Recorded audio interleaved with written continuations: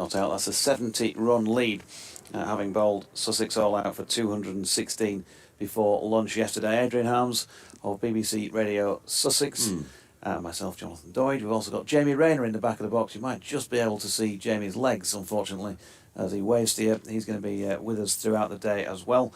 We may have other guests besides, so looking forward to another good day of cricket. And conditions-wise, it is fairly set in and overcast at this moment in time. There was a bit of light rain around this morning, and I'm talking probably about 3 hours or so ago, and now nothing of any note. There may be a shower later, but I think for the most part we're going to get plenty of cricket. 104 overs scheduled today once again, so just like yesterday, lunch set for 1:10 and tea set for 4 o'clock.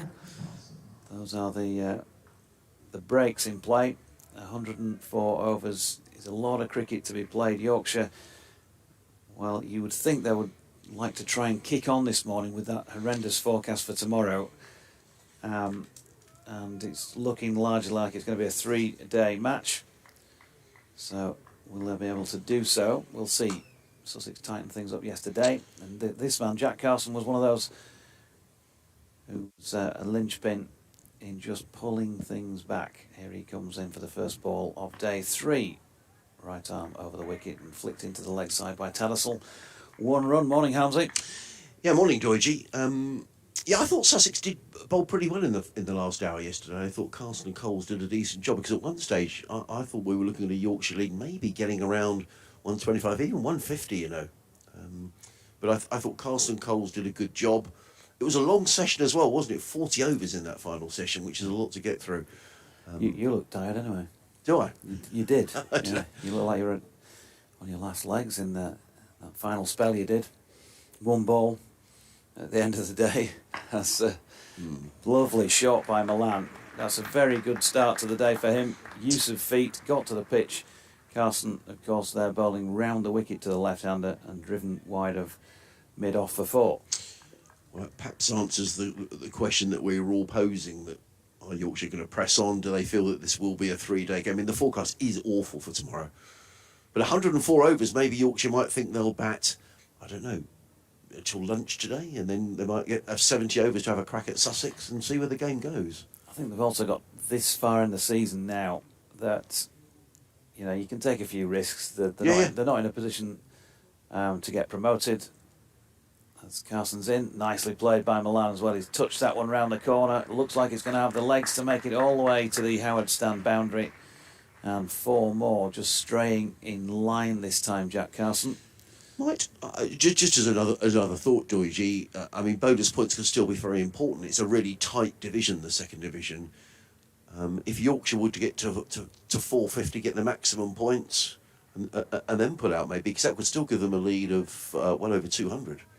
Yeah, set off at some pace already. Just 3 balls into the day and 9 runs scored already. Leg slip as well as an orthodox slip in place. And Milan this time goes big. Very, very big indeed. That is over the top of the scoreboard, out the northeast side of the ground for a huge 6. Wow. And they really have posed their intent. And that brings up the 300 and a second batting bonus point. Oh. Well, that's 10-15 off the over. 4 balls. Gibbo ball, perhaps, here at Headingley. Well, one thing, I don't know about a ball, but we need a new ball.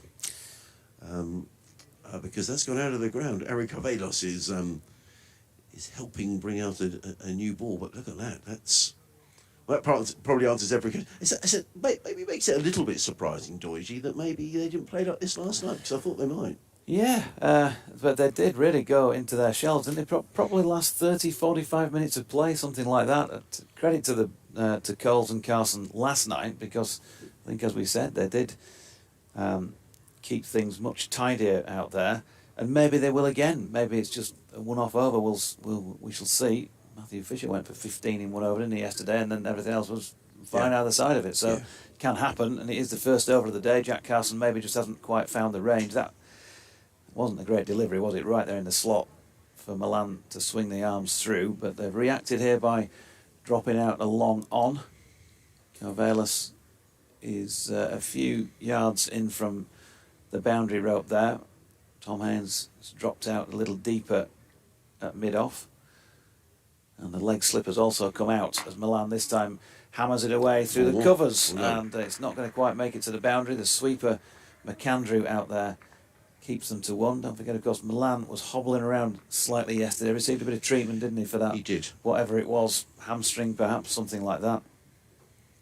Doesn't look to have affected him too much because he's already got 15 off the first 5 balls of day 3. 302 for 4. Well, he hasn't got 15, he's got 14 of them.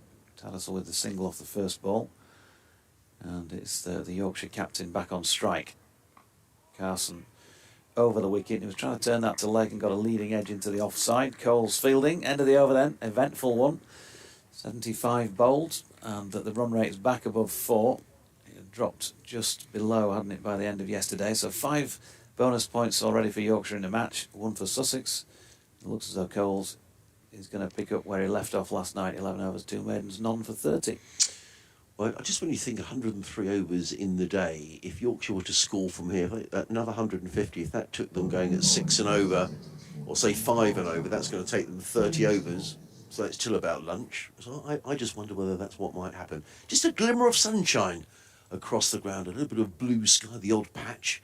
In general, it's pretty grey, but the clouds do look quite high, which is encouraging. And it is James Coles and Sussex on the defensive.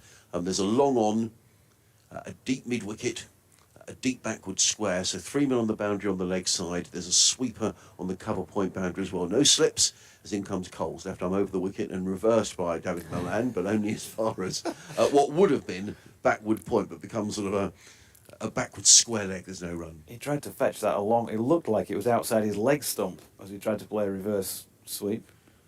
Coles in again to Milan, who's made his intentions very clear this morning, and he pulls that delivery without timing, perhaps, down to deep backward square fielder by Nathan McAndrew, who's got his sun hat on, which is a bit optimistic, but nonetheless he gets in the throw 1 ball to the total, 303 for 4. And from the game's sake, it's good to see a positive start with the I agree. bat. And if they're going to have a go at trying to really rack up some quick runs here, and they are mindful of that forecast for tomorrow, then we could see a really exciting morning session, and then that possibility of a declaration. Once they've got 400 or 200 on, maybe something like that, may even try and get to that 450 like you suggest. Coles into Tattersall, who's down the wicket driving, more runs here, drills the ball out through mid-wicket. Jack Carson is very quickly round the leg side boundary, gets in the throw, but 2 to Tattersall, who goes to 22. The total 305 for 4. So Yorkshire certainly making their intentions clear here this morning. Now there is a slip in place for Tattersall. It's Tom Clark who's gone in there. In comes Coles. Shaw with a swing and a miss. He gets wrapped on the pad. The ball almost hits the stumps. It just dribbles past the off stump. There is no run. Spoke to Jack Carson last night, who I think the general feeling was that Sussex didn't bowl particularly well early on. Perhaps a bit unlucky with a couple of decisions. I think the LBW against Adam Lyth on another day could easily have been given out. It was a very tight decision. But then Sussex not helping themselves by putting Lyth down. No one means to drop a catch, but it was a fairly routine chance at first slip that James Coles spilled. It was a very routine chance, really. Now 2 men back on the leg side boundary. Coles comes in and Tattersall sweeps that for it, paddles it around the corner, and that's going to be 4 more, and the runs are coming apace this morning. 305 for 4, 309 for 4 Yorkshire go to, so already 23 runs have come this morning. Yeah, in the first couple of overs. Got that away very fine. It's a really good shot, actually. He's gone a long way across, and he's taken it probably from at best off stump, probably further out than that, but got it away fine. Great touch player, Johnny Tattersall, when he's going. And if they are going to score quickly between them, and that's a 50 partnership for the 5th wicket. Coles bowls and pulled away by Tattersall out to deep mid-wicket fielded by Carson. 1 more to the total. If they are going to score quickly, then you'd expect the balls that go in the air to be struck by Milan, and the ones that go along the deck probably more likely to be struck by Tattersall in that respect. He tends not to be a 6-hitter, but there's certainly plenty of boundaries in him, and he'll run quickly between the wickets. 310 for 4 at the end of the over. Milan on 67, Tattersall on 27. As Doige was saying, they're the 50 partnership brought up. And the first 2 overs this morning have brought 24 runs. I'm sure Sussex must have been expecting that Yorkshire would go chasing the runs this morning. But Tom Haynes is going to carry on with his spinners. Not sure what I make of that, really. Spin from both ends. Certainly Milan and Tattersall have showed every intention of getting after the bowling this morning. Having said that, a new ball is only 4 overs away, so maybe that's the reason. Well, I'm sure we will see McAndrew, Carvelos and presumably Henry Crocombe as well. So possibly that's the thinking. So Yorkshire going at 12 and over in the first 2 this morning. Tattersall just retaking his guard, slip in place. There's a man saving 145 behind square, or 45 or so, on the leg side as Carson comes in over the wicket, and he's going to come into play here with chasing this one down, as is McAndrew, who's on the square leg boundary, but he's not going to get there. And again, very well worked by Johnny Tattersall. He's pierced the gap between the pair of them, and from where he is, that's not the biggest of angles, so very nicely placed. 4 more runs, 31 to him, 314 for 4. Aside from McAndrew on the boundary at the cow corner, we've got another player who's about 5 in from that boundary edge, the straight mid-wicket. Haynes is at deepish mid-on as Tattersall pushes forward and drops that out to slip coming round to field. Carvelos is up. He was on the boundary edge, or near enough for Milan. Been brought in. He's not quite as deep at mid-off as Haynes is at mid-on. There's a short extra cover, big gap through the covers and square on the offside, and then a man backward of point on the boundary. As that is drilled by Tattersall, but he's just cursing himself because he picked out Coles out short extra cover, straight along the deck. Coles with some sort of strapping on his fingers on his right hand, by the looks of things. Didn't see that yesterday. So 98 the lead now for Yorkshire. 28 scored already this morning. Tattersall opens the face, and a lovely touch shot once again, just runs it down to third man. And as I mentioned, quick between the wickets, he's back for a very comfortable 2. You can get in touch on the usual channels, at Jonathan Doige, at BBC Sussex Sport, or email-wise, it is BBC West Yorkshire Sport at gmail.com, or sussexcricket at bbc.co.uk. Jamie will give you his as well when he comes on, I'm sure. As this is slid down the leg side by Carson, and Tattersall misses it, but vitally for Sussex, so too does Ollie Carter. It's 4 byes. So he's a little bit all over the place, Jack Carson, this morning, by comparison to the Jack Carson I've seen before, and maybe that's on account of the pressure that Milan and Tattersall have put on him straight away here. That was a slightly ragged bit of wicket-keeping as well, I thought as well. I know it was down the leg side, but Sussex just hemorrhaging runs here this morning. So the lead already over 100, and Tattersall sweeps again, and that's got through the man just round the corner, but he's got some hands on it. And so McAndrew is able to cut it off this time, and they get 2. Another eventful over, and Yorkshire have gone from 286 for 4 to 322 for 4 in just 3 overs this morning. I make that 36 runs scored from 3, so still going at 12 and over. Tattersall 35 and Milan 67. I think that's Charlie Tier out there. I spoke to Bertie Foreman, who came up yesterday. Quite extraordinary. It was something that cricketers do. Bertie was saying that he was down in Sussex. He got the call because Tom Alsop out of the game with concussion. Could he come up to Leeds? So he went to get the train, but there were all sorts of problems on the trains yesterday. So he left home at 5:15 yesterday and drove up to Leeds. Managed to park in one of the car parks over the back here, but last night he was desperately trying to get his car back as well. So he had a bit of a day of it, did Bertie, yesterday. So I'm sure he slept well last night.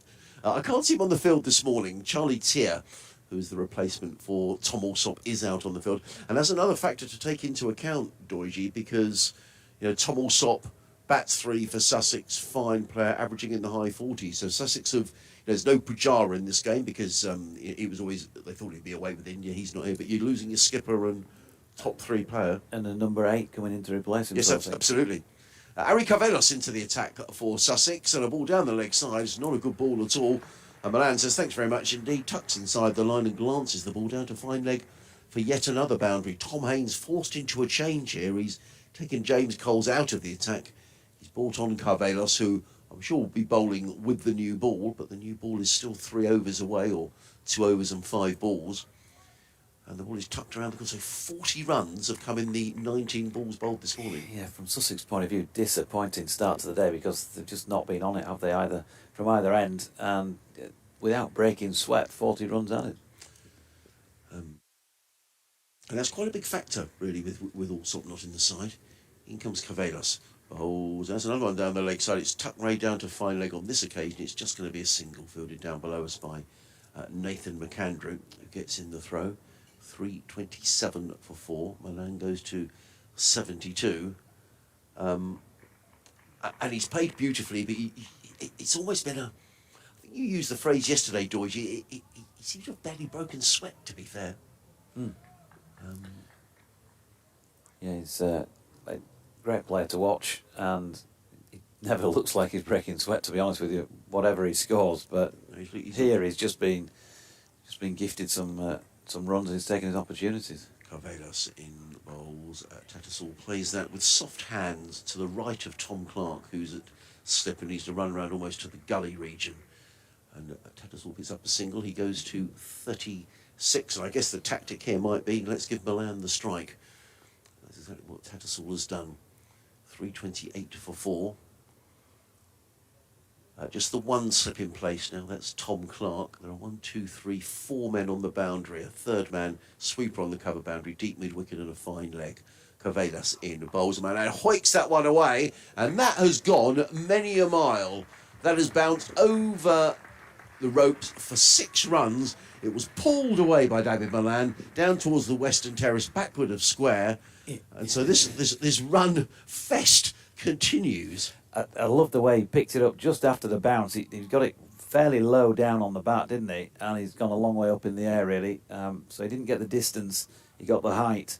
It wouldn't be the best example of a Milan pull shot, really, but as soon as it left the bat, you knew it was going to be 6. Well, this is extraordinary. Yorkshire have scored 48 so far this morning, and we're only in the 4th over of the morning. In comes Carvelos. Bowls to Milan, who's at it again, pulls it away. Is he going to be caught? No, that's gone for 6 as well. That's gone even further. That's a huge blow by David Milan. This is incredible cricket. Milan goes to 84 and Yorkshire to 340 for 4. It means this morning that Yorkshire have scored 54 runs. It's a shocking delivery, isn't it? His leg stump, it's just the perfect length to play that shot. Sorry, but that's not a great delivery. No. And I mean, Sussex have now got 3 men back on the leg side, but to be honest, it doesn't matter how many men you've got on that leg side, because that cleared them by a country mile. Back-to-back 6s from Milan.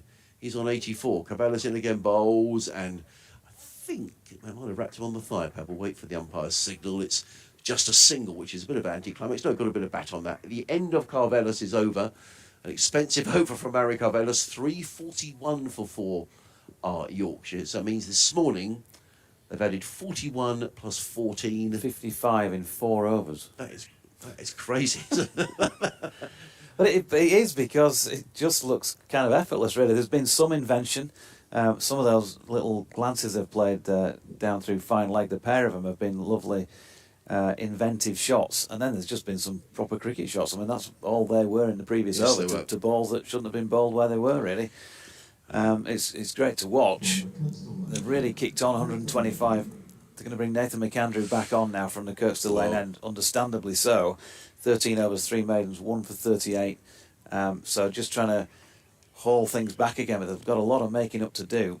And I said to Hamza yesterday, when we were talking about the possibilities of today, because of the threat of bad weather tomorrow and a washout possibly, perfect world scenario. You don't often get these, but that they'd really kick on this morning. They get 200 plus on the board, or maybe get to 450, and even might manage 20 minutes with the ball before lunch to have a little spell then, breather, and then come at them for 2 more sessions in the afternoon. That felt like it might have been wishful thinking, but it's not so far off being on now. Totally on. And it is extraordinary, because last night and there was some general chatter, some lads in the press room saying, what's happening here? Yorkshire have slowed right down. It did seem slightly odd, but this morning they've come out full of intent. This lakeside field now, there's 4 men back on the leg side fence, and it's a relatively short boundary. So Milan 85 already, starting the down 51. McAndrew round the wicket to him, so tucks him up slightly. He's dropped it into the offside, and they're going to get through for a leg bye, in fact. Just coming back, we were talking about Tom Alsop. He's scored 604 championship runs at 46 this season, so he's a key part. And when you lose, any side that loses their number 3, that's such a key position. So that's going to be a big loss for Sussex. And as you say, Charlie Tier, young wicket-keeper batsman, has played for England under-19s. He can bat, but it's going to be pretty intense out there, I think, against this Yorkshire attack later on today. I say later on today, could well be before lunch. I wouldn't be surprised if Yorkshire carry on at this rate of knots. Just a bit of a breaking play, maybe partly, apart from getting the field sorted out here, just to have a breather and just to try and break Yorkshire's rat-a-tat-tat scoring this morning. Slip is out. It's a much more defensive look to the field. Fine leg, third man, point, cover, mid-off, mid-on, straight mid-wicket, and deep backward square leg as McAndrew comes over the wicket to the right-handed Tattersall. Has a flash at one that's on the climb on its way through. And misses. There is also a sweeper, by the way, Crocombe out, who had missed sort of square cover. When the new ball will be available in 10 balls' time. The only problem with the new ball is it can bring you wickets, but it can disappear at a fair rate as well. But I think the situation of the match is that Sussex really have to take the new ball. I mean, the old ball is going around the park, so I don't see really any danger in taking the new ball, really. No. Last thing Sussex wanted was a bit of sunshine as well at this stage, and that has now come out, because that does change things, as we've seen in this match, appreciably. McAndrew then passes umpire Middlebrook. Tattersall looking to push that through the offside, drags it across to Coles, who's fielding at straight mid-wicket in the floppy. No run. Middlebrook takes off his hat for some reason. 400 up for England, by the way, at Old Trafford. An 89-run lead. Harry Brook 20 off 49. Stokes 40 off 54. It's 406 for 4 over there. Seems like England are getting on with it as well.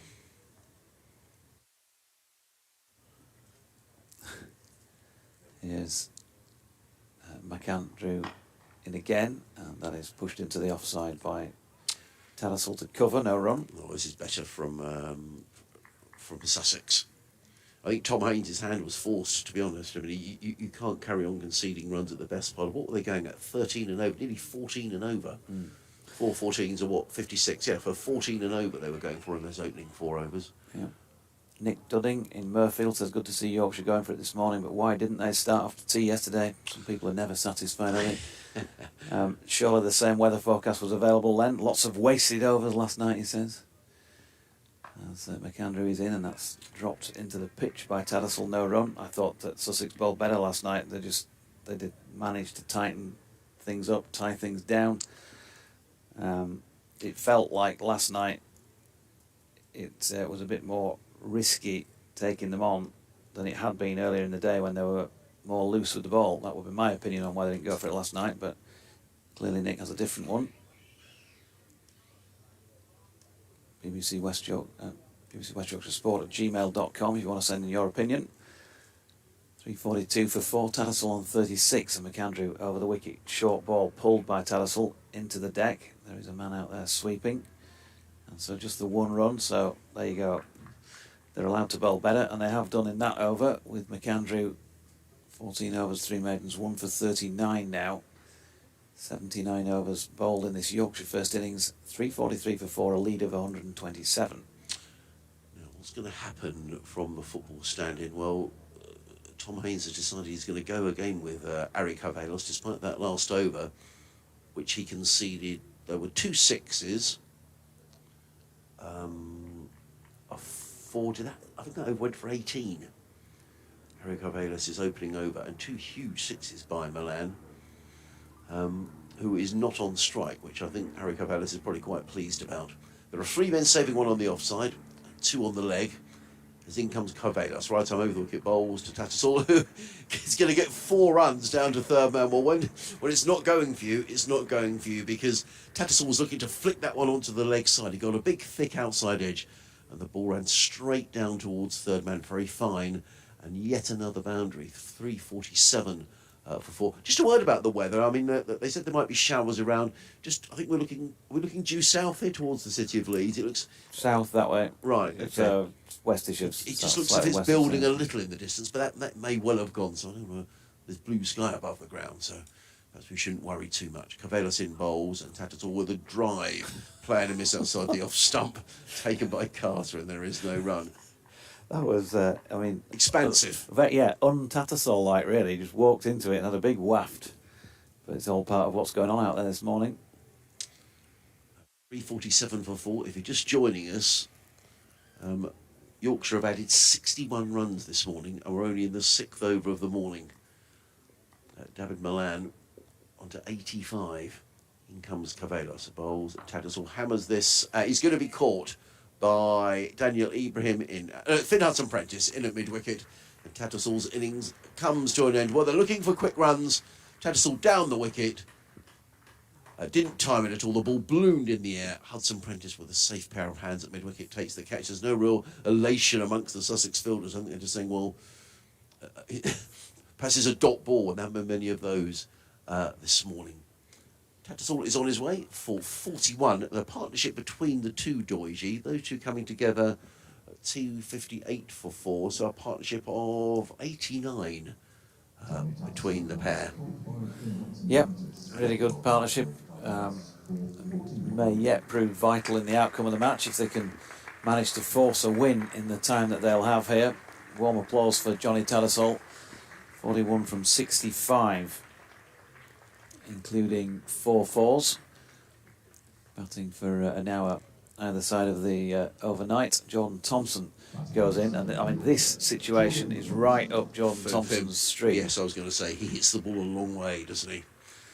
If he's given the office to have a crack at it, then you can be assured that he will. Well, you think he probably would have. I mean, with the way Yorkshire have played this morning, you would think almost certainly that he's got licence to play some expansive shots.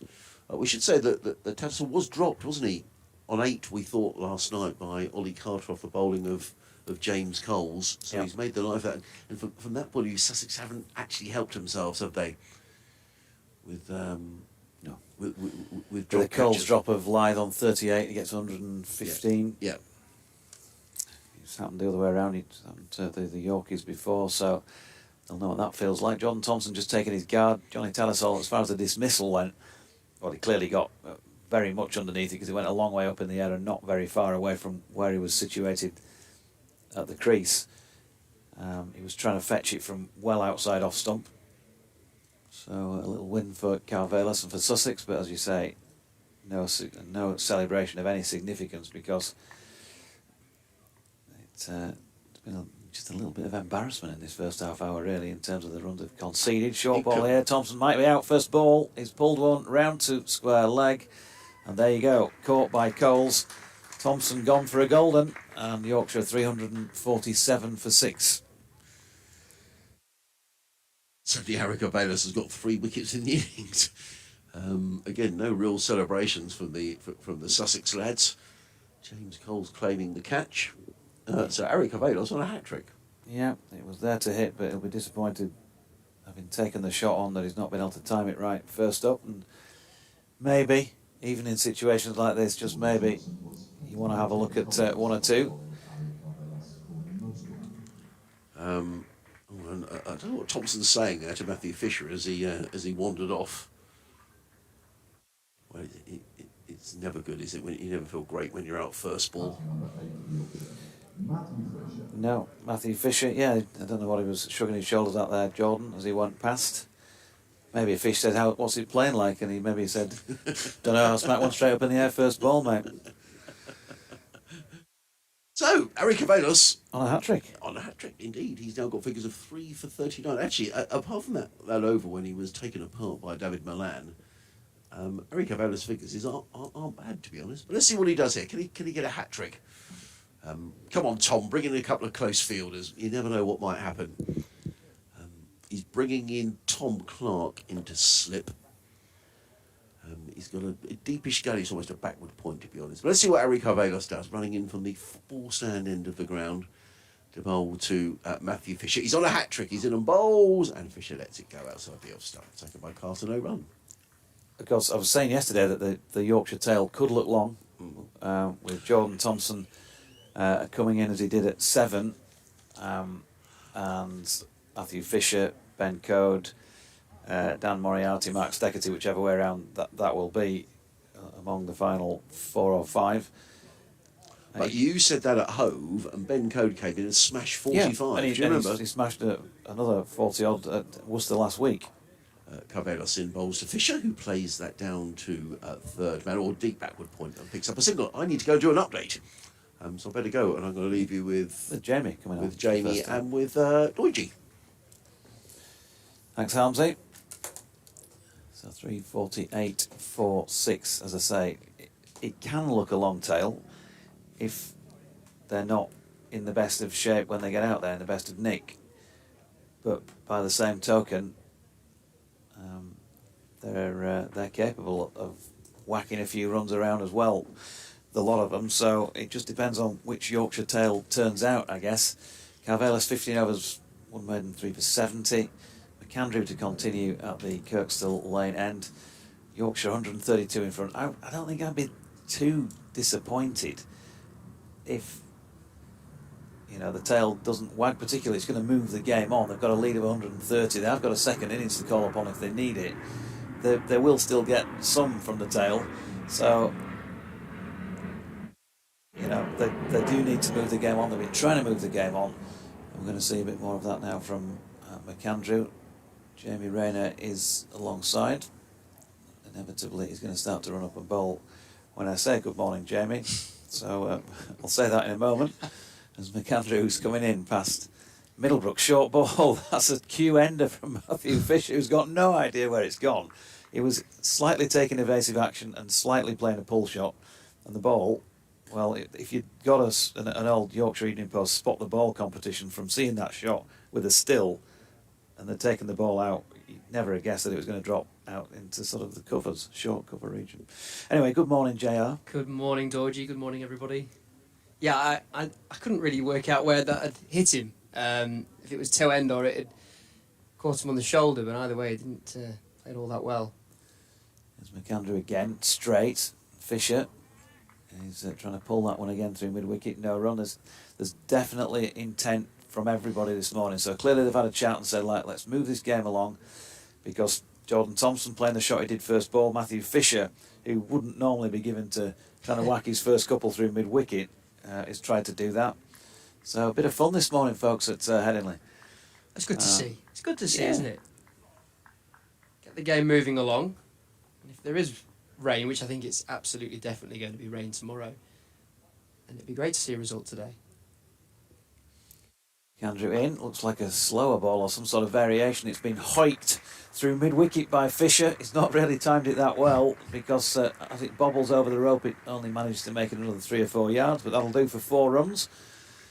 And he is on 5 Yorkshire, 350 up, so a third batting point. Doesn't seem 2 minutes since we were saying a second batting point.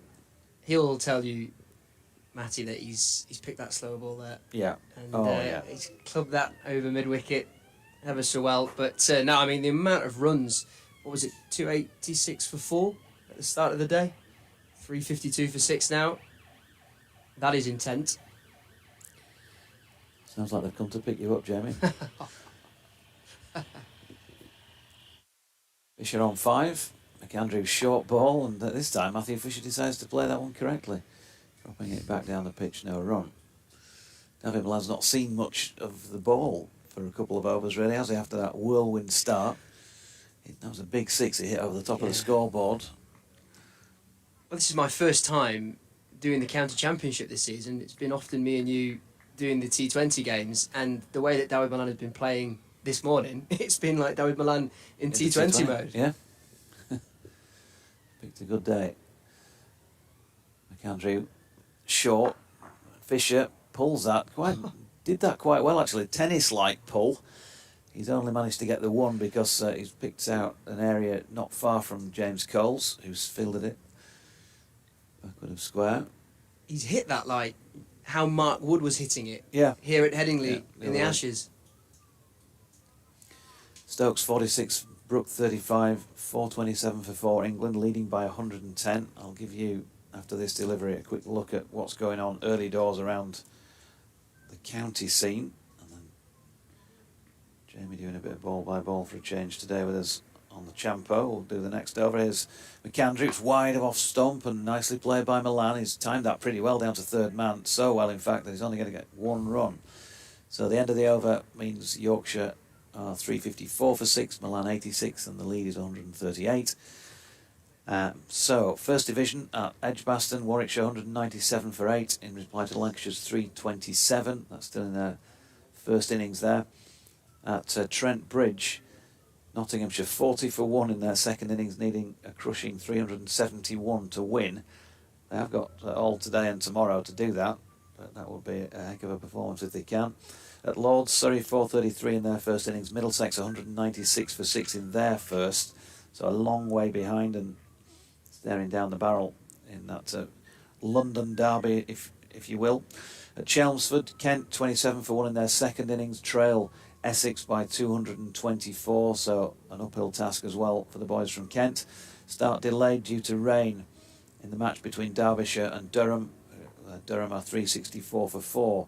Training by 79. Carvelos to continue from the Howard stand end. It's a spread field to Dawid Malan as they take the single. He just pushes that out into the offside to bring Matthew Fisher on strike. I mean, that is a spread field if you've ever seen one.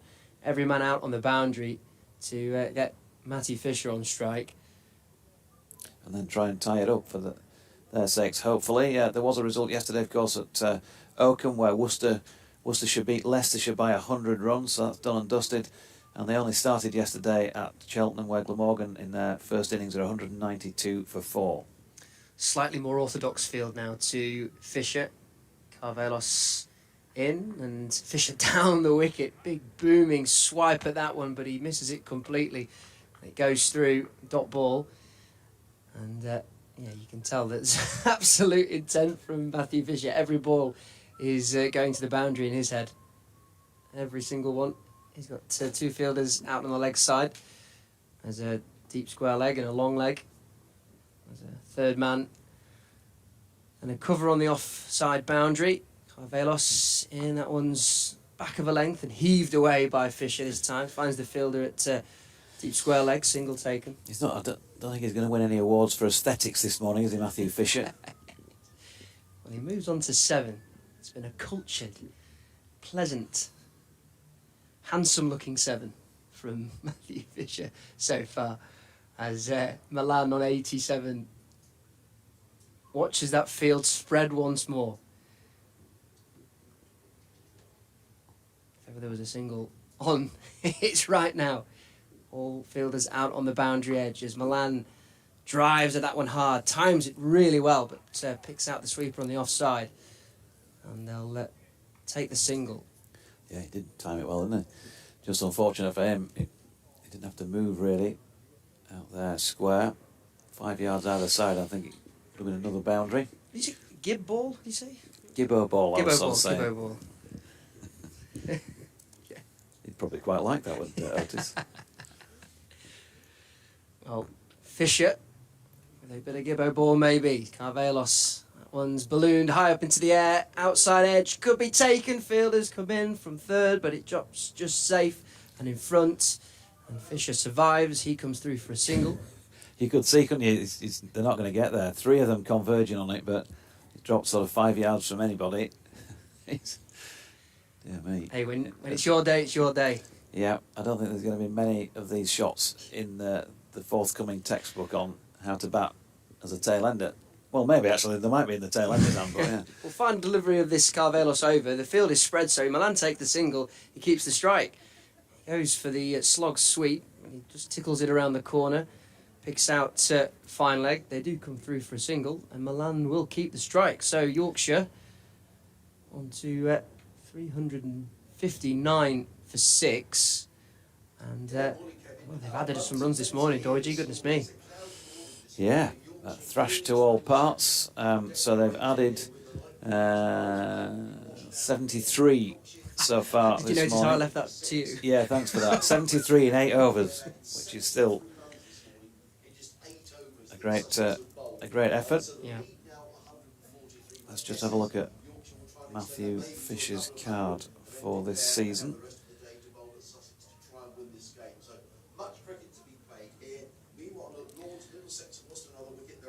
That's McAndrew just trying to get his field sorted out.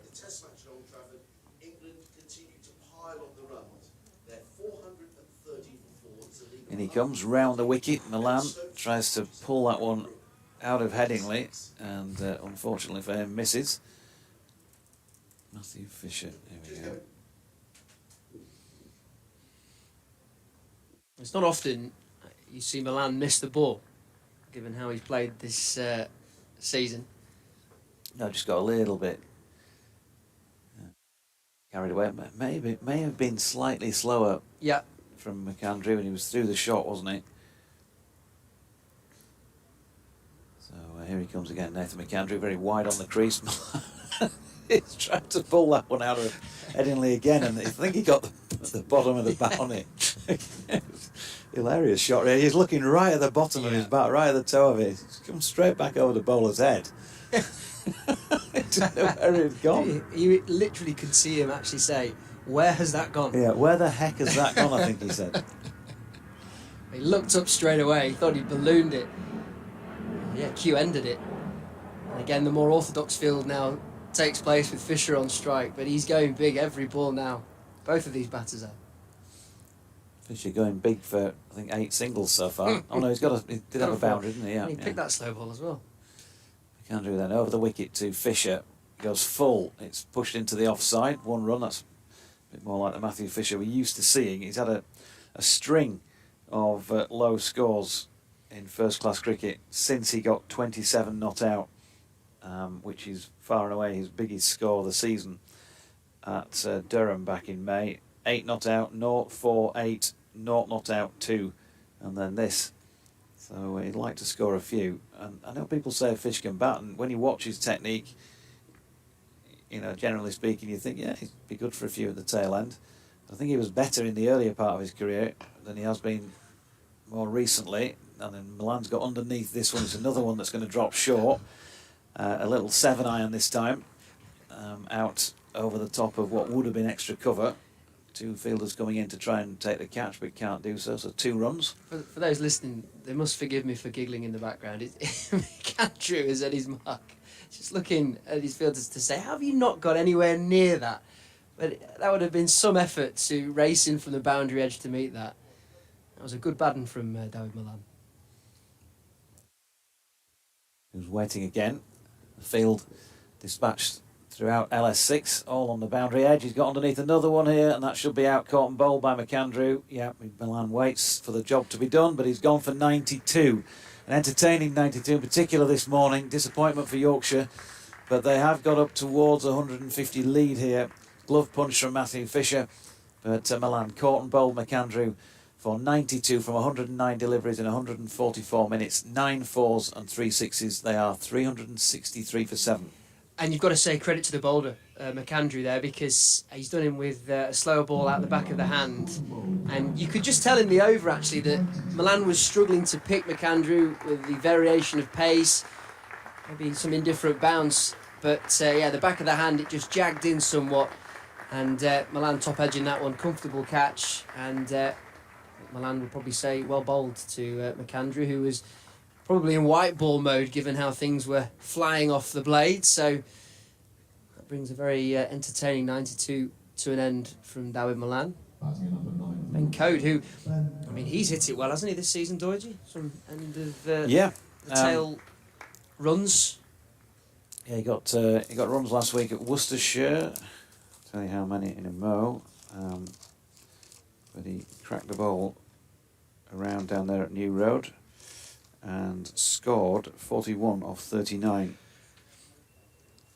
So, yeah, we know he can do it. But again, it's the tail enders, they don't do it every time. But Nobody does it every time anyway. I suppose walking out now, you've got free licence, haven't you? There's no real pressure. It's just to go out there and try and do what you can do and push for a result. There's no expectation on these two now.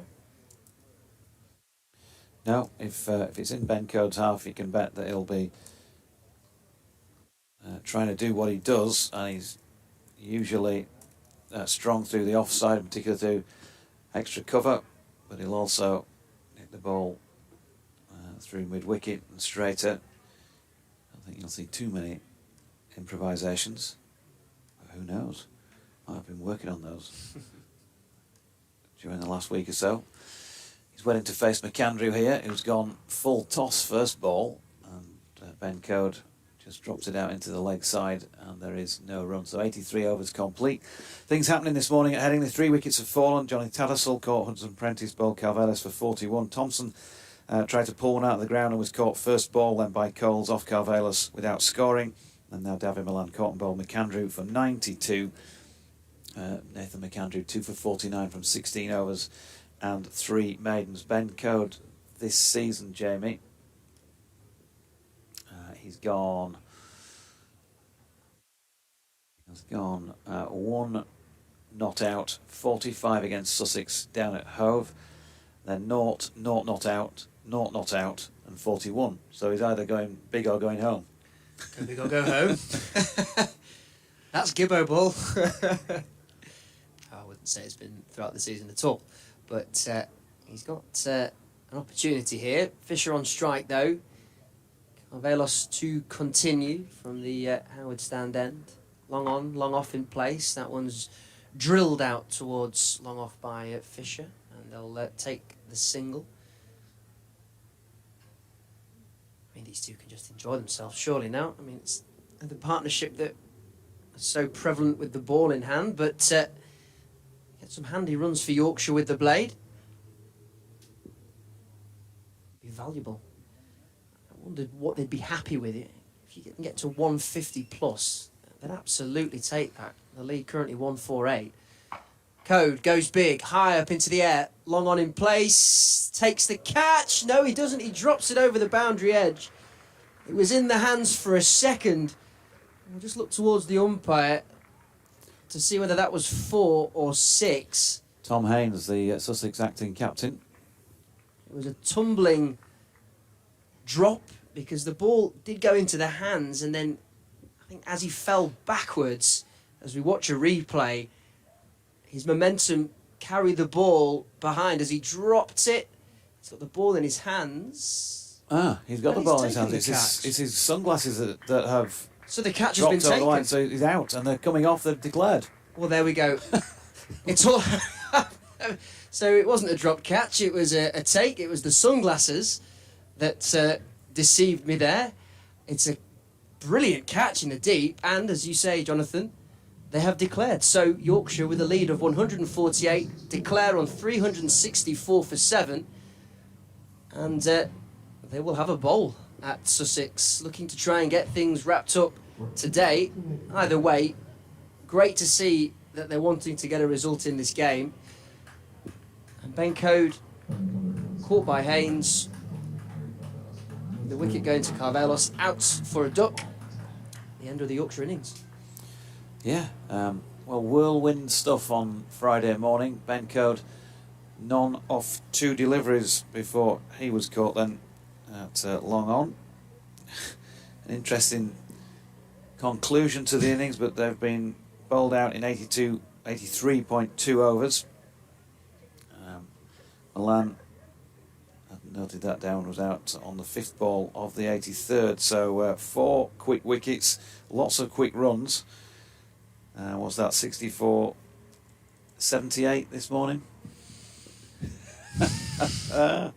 Yeah. Yes, you're right. It is 78 yeah. in 9.2 overs this morning. So they've had a real crack at it. They've got themselves a lead of around about 150, 148 to be precise, and they're going to have a good go at trying to win this match now. And what it does mean, by speeding things up, they've got 94.4, there'll be the loss of a couple of overs here for the break between innings. But they've got they've given themselves a chance of bowling out the opposition in the day, and maybe giving themselves a bit of time to knock off any runs that Sussex get in front here as well towards the back end of the day. So they've given themselves a couple of options. Still got to play really well, still got to bowl well, Jamie, but they've given themselves a chance, and I think they should be applauded for that bit of enterprise. Yep, absolutely. That's what we want to see. That's what the paying spectators that are here today want to see as well. And if it is to be a washout tomorrow, which I think probably will be a washout tomorrow, it's a 3-day game, so let's push for a result. Let's try and get a good game of cricket on. They've got nothing to lose. Chances of promotion now slim to absolutely zero. So try and win a game of cricket. Push for a result. Good to see. So Matthew Fisher not out 10 there from 12 deliveries in one of his more interesting knocks. And as I say, Yorkshire 364 for 8 declared. They'll have a lead of 148. Nathan McAndrew 16 overs, 3 maidens, 2 for 49 bowled, as well as anybody in the Sussex ranks. Ari Carvelas finishes with 4 for 76 from 16.2 overs and a maiden. Henry Crocombe 8 overs, no maidens, none for 50. Finn Hudson-Prentice 11 overs, 3 maidens, none for 52. Tom Haynes 2 overs for 11. Jack Carson 2 for 75 from 18 overs and a maiden. James Coles 12 overs, 2 maidens, none for 38. They'll be back out pretty soon, as will we. We'll just take a short break.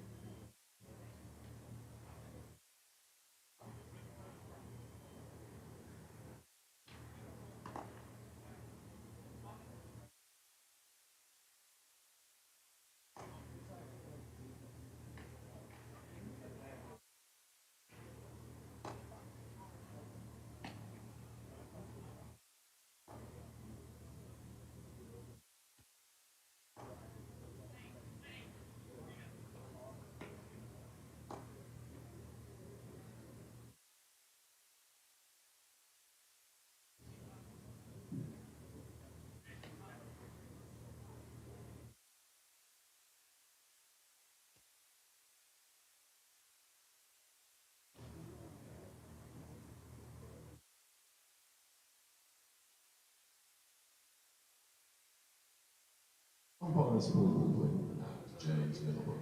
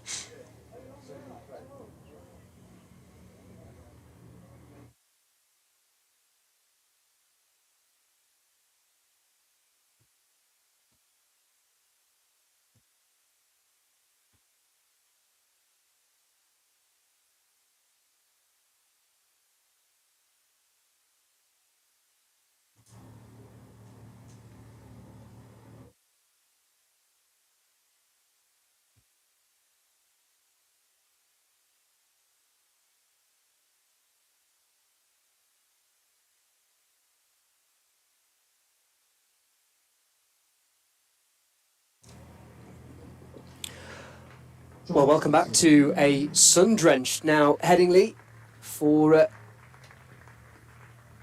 this County Championship Division 2 meeting between Yorkshire and Sussex. Yorkshire declaring only a few moments ago 364 for 8 with a lead of 148 runs over Sussex, who are making their way out to the middle to begin their second innings in what's looking like, given the forecast that we've seen, and you've probably all seen it as well, a 3-day game, because tomorrow is looking like a complete washout here at Headingley. So both teams wanting to try and get a result. Yorkshire certainly trying to push that with a declaration.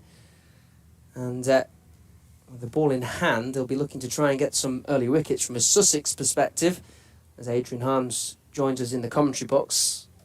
Survival mode? How will they be trying to view this at the moment?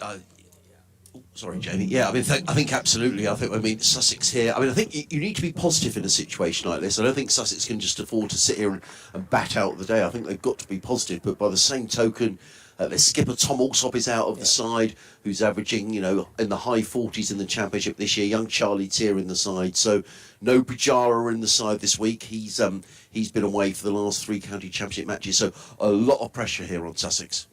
Bold declaration, good cricket from Yorkshire this morning. Yeah, trying to push a result as Ben Code to begin then. First ball is edged, goes past fourth slip, runs away to the boundary edge for 4 runs to start this Sussex second innings. That one coming off the blade of Clark.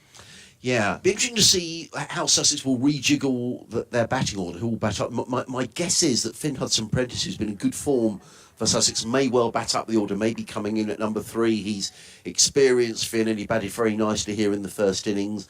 6 half-centuries so far, and Sussex will need some solidity around this top order. As I say, 4 slips in place for Code. There's a short extra cover point and a short leg as well, as Code is in, and that one's just shouldered arm by Clark through to Tattersall. I mean, Sussex still unbeaten in the county championship this year. Great record. I mean, they've only won 1. They've played 9, drawn 8, and the game they won, they beat Durham in the first match of the season. In fairness, Yorkshire would have won down at Hove had it not absolutely poured down on the final day. But Paul Farbrace has said that Sussex need to win some games. They're not going to win this game, but they need to get out of it with as many bonus points as they can. That one again. Clark shoulders arms as Code right arm round to the left-hander. But at the moment, they've only got 2 bowling points, so the maximum Sussex could take away would be 2 bowling points and 5 for the draw. But that's better than nothing. Yeah. You don't want to go all the way back down south just with 2 points from this game. So there's much to play for, and it is just so tight in Division 2 of the Championship. Well, Yorkshire will be wanting to just keep that winning feeling going. It's not something they've had all that much this season. It's Code. It's a fuller, straighter delivery this time, and Clark just pushes down on that And the defensive shot just pushes it towards mid-off. And a result already, Jamie, in Division 2 of the Championship. Worcestershire have won at Oakham School. They've beaten Leicestershire by 100 runs, and that's Worcestershire's 3rd win of the season. And you know, you might well find 4 or 5 wins might be enough, and Worcestershire will find themselves zooming up the table. We'll just double check that in a moment, but that's how tight it is. Code from the Kirkstall Lane end, and that's a good defensive pushback from Clark. Solid there, good balance. In fact, I'm just looking at Division 2. With that win, Worcestershire go into 2nd place on 111 points. They're level with Leicestershire, who've got 111. Then comes Sussex on 106. So if Sussex get beaten here, they'll remain in 4th. But look how tight it is. A win for Yorkshire here lifts them over 100 points. So it really is all to play. It should be a terrific September, you know, when the Championship resumes. That's exactly what we want to see. As that one straps the pads there, Code appeals. It might have been going down leg from the angle that we can see it up here in the commentary box. And no decision from the umpire there. That's a dangerous game, that is, padding up. I don't know if we'll see a replay there. We're just going to, it was going down leg side, but I think padding up is always a dangerous game. Especially when the ball's moving into you, shaping in. Yeah, most definitely. As I say, a break from the County Championship. I know Yorkshire don't have a break because they play next week against the leaders Durham at Scarborough, but Sussex will have played 10 matches after this. There's a break. In fact, Sussex don't play for a couple of weeks until the 50 over gets underway.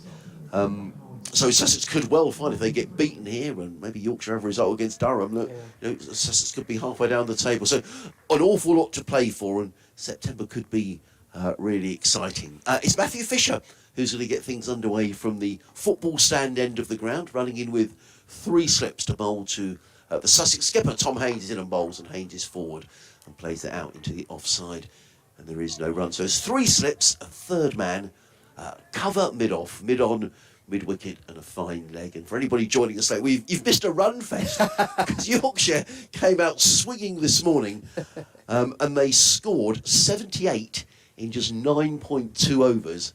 They declared on 364 for 8, a lead of 148, and they're giving themselves a lot of time here. Still 90 overs to be bowled today to try and bowl Sussex out. As in comes Fisher, bowls, and Haynes clips that to square leg and picks up a single. So Haynes on his way, Sussex 5 without loss. The other reason, Jamie, I think for Sussex to try and be positive is as well that if they can get ahead of Yorkshire, then every run that they score effectively takes time out of the match, because they're runs that Yorkshire are going to have to score as well. So I think there's every reason to be positive. Yeah, and that enthusiasm from Yorkshire's side will just start to dwindle, won't it? By every run that goes on the scoreboard, their hopes and optimism of getting something will just start to fade away. The momentum's with them, clearly, if they're feeling the need to declare in the way that they have done. They're trying to force the issue, put the pressure on Sussex as a 4th slip now comes into place for Clark. Yeah.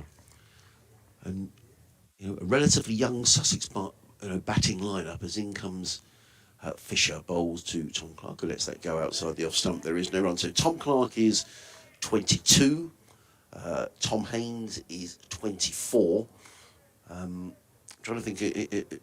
Ollie Carter, the keeper, is only 22. James Coles is 19. Charlie Tier is 19. So there's a lot of young players around this Sussex who will be put under a lot of pressure here against a very fine Yorkshire attack. So it's a stern examination, but if you're a young player, that's what you want, isn't it? Absolutely. Play on the big stage.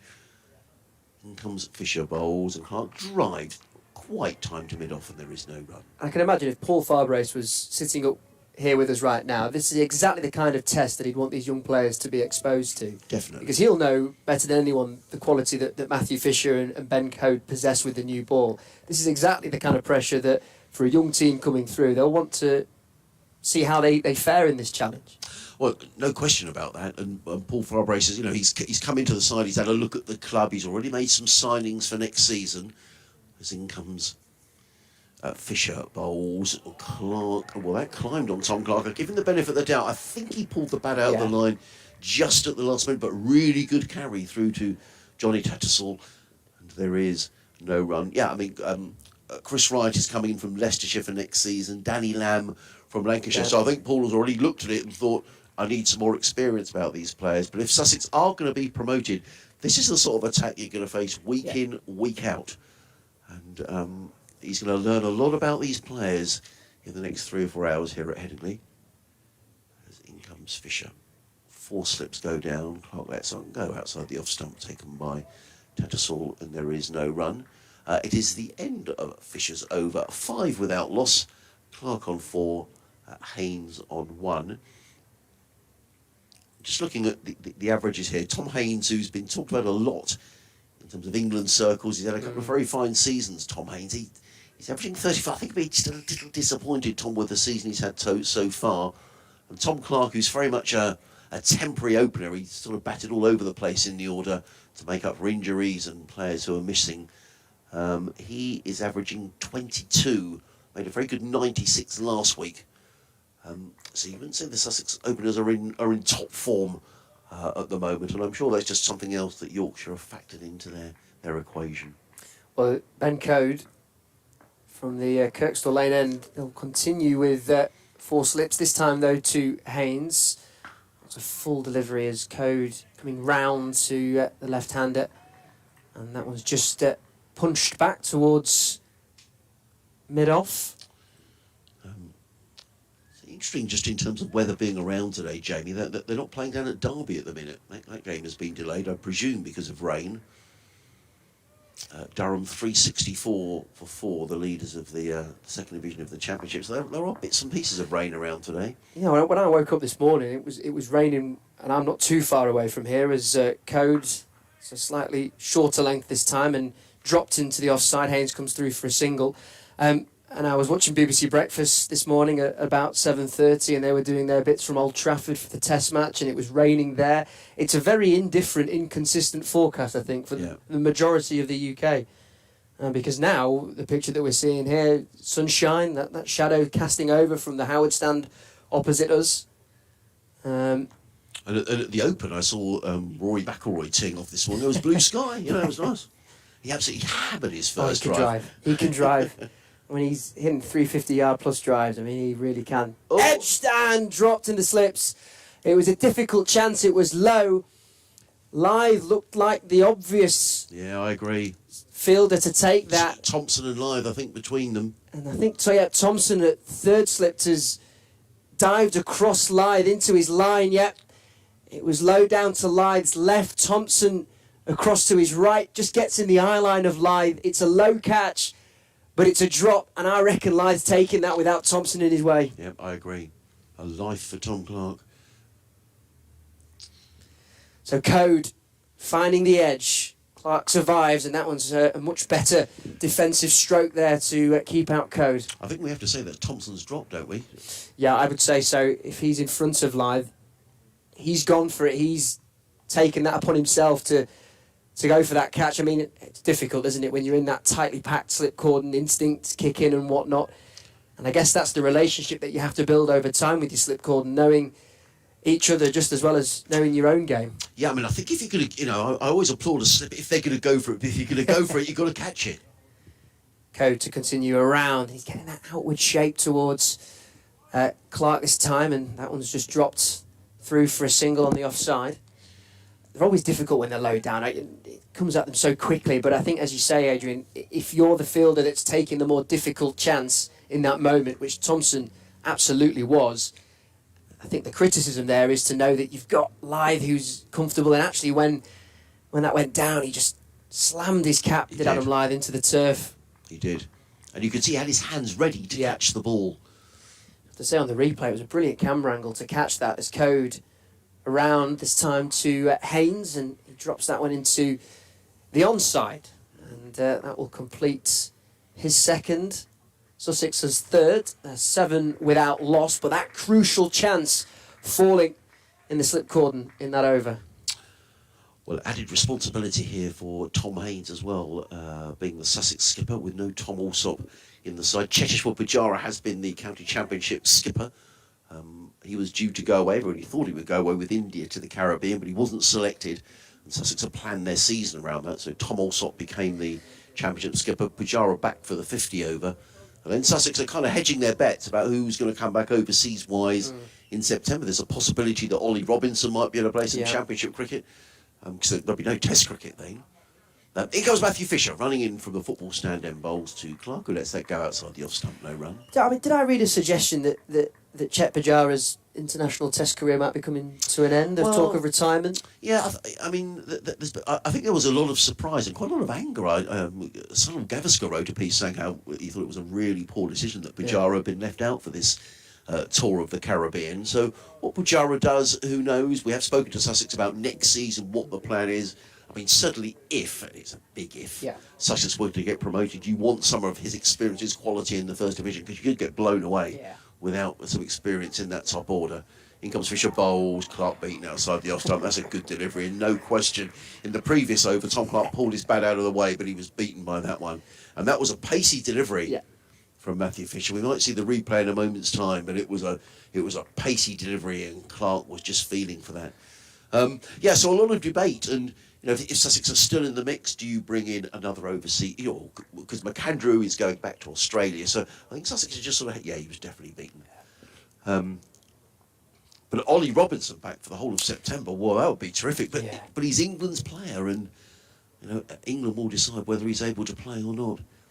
Fisher in, bowls, Clark this time does let that go outside the off-stump, taken by Tattersall, there is no run. And they are very careful, aren't they, England, looking after their bowlers. I mean, he's had the back spasm issue, hasn't he, in the Ashes series? Yeah, he has. Now, I mean, there was a report in the press, I've not spoken to Ollie since the Ashes started, but the reports in the press were saying that he was fit and ready to play at Old Trafford if selected. I think the feeling always was that Jimmy Anderson would play at Old Trafford. Whether Robinson will play at the Oval, who knows, but he's... I'm not sure whether he's contracted into the 100, but you'd have thought that, if he could play in the Championship in September, what a bonus for Sussex. Fisher in bowls, Clark again lets that one go outside the off-stump. There is no run. Talking of England, at Old Trafford, England 453 for 5. Harry Brooks just gone through his half-century. He's 50 not out. Ben Stokes out for 51, so the England lead is now 136. Another Yorkshireman, Johnny Bairstow at the crease. He's 5 not out. I think we can expect a declaration sometime at Old Trafford. I don't know. I thought sooner rather than later. You don't ever try and predict that. That's the dangerous game, trying to predict Ben Stokes' mind. 4 slips go down. Fisher is in. Bowls. Clark again lets that one go, taken by Tattersall. And there is no run. But he does. And we had this debate yesterday. We had Katie Levick here. We were just talking about, can you play cricket matches by the weather? And I think the answer seemed to be no. But when it seems, if the forecast is wrong, then the weather forecast has made a complete mess of tomorrow. Because they're saying it's going to absolutely hose it down. Can you imagine? Can you imagine? Yeah. If it's sunshine, blazing sunshine. You'll never trust a weather forecast ever again. In comes Fisher. It's got a bit gloomy here, actually. Bowls to Clark, who deflects that wide of 4 slip and down towards the cover boundary. Chasing there is, I think that's Moriarty, who fields and gets in the throw, but not before Clark comes back for a couple of runs. He goes to 7 and Sussex to 9 without loss at the end of the over. Matthew Fisher has bowled 2 overs. No baiters, no wicket for these. I say it's just got a little gloomy. Yeah. Here at Headingley. But good luck to Katie today, because she's on a bus going down to our neck of the woods. She's going down to Arundel today with the Diamonds. Yep. They're playing the Vipers tomorrow at 10:30 start. I think the weather forecast in Sussex for tomorrow, they might get away with that game. The feeling is the weather is not going to. The rain may not reach the south coast of England until a little later on, because it's a long coach journey down to Arundel on a Friday. Yeah. To play no especially when you're playing the next day as well, if you are playing those long coach journeys. And the best of luck to the Diamonds as well, because they really do with getting that Hey Ho Flint Trophy campaign up and running again, as Coe just beats the outside edge of Haynes this time. First delivery of his 3rd over. I have to say that the line and the consistency of line from both Coe and Fisher in these opening 4.1 overs have just really tested the outside edge of both Clark and Haynes. And to their credit, actually, by and large, they've played it fairly well.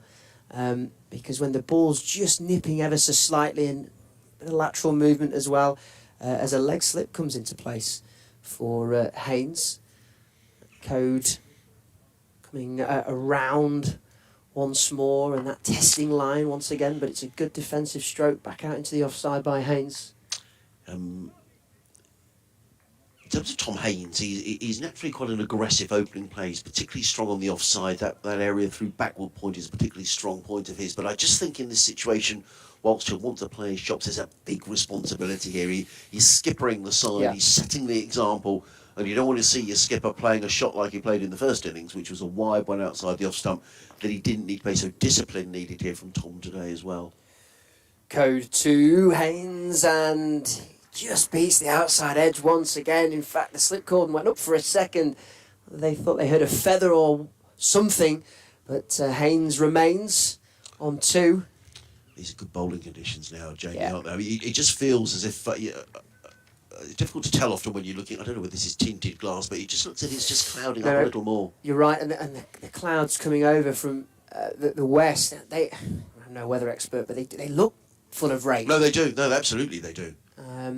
This Code really testing Haynes here. That one's slightly fuller, and he just works that one towards point for a dot ball, I beg your pardon. So 9 without loss are Sussex, and you make a really good point there, Adrian. Especially with such a young Sussex team, you want your captain to set the tone, Yeah. to lead by example. I mean, he took a fabulous catch actually at the end of the Yorkshire declaration. It was the wicket of Code. I did him a bit of a disservice actually. His sunglasses looked like he dropped the ball. Well, I thought he dropped it.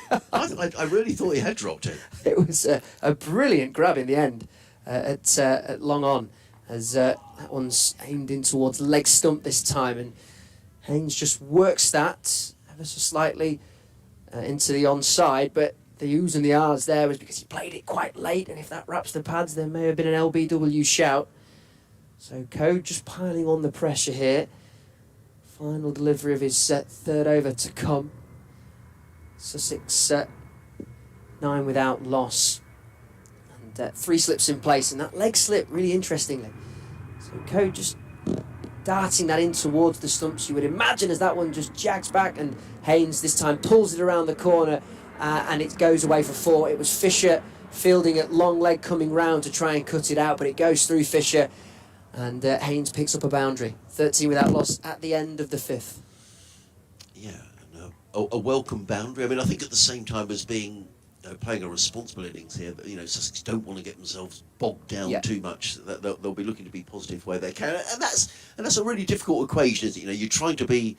You don't want to give your wicket away, but by the same token, you don't want to get bogged down. So you're trying to be positive. You're trying to get in a position where Sussex can get into positive territory. So it's a difficult equation here for Sussex to balance. But they're 13 without loss. Clark on 7. Haynes is on 6. Elsewhere in the second division, down at Cheltenham College, which is the most beautiful cricket ground. It really is lovely. Glamorgan 232 for 4 in their first innings. There was plenty of rain interruptions down in that part of the world. Just it's extraordinary that in Manchester they haven't had a rain interruption yet. In Manchester. You think with all the rain around, it's incredible. In comes Fisher, bowls to Clark, who's forward, plays that into the offside. They were thinking about a single there, and that would have been a suicidal single to Milan, who's fielding at mid-off. And there is no run. They seem to be playing again at Derby. Durham 367 for 5, the leaders of the second division. And as we were saying earlier, a result already. Worcestershire up to second place in the table with the winner Oakham School winning by 100 runs in a very low-scoring affair. 4 slips in place here, and now a glimmer of sunshine across the ground. So, I don't know, the weather's all over the place, isn't it? As Fisher turns at the football stand end of the ground. He's in on bowls, and Clark is forward. I have to say, a little uncertainly. Plays it to backward point, fielded there by Dan Moriarty, on loan from Surrey. And there is no run. In the first division, just to keep you abreast of affairs, Essex declaring on 458 for 8 against Kent at Chelmsford. Essex, who are pushing Surrey really hard at the top of the county championship. Matt Critchley, another good contribution from him, making 117. I think he's a fine cricketer, Matt Critchley. Yeah. Who I think will be very much on the England radar. Kent 51 for 1 in reply, but still trailing by 200. Fisher in again, bowls. Clark this time does let that go, taken by Tattersall. There is no run. At Lords, Middlesex 217 for 9, still trailing Surrey by 216. So it'll be interesting to see whether Surrey enforce the follow-on there. The leaders of the championship, particularly with all this bad weather around tomorrow, although I think in the London area it's meant to be a little later in the day. Somerset look to be cruising to victory at Wantage Road against Northamptonshire, who are deep in relegation trouble. Somerset 4 without loss in their second innings, just needing another 50 runs to win. And down at Trent Bridge, it's raining. It's been raining in Derby and it's now raining in Nottingham as in comes Fisher bowls. Oh, Clark drives. I think he drove that ball into his foot and the ball ricochets out into the offside. There is no run. Yeah, he floated on out there, didn't he? He was just tempting him with the drive. Just ricocheted out into the offside. Just that game down at Trent Bridge, Nottinghamshire 45 for 2, needing another 366 to beat Hampshire, which looks unlikely. There is one other game at Edgbaston where Lancashire have lost an early wicket. In comes Fisher over the wicket, bowls. Clark drive down. That's the best shot that Tom Clark has played. That is a good shot. Drives the ball straight down through a very straightish mid-off for 4 runs. Clark goes to 11 and Sussex to 17 without loss. It's been very crash-bang wallop so far, certainly from Yorkshire's perspective, from the play that we've seen today. That's a proper cricket stroke. Down the ground, well-timed, and 4 runs, well-deserved as well. The former Sussex man, Luke Wells, the man out for Lancashire. This morning they're 8 for 1, leading Warwickshire by 123 down in the Midlands. The sun is just trying to break out here at Headingley as in comes Fisher, bowls to Clark, who defends. Back down the track, fielded by Fisher off his own bowling, and there is no run. So end of the over. So far, so good for Sussex. 17 without loss. However, a life given to Tom Clark, who was dropped in the slips by Jordan Thompson. A catch that went between second and third slips. It looked as if Thompson at third slip went for the catch. It probably was a second slip catch, and the chance went go-bedding. Clark got a reprieve. They're 17 without loss, still trailing though by 131. Yeah, I was just looking at that replay from that drop. I think the ball actually went into Lyde's hands momentarily. Wow. And then popped out. But one wonders just with the movement of Thompson across his eye line whether that distracted him or not. As Code in from the Kirkstall Lane end, and that one's just pushed back towards him. An email from Teddy Walmsley. Hello, Teddy. Thanks for getting in touch. Sussex Cricket at bbc.co.uk, who says, morning all. Sussex have been outplayed in this game by the Yorkies, who with a game in hand with a win could find themselves in second place. And they deserve to win this game, but rain can save Sussex. If you told me at the start of the season that Sussex wouldn't have lost a game until the break before September, I wouldn't have believed it. Farbrace has done a great job, says Teddy. Thank you, Teddy, for getting in touch. Code in, and that one's slightly down the leg side, and it's dropped, but it would have been a brilliant catch if it had stuck. Well, leg slip in place. That would have been one of the catches of the season. And the plan, so nearly worked. Code with a straight line, it's tickled off the legs. Do you know what? It might not have carried. No, I think it bounced in front of him. I think it just... Who is that in a leg slip? It might be Moriarty. Oh, yeah, I think it just bounced in front of him. Yeah. He's going down to his left. I mean, this is coming at him at a very quick pace. And as it makes its way to him as we watch on the replay, I don't think that would have carried. No. But it's brilliant reactions, nevertheless, because he's definitely saved 4 runs as this one's driven back towards Code and there's no run. That is a brilliant bit of fielding because the way that you're looking at play, I mean, you obviously have to be expecting the ball's going to come your way, but your eye line is somewhat covered because of the body of the batter. You have to read it because of the line of the ball. The reaction time there, fantastic. Well, that was a magnificent piece of fielding, wasn't it? It really was. And Tom Haynes' heart would have been in his mouth. I tell you what, though, the bowlers and counties do a lot of research, Jamie, as to players that their favourite areas, and the trap is set, isn't it? Yeah. So you've got to give a lot of credit here to Tattersall and Yorkshire for, and probably Otis Gibson for the work they've done here. Absolutely. Code, will he continue with that line? Yes, he does, but that one's played better this time through mid-wicket by Haynes, and pierces the infield. They'll come through for a single. Now the sun's shining once again. It's an indifferent picture above. At the moment, those grey clouds there are still looming somewhat out towards our right-hand side. I was watching, actually, the weather forecast, and they were talking about going forward over the next week or so, Jamie. And even at the Oval next week, where the final test is, the forecast isn't great, No, it was was our friends at Look North were saying that the forecast for July wasn't great. And this weekend, I mean, I'm meant to be playing tomorrow, but I can't see that happening. No. I cannot see that happening. You're at playing all. locally? Yeah, playing locally. Yeah, the Pontefract and South District League. For those that know, there's Code. Now that one's towards the pads, but looked like it was always going down leg. There was an appeal from the slip cord, and Code didn't look all that interested. Truth be told, as we watch replay, it was a fullish delivery, shaping in, but by my eyes anyway, that looked like it was going down leg quite comfortably. What bothered me there was that the indecision between Clark and Haynes in terms of the run. I mean, these two know each other well. They're both products of Horsham Cricket Club, and they're great mates. But Tom Clark clearly thought there was a leg by there, and I think he was absolutely right as well. I think he was a little surprised that Tom Haynes didn't want to take the single. Well, no leg slip for Clark, but there is a short leg in place. As Code aims that one in towards leg stump, and that one's well played by Clark, who clips it away.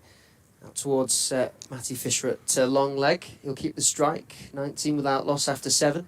So, what time start would that be tomorrow? What sort of format of game would it be, Jamie, So if you play? If it's on, that's a 40 over each way. Okay. 1 o'clock start. And yeah, I mean, if it is rain affected, they do try and get them on. Yeah. I say that, although we played a game a couple of weeks ago that was rain affected. It was down to 30, then 29, 28, and then we were looking at the forecast, and I think we got 70 or 80 on the board for one, and then a bit of rain, and they called it there and then. It was rather disappointing. Yeah, rather disappointing. Well, I always think with rain, and I know some clubs still do tees, others don't. It's a case of you bring your own tee. Yeah. As in comes Matthew Fisher around the wicket, bowls to Clark, who covers up, plays to mid-on, and there is no run. But if the club are providing tees, there's always a bit of an onus because whoever's making the tees says, well, am I making them or not? And if you make a load of tea and you turn up at the ground at 1 o'clock and it's hosing and it's off, then, well, is it all going to waste? Or it's a really tricky one. Yeah, I mean, I've got to say, that was a devastating product of COVID that we've lost tees. I couldn't agree more. Devastating. Yeah. And in your league, how many clubs would now... You have to bring your own? Yeah, so I can't remember the last time I had a tee. Really? No, post-COVID. In comes Fisher and hammered away by Tom Clark, and that's a good shot. Yeah. Belted that one away through backward point for a boundary. Nice looking shot. He goes to 16. And Sussex to 23 without. It just feels again, Jamie, just feels again like there's a bit of rain around all of a sudden. It just feels like it's got overcast. But that's amazing. So most clubs now don't do tea. In the league that I play in, yeah, and I've not heard that from many others either, that they get teas. It's a crying shame.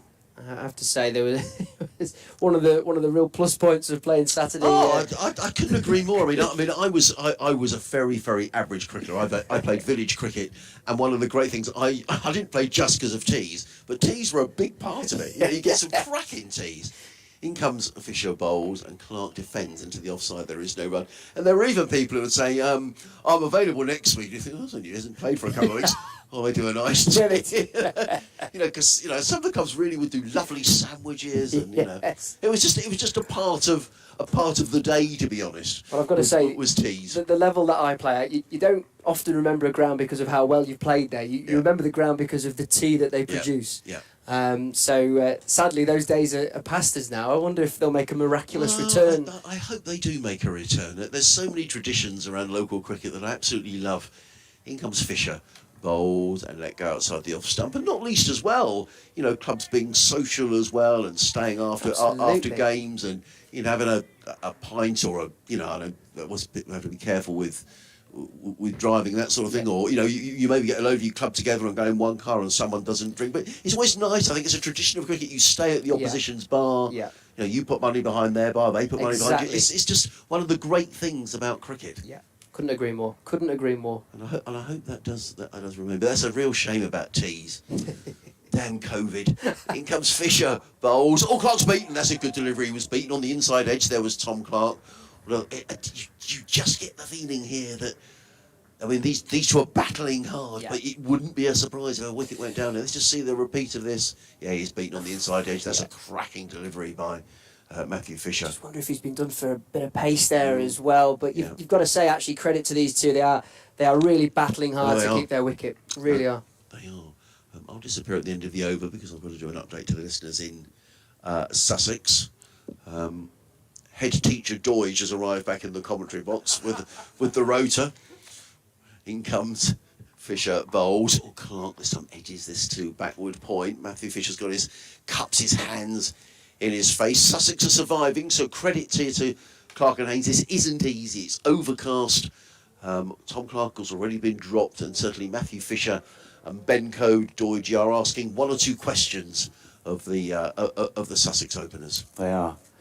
As I was asking one or two questions in the press room just recently, in terms of whose sandwich to get for who.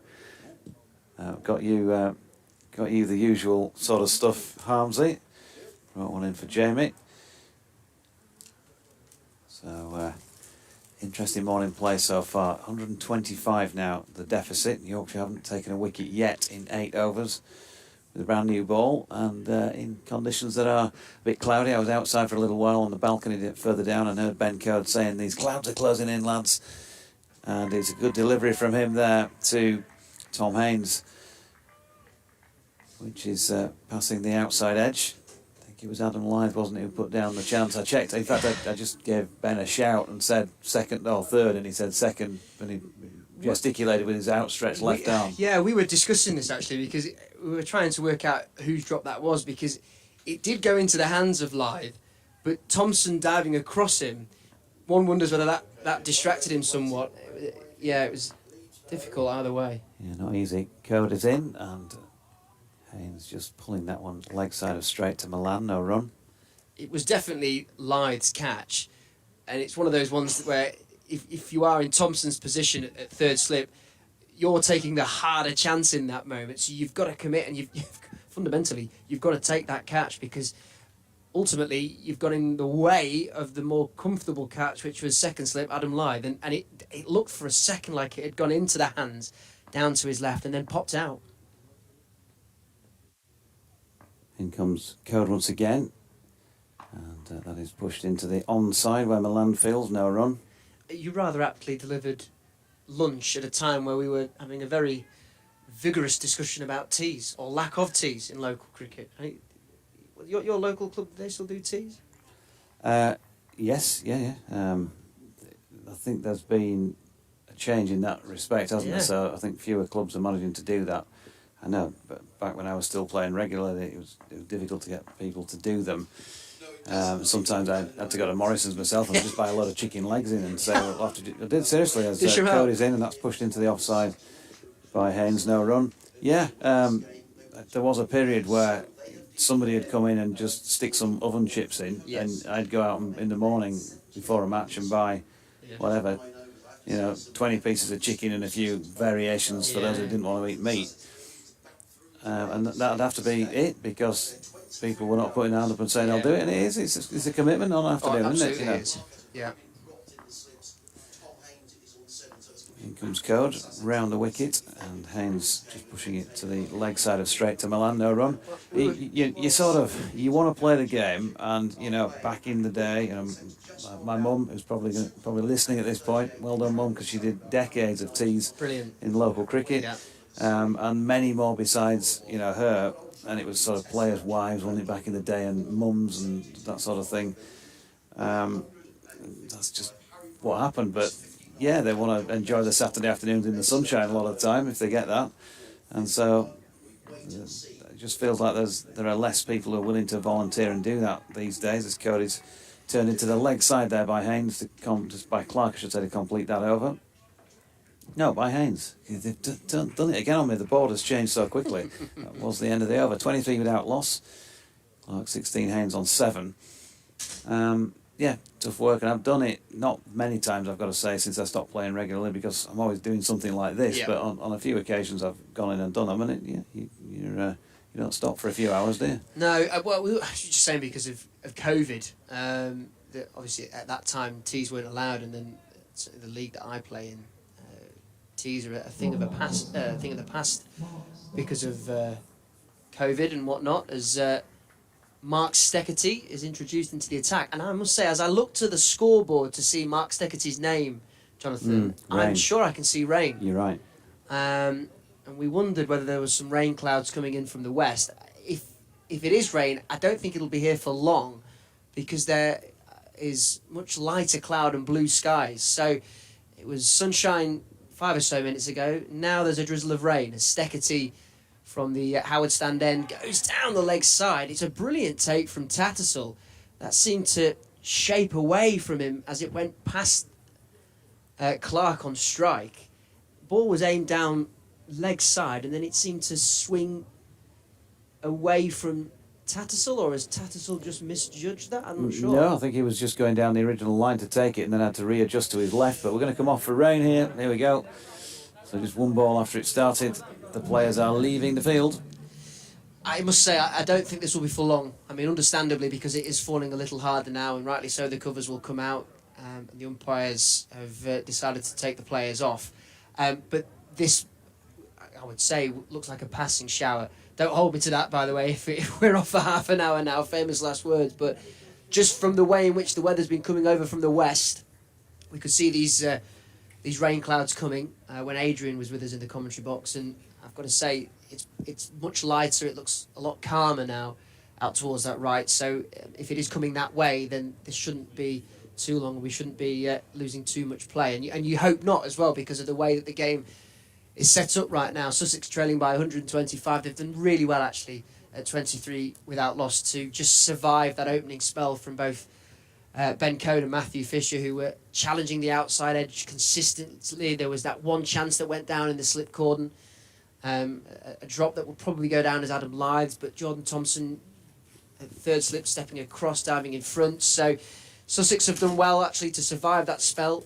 They'll welcome this rain, actually, given the game situation. Yorkshire will be keen to get back out there.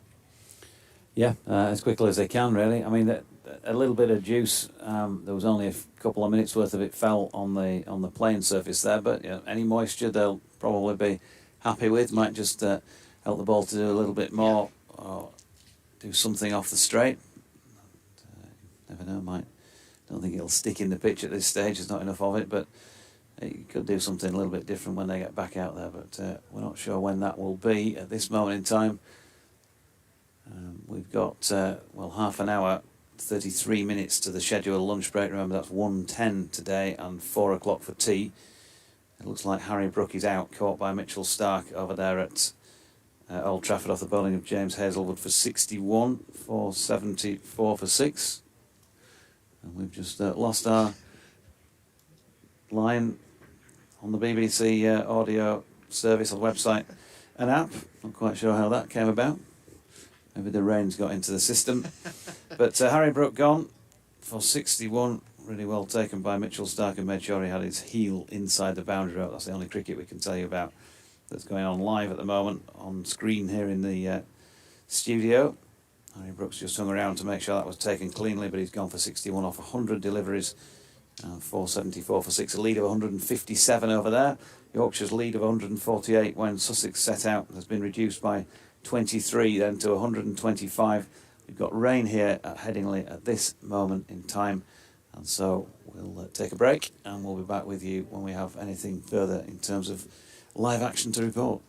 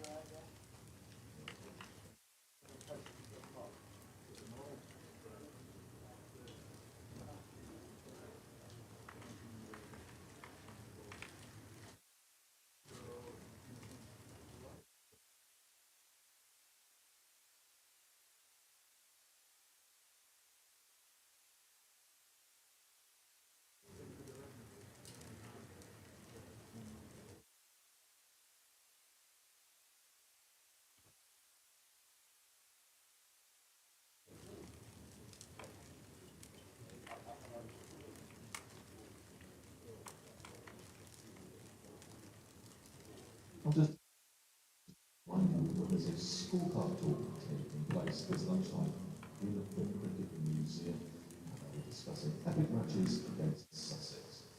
Spaces are limited to 10 people, so if you want to attend, just go and speak to a member of the board.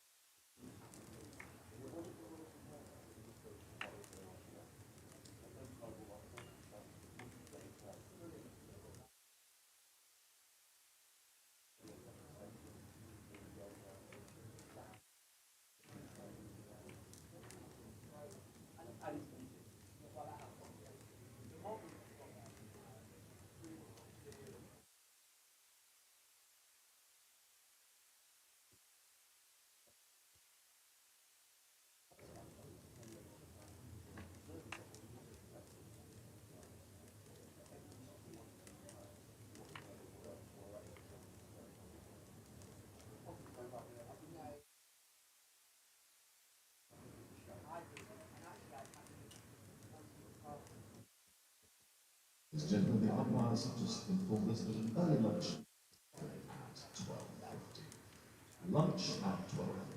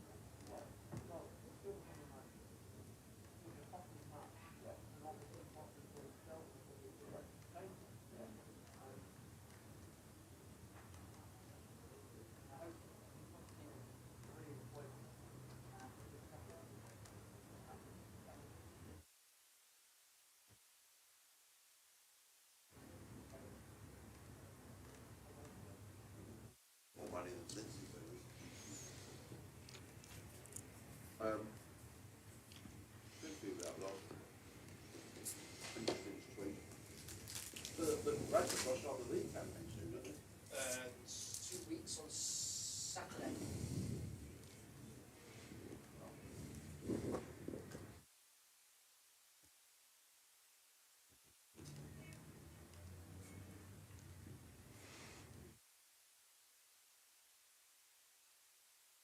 Their first game? They've got Crawley away.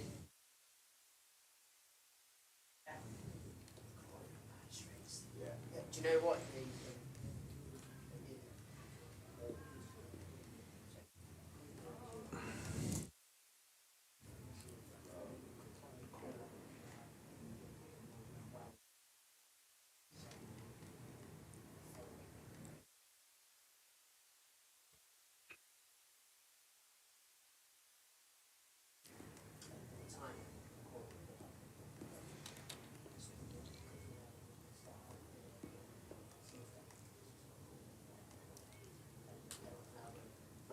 Thank goodness we did.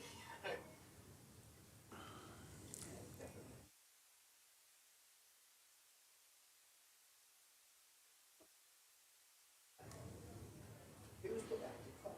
Yeah.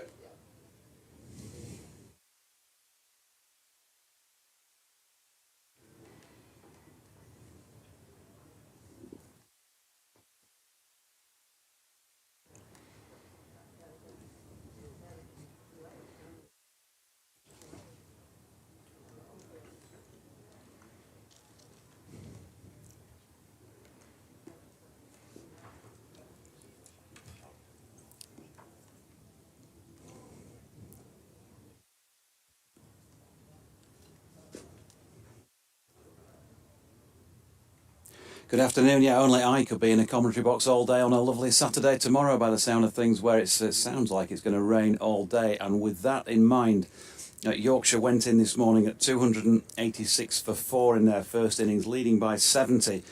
And we saw a whirlwind start going at 12 and over in the early part of the day. David Milan quickly moving from 51 not out overnight to an eventual 92 before he skied one off Nathan McAndrew and was caught and bowled. Prior to that, Johnny Tattersall had made a quick-fire 41.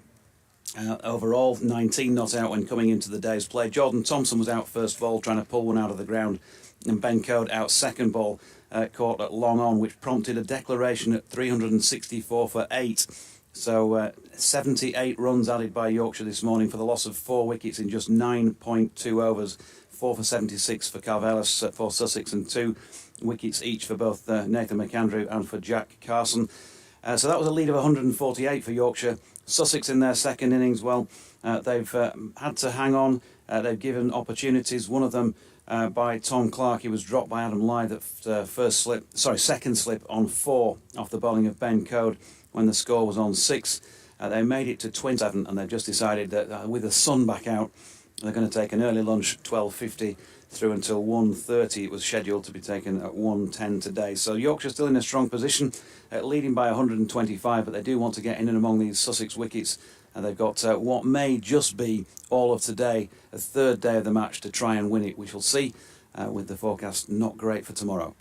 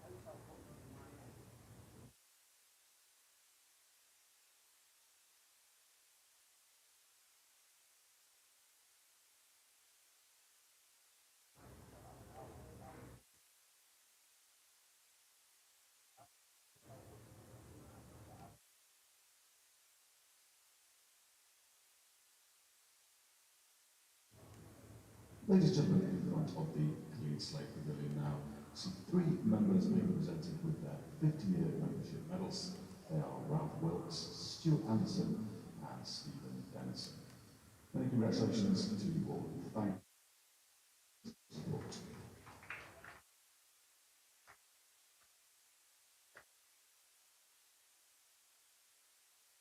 Well, he's been with us for 50 years as well, actually.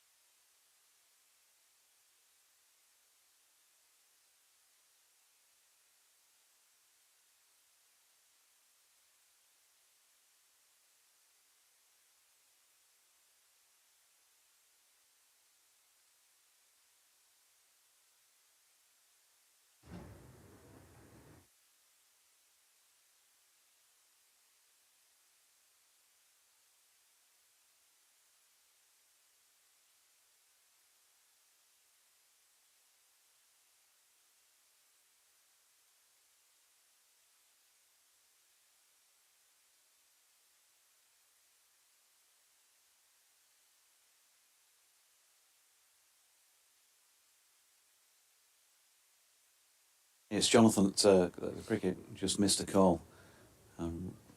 Ready? Yeah. Oh, right. Has it done it? Oh, okay. Apologies. Sorry. Chatting away and had the phone on silent, so I missed it. Sorry. Cheers. Bye.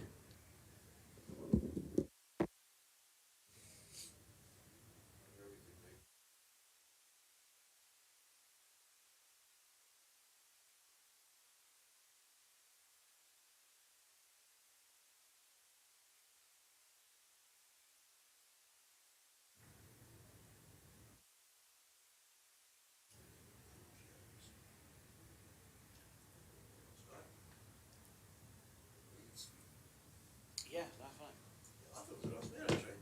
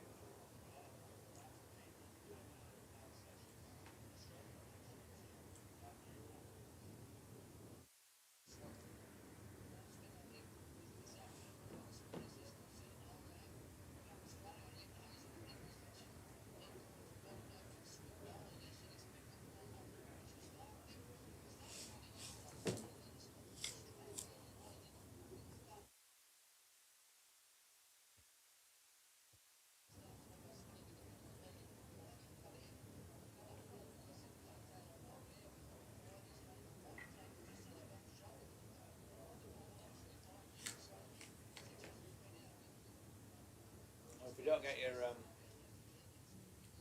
Barbie night out, if that gets pulled, just give us a shout. 'Cause I'm only 5 or 10 minutes away, so I'll nip over for an evening beer. I won't be late back tonight though, because I've got to get up at 5, about 4:45. So I'll probably disappear about 9:15, 9:30. Thank you, that's very kind of you. I was stabbing in Guildford. Stop it.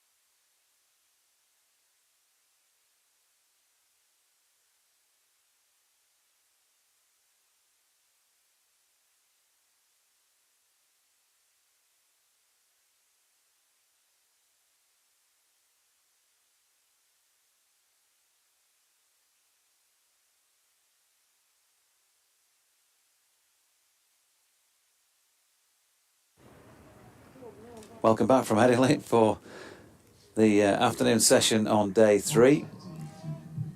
Early lunch taken, so a little bit earlier resuming than we thought following that rain break, which in terms of time lost was 15 minutes. 78 overs and 5 balls remaining in the day. And Mark Steckerty, who bowled just his first ball of the match before that rain break, is going to continue from the Howard stand end. Harms will be back with us shortly. He's just doing an update. And Steckerty then bowling here to Tom Clark, who leaves one wide of off stump 4. Slips in place George Hill at first, Adam Lyth at second. Finley Bean at third, and Johnny Tattersall, Ryan Rickleton, I should say, at fourth. Johnny Tattersall is, of course, keeping. Moriarty is at point. Milan at a wide-ish mid-off with a yawning gap through the covers for the batters to have a go at. Fisher at mid-on. Thompson mid-wicket, and Ben Coe down to our right at long leg. Steckerty right arm over. Slants across the left-handed Clark, and there is no run. Mentioning George Hill at first slip. Hope you're well, Kevin, George's dad, if you're listening in, watching.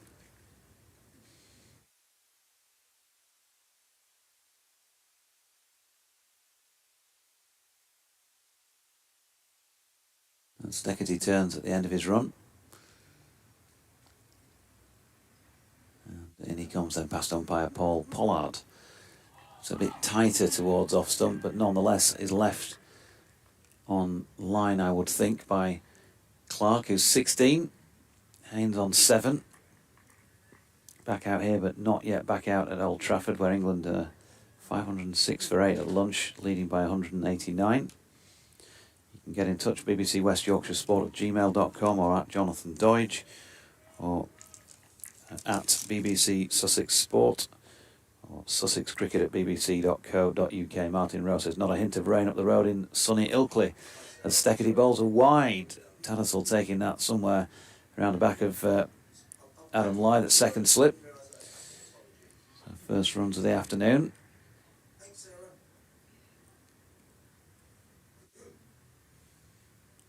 Malcolm Palmer messaged in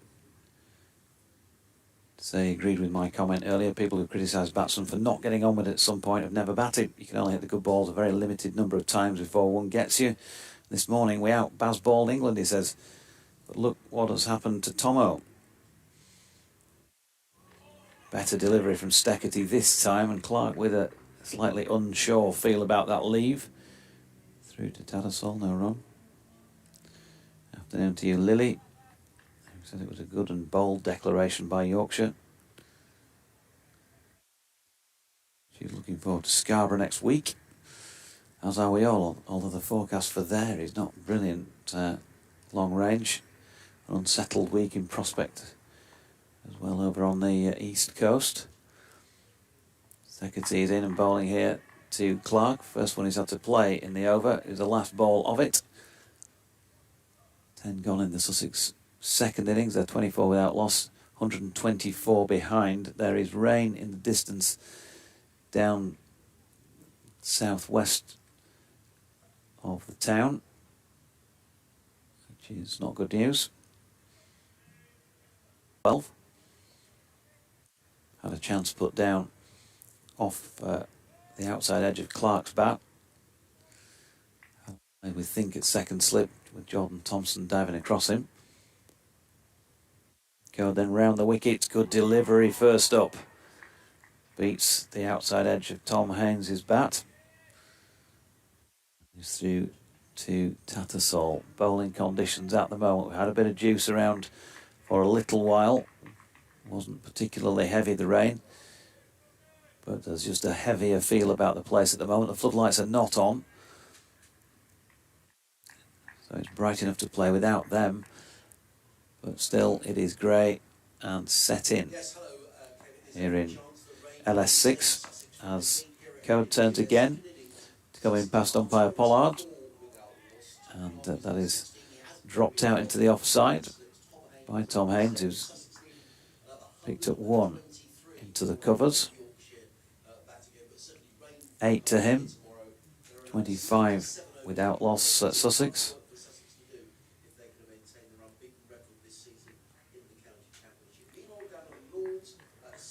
Story of the day, if you're just joining us for the afternoon session, Yorkshire whacking 78 in just 9.2 overs this morning, losing 4 wickets in the process. Milan, top scorer in the back half of the Yorkshire innings with 92.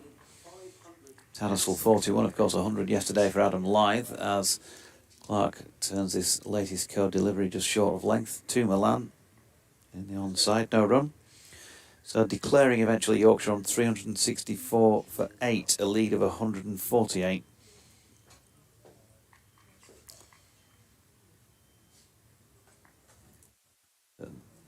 Trying to take 10 Sussex wickets in the second innings without having to bat again. That would be the ideal, but only 120 odd runs to play with now, as this latest delivery is turned to Milan again at mid-on by Clark, and there is no run. So 77 overs today, apparently to try and bring about a result, and there's a general assumption that there's going to be no play tomorrow. But the vagaries of the British weather, never be 100% certain, can you? As Code, he's in from wide of the crease, just slanting one down the leg side this time. Tattersall round and doing the taking. Harmsy is back. I mean, I think you have to applaud Yorkshire for their, very positive approach this morning. You would think that the decision's been made that there is going to be very little cricket tomorrow, so they've made up their mind that they want to give enough time to bowl Sussex out. And as we said pre-lunch, Tom Alsop, the skipper, not in the side, that reduces the strength of the Sussex batting. They've already put down a chance that could be a costly miss before lunch with Tom Clark being dropped. Here's Code trying to take his wicket again, as it were, and he turns it into the leg side, and Milan again does the fielding. So 11 overs complete, 77 remain in the day. Code 6 overs, 1 maiden, none for 13, and Yorkshire have a 123 run lead with Sussex on 25 without loss. And not that I know the way the weather works up here, but just looking around the ground, you wouldn't be surprised if there were further, maybe brief interruptions throughout the day as well. But a big test for these Sussex. The other test for Sussex, I was saying to Jamie Little earlier, is trying to balance this equation between not losing your wicket but playing enough shots so that you eke away at this lead, because all the time Sussex are in arrears. They've got to get themselves in positive territory. That will take more time out of the game as well, so they can't afford to be completely negative. Stiketty in bowls to Haynes, who lets that go outside of the off stump, taken by Tattersall, and there is no run. 4 slips in place. Point, extra cover. There's a mid-on, mid-wicket, and a fine leg. There will need to be some rejigging of the Sussex batting order. Looks to me, Deutsch, as if it's over in the distance, over the city of Leeds, as if there may be some showery rain. Certainly it was in the forecast.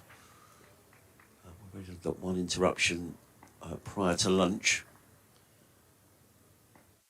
Getty in again, racing towards us, bowls. Haynes defends down the offside of the track, and there is no run.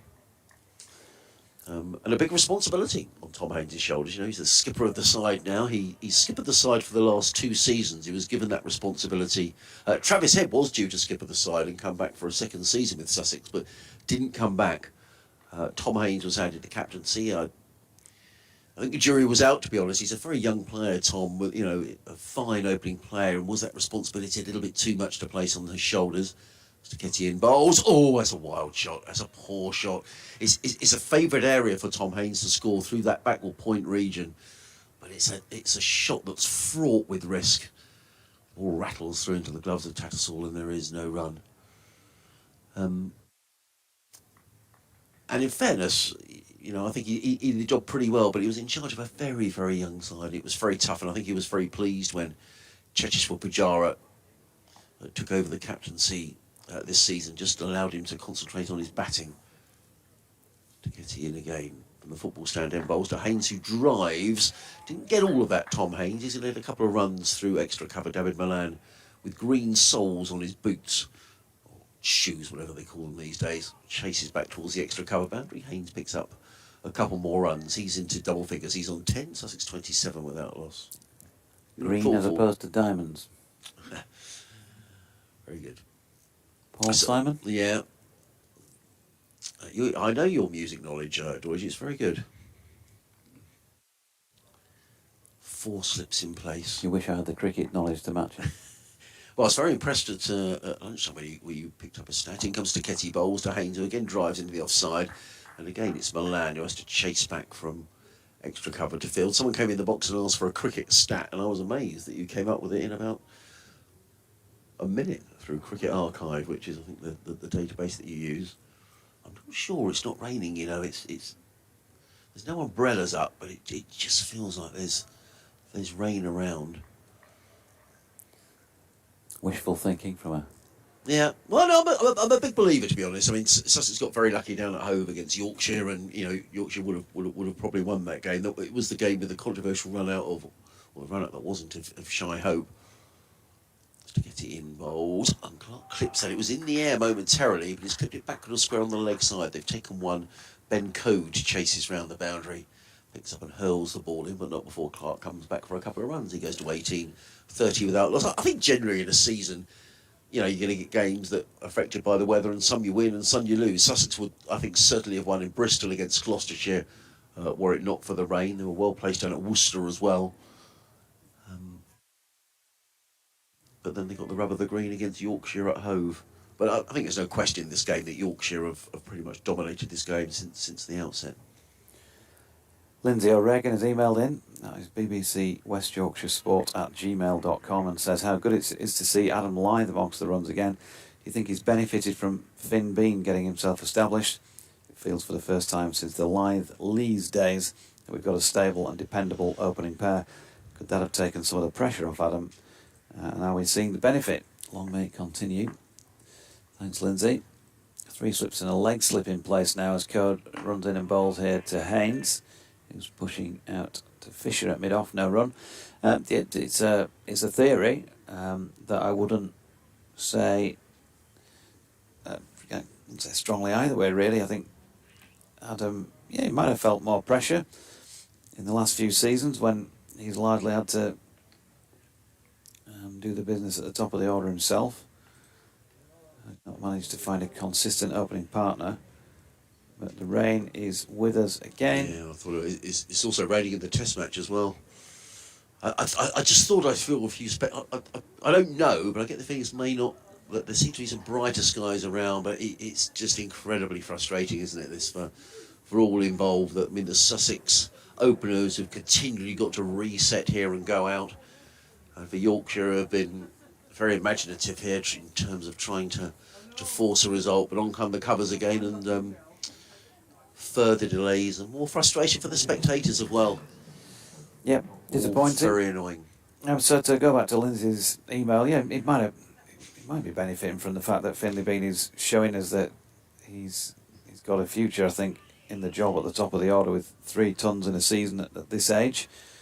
Really strong developer this year, and I suppose whether he was conscious of feeling pressure or not, it will just help Adam Lyth. It might actually put a different pressure on him in that he's the senior player with 31 first-class hundreds to his name and 13,000 runs, and it might just G him up to be more consistent than perhaps he has been, and maybe that's the one criticism you might level at Adam in the last few seasons, is that for all those runs he's got, he might have been a bit more consistent, but he tends to be one of those players who has purple patches. And remember that fantastic start that he had 2 seasons ago, like the proverbial house on fire. And these days, when really called upon, then he still shows us, as he did against Glamorgan, and he's done in this match, that he's got it to draw upon when it's really needed. So BBC West Yorkshire Sport at gmail.com. Any further interesting points like Lindsay's, or at Jonathan Dodge, or at BBC Sussex Sport, or Sussex Cricket at bbc.co. Sussex Cricket at bbc.co.uk. Yeah, thanks for that, Georgie. I sort of get the feeling that maybe this interruption isn't going to be as lengthy as the last one. Just the ground staff aren't bringing out any of the heavy sheeting. They're not even covering up the bowlers' run-ups at the moment, so perhaps it's just an irritating passing shower. But this will be really frustrating though for Yorkshire. I'm never quite sure, Doige, with rain. You know, when you're the batting side, I tend to think it's more difficult for the batting side. You've got to reset and go out again and start all over again. That being said, when you're the bowling side, you know, particularly at this level, you're warm, you're in a good rhythm, and you want to continually stop-start. But it's just not ideal. As I say, also raining over at Old Trafford, which I think is the first rain delay of the match. England 508 for 8, leading by 191. Johnny Bairstow going on very nicely. He's on 42. There is some rain elsewhere around the country. Just if you missed it earlier, Worcestershire have won in the second division, so they're up to second place in the table. Glamorgan 311 for 5 down at Cheltenham College against Gloucestershire. Cover's coming off, by the way. Yeah, there we go. So we're coming back on, bollocks. That's good news. And in the other game in Division 2, Durham 385 for 5. That just in 79 overs. Crumbs. They're getting a move on our Durham. 171 for Alex Lees, a player you'll know well, and David Benningham making 138. Durham heading to Scarborough next week, where Doige will be. Very briefly in the first division, Kent 91 for 1 at Chelmsford, still trailing Essex by 160. Or needing another 160, I should say, to make Essex bat again. Middlesex following on against Surrey, 38 for 1 at Lords. Somerset have beaten Northamptonshire by 9 wickets. We were saying yesterday Northamptonshire look almost doomed to relegation. Notts 72 for 2, needing a very unlikely 339 more to beat Hampshire. And Lancashire in a spot of trouble at Edgbaston, 28 for 2 in their second innings, leading Warwickshire by 143. Josh Bohannon and Luke Wells going out for Lancashire. The covers are coming off, as Doige said, and the umpires are already out in the middle. So we've actually probably only lost. We've probably lost probably an over, I would imagine. We'll wait for that to go up on the scoreboard. But actually, we've only been off the field for about 5 minutes. Yeah, well, there we go. So it's probably a couple of overs, I expect. Must be a very busy airport, Leeds Bradford. I hadn't quite realised how busy an airport it is, because it's a fairly constant. That suggests they come every 2 or 3 minutes, but it's a fairly regular throw of aircraft that make their way in. Yeah, pretty busy these days. I think there's been 1 or 2 local complaints that there's sort of hours when they're not allowed to fly, when it's, I think it's something like midnight until 6 o'clock. No takeoffs or landings, but I think that's pushed to the limits. I did see something in the local press, I think I'm right in saying, where, you know, stuff had been landing a few minutes before those parameters and stuff like that, so trying to... Is it busier at this time of year, which is, I guess, peak season for holiday travel, that sort of thing? It wouldn't be quite as busy during the winter months, perhaps. No. Well, the Yorkshire players are out, and the Sussex openers wandering back out again. Tom Haynes and Tom Clark. Tom Haynes has a look over his shoulder just to see maybe there's some more respite coming. Actually, looking away directional. I mean, I think you were saying out that way is west. In fact, it looks brighter in that direction. It has all day, to be perfectly honest. There's a lot of clear sky away in the distance, so which means absolutely it's dreadful radio, but it just seems brighter around. So perhaps we're going to get a more lengthy passage of play. Sussex 30 without loss. We've only had 1 ball, I think, of this over from Ben Code, bowling from the Kirkstall Lane end of the ground with 3 slips. They've got that leg slip in place. He very near claimed the wicket of Haynes just before lunch, but it's Code who's running away from us. I'm not sure if it's my over or not, but we'll go with it. Code comes in and bowls to Haynes, who flicks this to mid-wicket, and there is no run. No, so, you're that end. Am I? Oh, sorry. Oh, right. So I've made a mistake.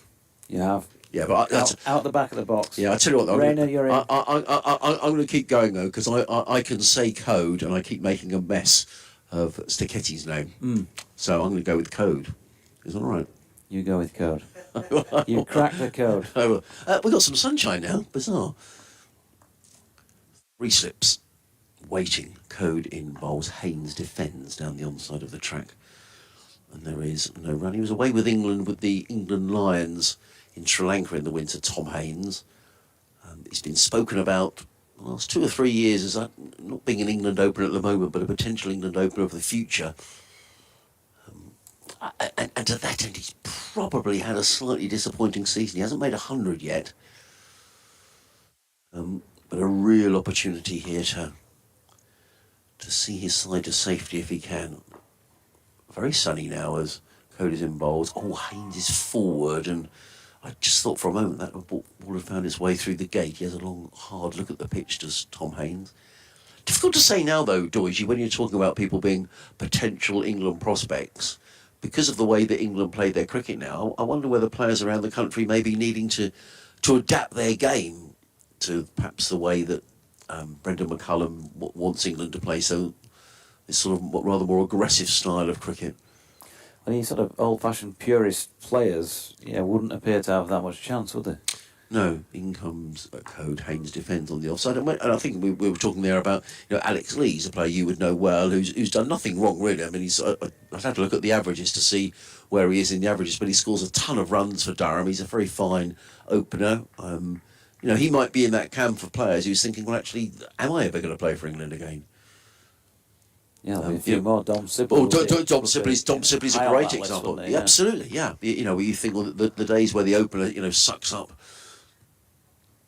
a lot of pressure from the opening bowlers. In comes Code again, bowls. Haynes is forward, plays to extra cover, and there is no run. It is the end of the over. An over disrupted by a brief shower. 74 overs remaining in the day. Sussex are 30 without loss. Clark on 18, Haynes on 11.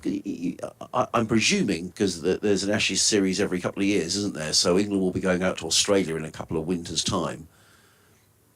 Do you go out there and think to yourself, well, you do need someone who can bat at, opening a batting or bat at 3, who can face the Australian pace bowlers on quick wickets, or do you go with the same policy that we're employing at the minute, in which case, the likes of Lees and Sibley are probably not going to be in contention?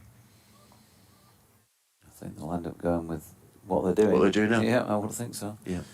Here is Mark Steckety coming in from the Howard stand end, and that is turned down to long leg for a single. Beautifully pronounced. I was just saying, Doidgy, that I thought there was some brighter weather coming in, but now when I'm looking out against that right hand side, it's a little more cloudy, so I think we are going to get the odd interruption, aren't we? Should we break it down? So say st for me. St. Ek, as in Ek. Yorkshire. Ek. Oh, ek. I ek. T. T.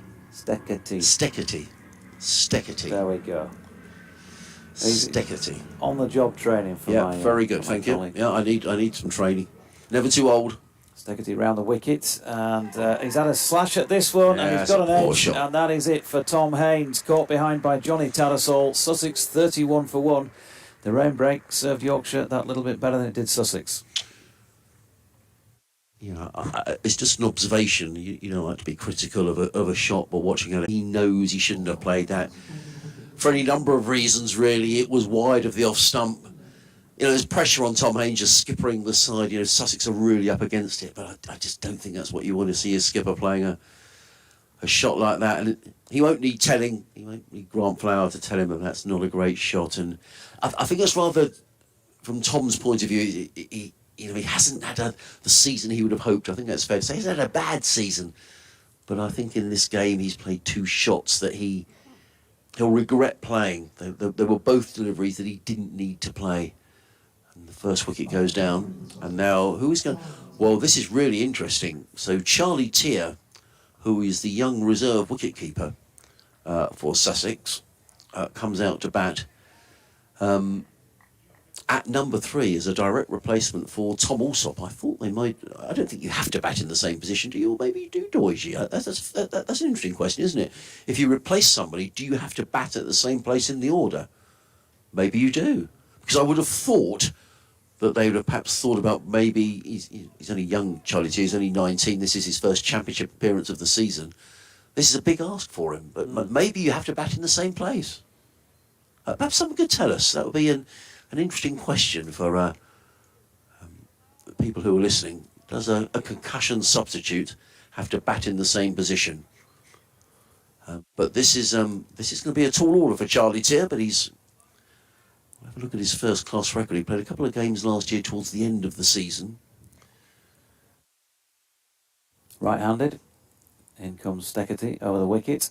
And he's solidly behind his first delivery. 4 slips still in place, no run.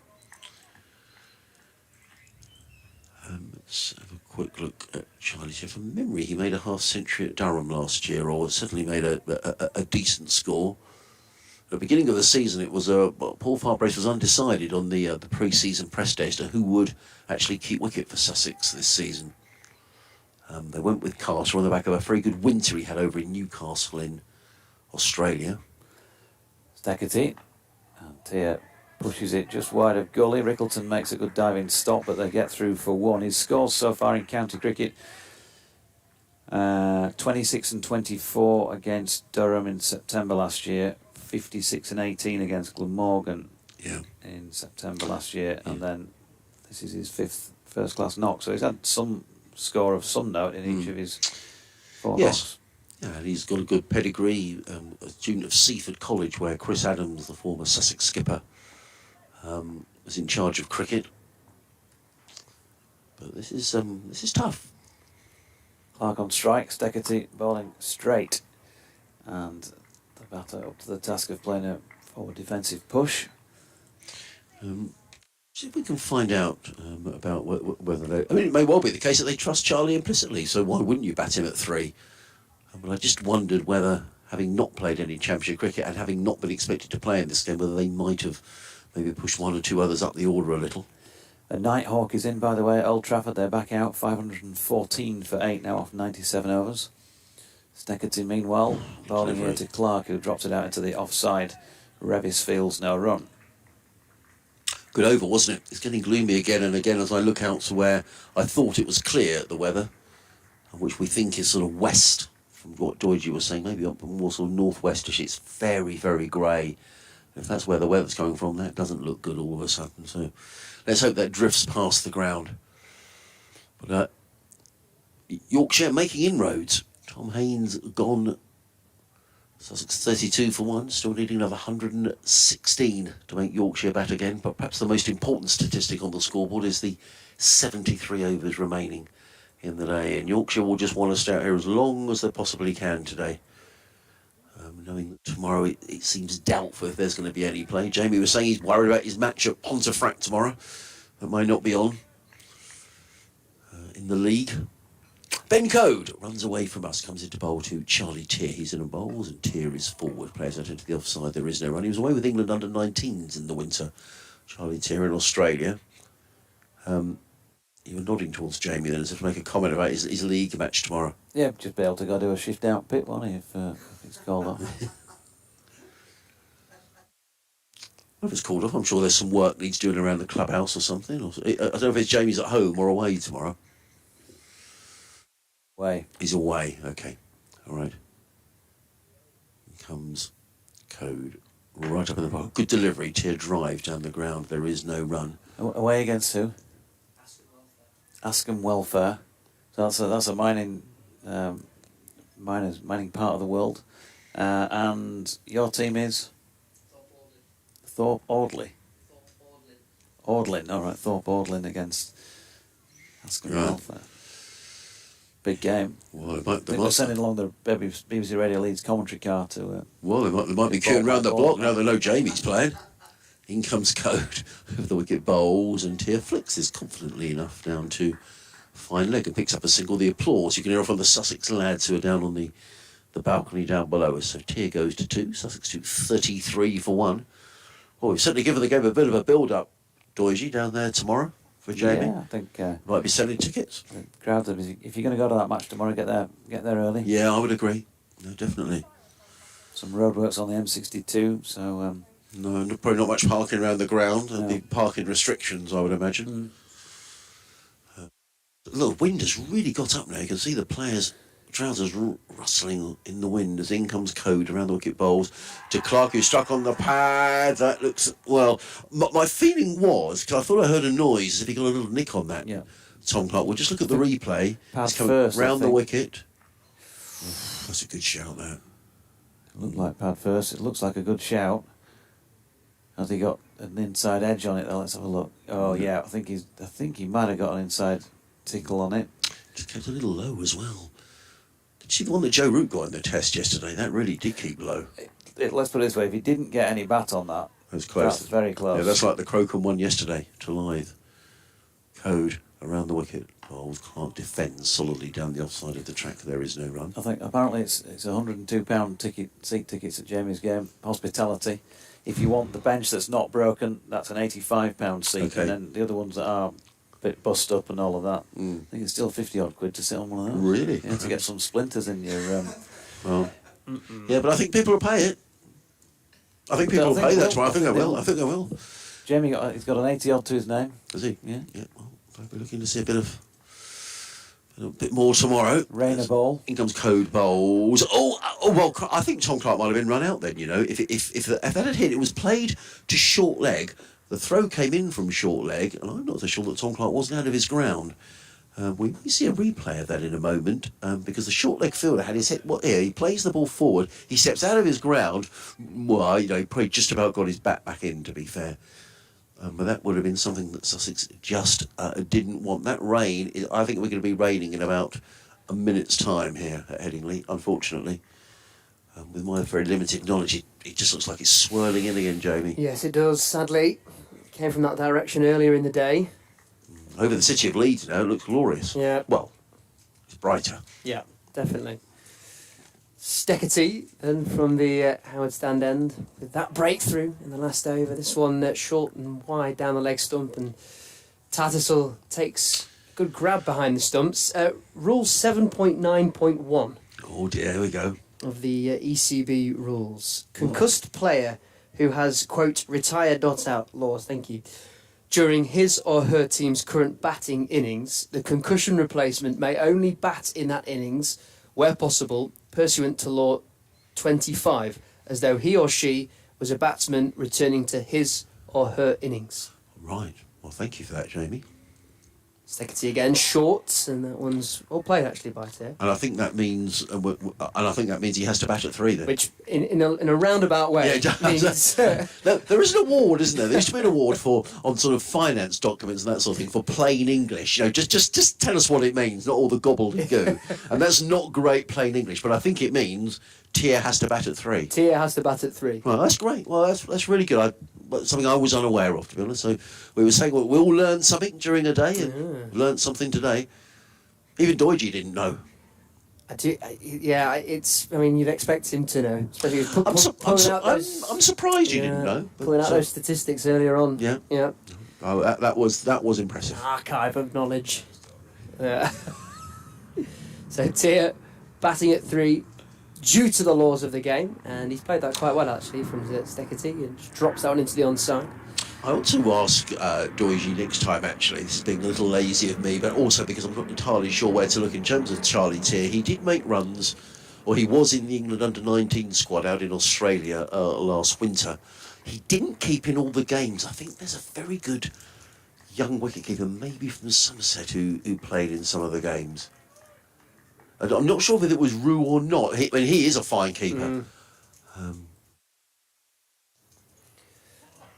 Well, while Doige looks for that, Steckety just looking for the outside edge of Tier. And, I mean, that rain, you can see now, we were saying, I think that's southwest to west over there. It's raining really very hard over there, you can see. But maybe we're just going to get the back edge of this, Jamie. It could happen. Yeah, that could be the case.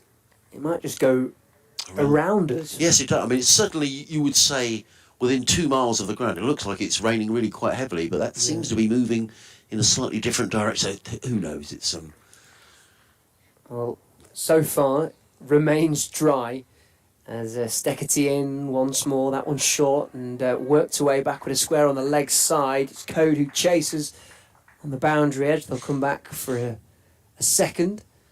So that moves Tier on to 4. Sussex 35 for 1.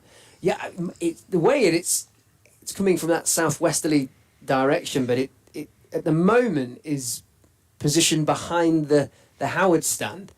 So, I mean, touch wood now. I think it is true, isn't it? I think we might be in for some showers once again. Looks sunshine-like at Old Trafford. With Steckety, final delivery of his 4th over, and once again challenging the outside edge of Tier, who would feel just needs to leave those ones alone, maybe, if it is definitely. to be survival mode. He doesn't need to be fishing outside there. No, most definitely. So Sussex 35 for 1. Sorry. At the end of the 16th. I was just about to say, actually, people have seen this, but there's been a joint statement put out by the Mayor of West Yorkshire and the Mayor of Manchester, Andy Burnham. This is regarding the Men's Ashes series, for which there aren't any games taking place at Old Trafford or Headingley in 2027, which means it is an 8-year wait for Ashes cricket, men's Ashes cricket, I should say, because there is a women's Ashes test here at Headingley in 2027. In comes Code around the wicket bowls to Clark, who's beaten outside the off stump, pushing rather tentatively forward. Tom Clark, or whistles through to the keeper, no run. This is a joint letter to Richard Thompson, who of course is the chair of the England and Wales Cricket Board. It reads, "Dear Richard, we are writing to you to express our disappointment at the ECB's announcement of match venues for the men's Ashes in 2027. As you know, there will be no men's Ashes test in the north of England in 2027. In fact, at present, the most northerly Ashes test is Trent Bridge in 2027. Code. And again, Clark forward defends to mid-off, no run. Meaning that this week at Old Trafford will be the last men's Ashes test played in the north of England until 2031. Headingley and Old Trafford are two of England's most iconic cricket grounds and home to historic Ashes moments from both Ian Botham's heroics in 81 to Ben Stokes' own miracle of Headingley in 2019. Very few grounds attract support as passionate or indeed as diverse as Headingley and Old Trafford, as a number of England players themselves have acknowledged in recent days." Code, 4 slips go down, bowls. Clark edges past 4 slip, is going to race away towards the boundary. I don't think it's going to go all the way for 4 runs, but certainly a couple to Tom Clark. They'll look for a third, but no, just the 2. Clark goes to 21, the total 37 for 1. We understand that the ECB's criteria for awarding test matches includes maximising attendances and ensuring a geographic spread of matches. Of course, there is one to be played at the Aegeus Bowl for the first time in 2027. It feels even more remarkable, therefore, that an area so passionate about cricket, with a population of over 15 million people, misses out on a men's Ashes test in 2027, whilst the South hosts 3. Code in bowls, full toss driven by Clark. He rather missed out there. Tom Clark, he's furious with himself. He played that straight to mid-off, and there is no run. Really, that should have been 4 runs. You can't believe he's hit that straight at the fielder, and Matthew Fisher fielded. He's timed the pants off that. Yes. Straight to Matthew Fisher at a wide mid-off. But this letter goes on to say, it does not feel right that at a time when cricket needs to do more to spread interest in the game around the country, that London consistently hosts 3 tests every summer. Next year, for example, Lords hosts one third of England men's tests, whilst Headingley doesn't get any. Wow. In comes Code, bowls, and hit on the pad is Tom Clark. He got a long way across his crease, but I think that was going down the leg side. There is no run. The final part of this letter reads, "The rivalry between Lancashire and Yorkshire within cricket is legendary, but this is an issue that unites both sides of the Pennines. We urge you to think again and ensure people in the north of England get the opportunity to witness more iconic Ashes moments in 2027. Yours sincerely, Andy Burnham, Mayor of Greater Manchester, Tracy Brabin, Mayor of West Yorkshire." And to be honest, Jamie, I come from the south, and I don't think anyone would disagree with that. Yeah, it's interesting, isn't it? Yeah. Code around the wicket bowl. Ooh, crumbs, that came back to Tom Clark. That didn't miss the off stump by very much. We might see the replay of that. Benco's got his head in his hands. Tom Clark let that go. And I think that moved into the left hand. Let's watch it again. Crumbs, that went an awful long way.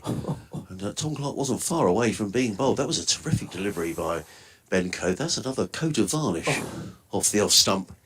Anyway, there is no run. It is the end of the over. No, I don't think anyone, Jamie, disagrees with it. I think people feel there's been some wonderful test matches, and they should be spread around the country. So why on earth? I mean, obviously, the Oval and Lords always seem. Lords is the home of cricket, so they're always going to have uniform at least one test. And I think it's tradition, isn't it? The tourists always. I guess if you're a tourist, you want to play at Lords. So I kind of get that. Yeah. The Oval always seems to get a test, but I think it's a huge shame. Steckety to continue from the Howard stand end, and again with that short pitch delivery, but it's well played by Tia, who just works it around the corner, picks out Ben Code at long leg. come through for a single. Sorry, Jamie, I think we've missed that latest shower, you know. I think that sort of Yeah. slipped behind the football stand. We were just saying a bit earlier on about Alex Lees. What a fine player he is. 1,087 runs this season, averaging 67. It's a fascinating discussion, isn't it? Because pre-Bazball, he'd be getting in that England Test team. He would be. But because Ben Duckett notoriously doesn't leave cricket balls and has made a way for him at Notts with Steckety around the left-handed Clark, and that one's just pushed back to Steckety, that he's actually fashioned himself a career in that manner, and that just suits the way that Bazball is played. And one would also extend that argument to the fact that Crawley has been given so much time at the top of the order that it did eventually pay off yesterday with a brilliant 189. But the likes of Lees and Sibley, as you mentioned earlier as well, they will not get a look in because of how England's Test team want to play their cricket. Steckety with a good length, and that's an equally good shot from Clark, driving down the ground out towards the long off boundary. Two fielders chase, and it is unsuccessfully cut off by Moriarty, who made that long chase because it was in vain, sadly. His attempts to hook it back in, cross the boundary edge, 4 runs. It wasn't exactly well timed, but well enough to beat the fielder and just about reach the boundary edge. But yeah, it's fascinating, isn't it? I mean, as a red ball player coming through, how do you approach it if you've got aspirations of Test cricket? Yeah, absolutely. I think it's a conundrum. Steckety wide on the crease, and again, Clark is driving on 25. He is now, but he picks the fielder. Actually, Tom Haynes is a case in point of a player who's, how old's Tom now? 24, been in Championship cricket for a while, been spoken about, you know, made his way into the England Lions. Doesn't play in the Sussex T20 side. He's played a couple of games, but his game I don't think is really suited to T20 cricket. So do you have to change the way that you'll play to attract the attention of the England selectors and to force yourself into the side? It's a fascinating discussion, and I guess it was a talking point pre this season. Steckety again, slightly tighter on the crease this time, short delivery, and Clark just ducks out of the way of that one. In whether the way that England's Test team are playing would eventually filter down into the county circuit, I think that will take time. But an array of head coaches were asked about that, not least Otis Gibson, and he said himself that if Yorkshire can, they will try and play cricket on the front foot. And with today's declaration, that has hallmarks of Bazball, I suppose. Although I'm loath to use that phrase, Bazball. Steckety again has won the fuller length and beats the outside edge of Clark. It just seemed to hold its line somewhat as it goes past the outside edge. But I think red ball cricket is going through a real transition at the moment, and I think for younger players, and certainly with the influence of white ball cricket and the money that's available, how will we see county championship cricket in 5 years' time? And you'd have to say as well, I mean, Ben Duckett hasn't had a great Ashes, has he? Yeah, the 96 at Lords. And then did he make runs in the second innings as well? I think he did. But, you know, I suppose the good if you do get in the England side, the thing is you do get time now. Whereas in the past, you may get a couple of tests, you don't make any runs, and then you're fearing for your place, and that can't be good for anybody. But it will be interesting to see. Ben Code, talking about the Test, England 532 for 9. Johnny Bairstow on 55. As Code is in bowls to Tier, who defends to the offside, and there is no run. I mean, speaking of players, and I say this rather bravely on the Yorkshire stream, but speaking of players that have been given time in the England team, I think Johnny Bairstow will probably count himself quite lucky that he's still there, but they've stuck with him. And again, proving dividends because he's got 55 in this innings, and he took a great catch. Oh, that was an amazing catch, wasn't it? Yeah. Hazelwood has taken 5 wickets. Josh Hazelwood 5-4 to break off. In comes Code bowls. Tier looks very confident, pushes forward to mid-off. And there is no run fielded by Moriarty. He has taken 5 for 111. England 532 for 9, leading by 215. What's the time? 2:15. So 4 hours play left. They've got tea. England giving them sort of 3 hours at the Aussies. Yeah. You know, if they were to well, who knows? I mean, there could be a declaration at any moment. Absolutely, and you'd thought they would, wouldn't you? The sun is trying to break through now. Yeah. There's a bit of blue sky around as Code makes his way in. Bowles on Code. Sorry, Tier is forward, plays to mid off again, fielded by Moriarty. There's a signal coming in from third slip.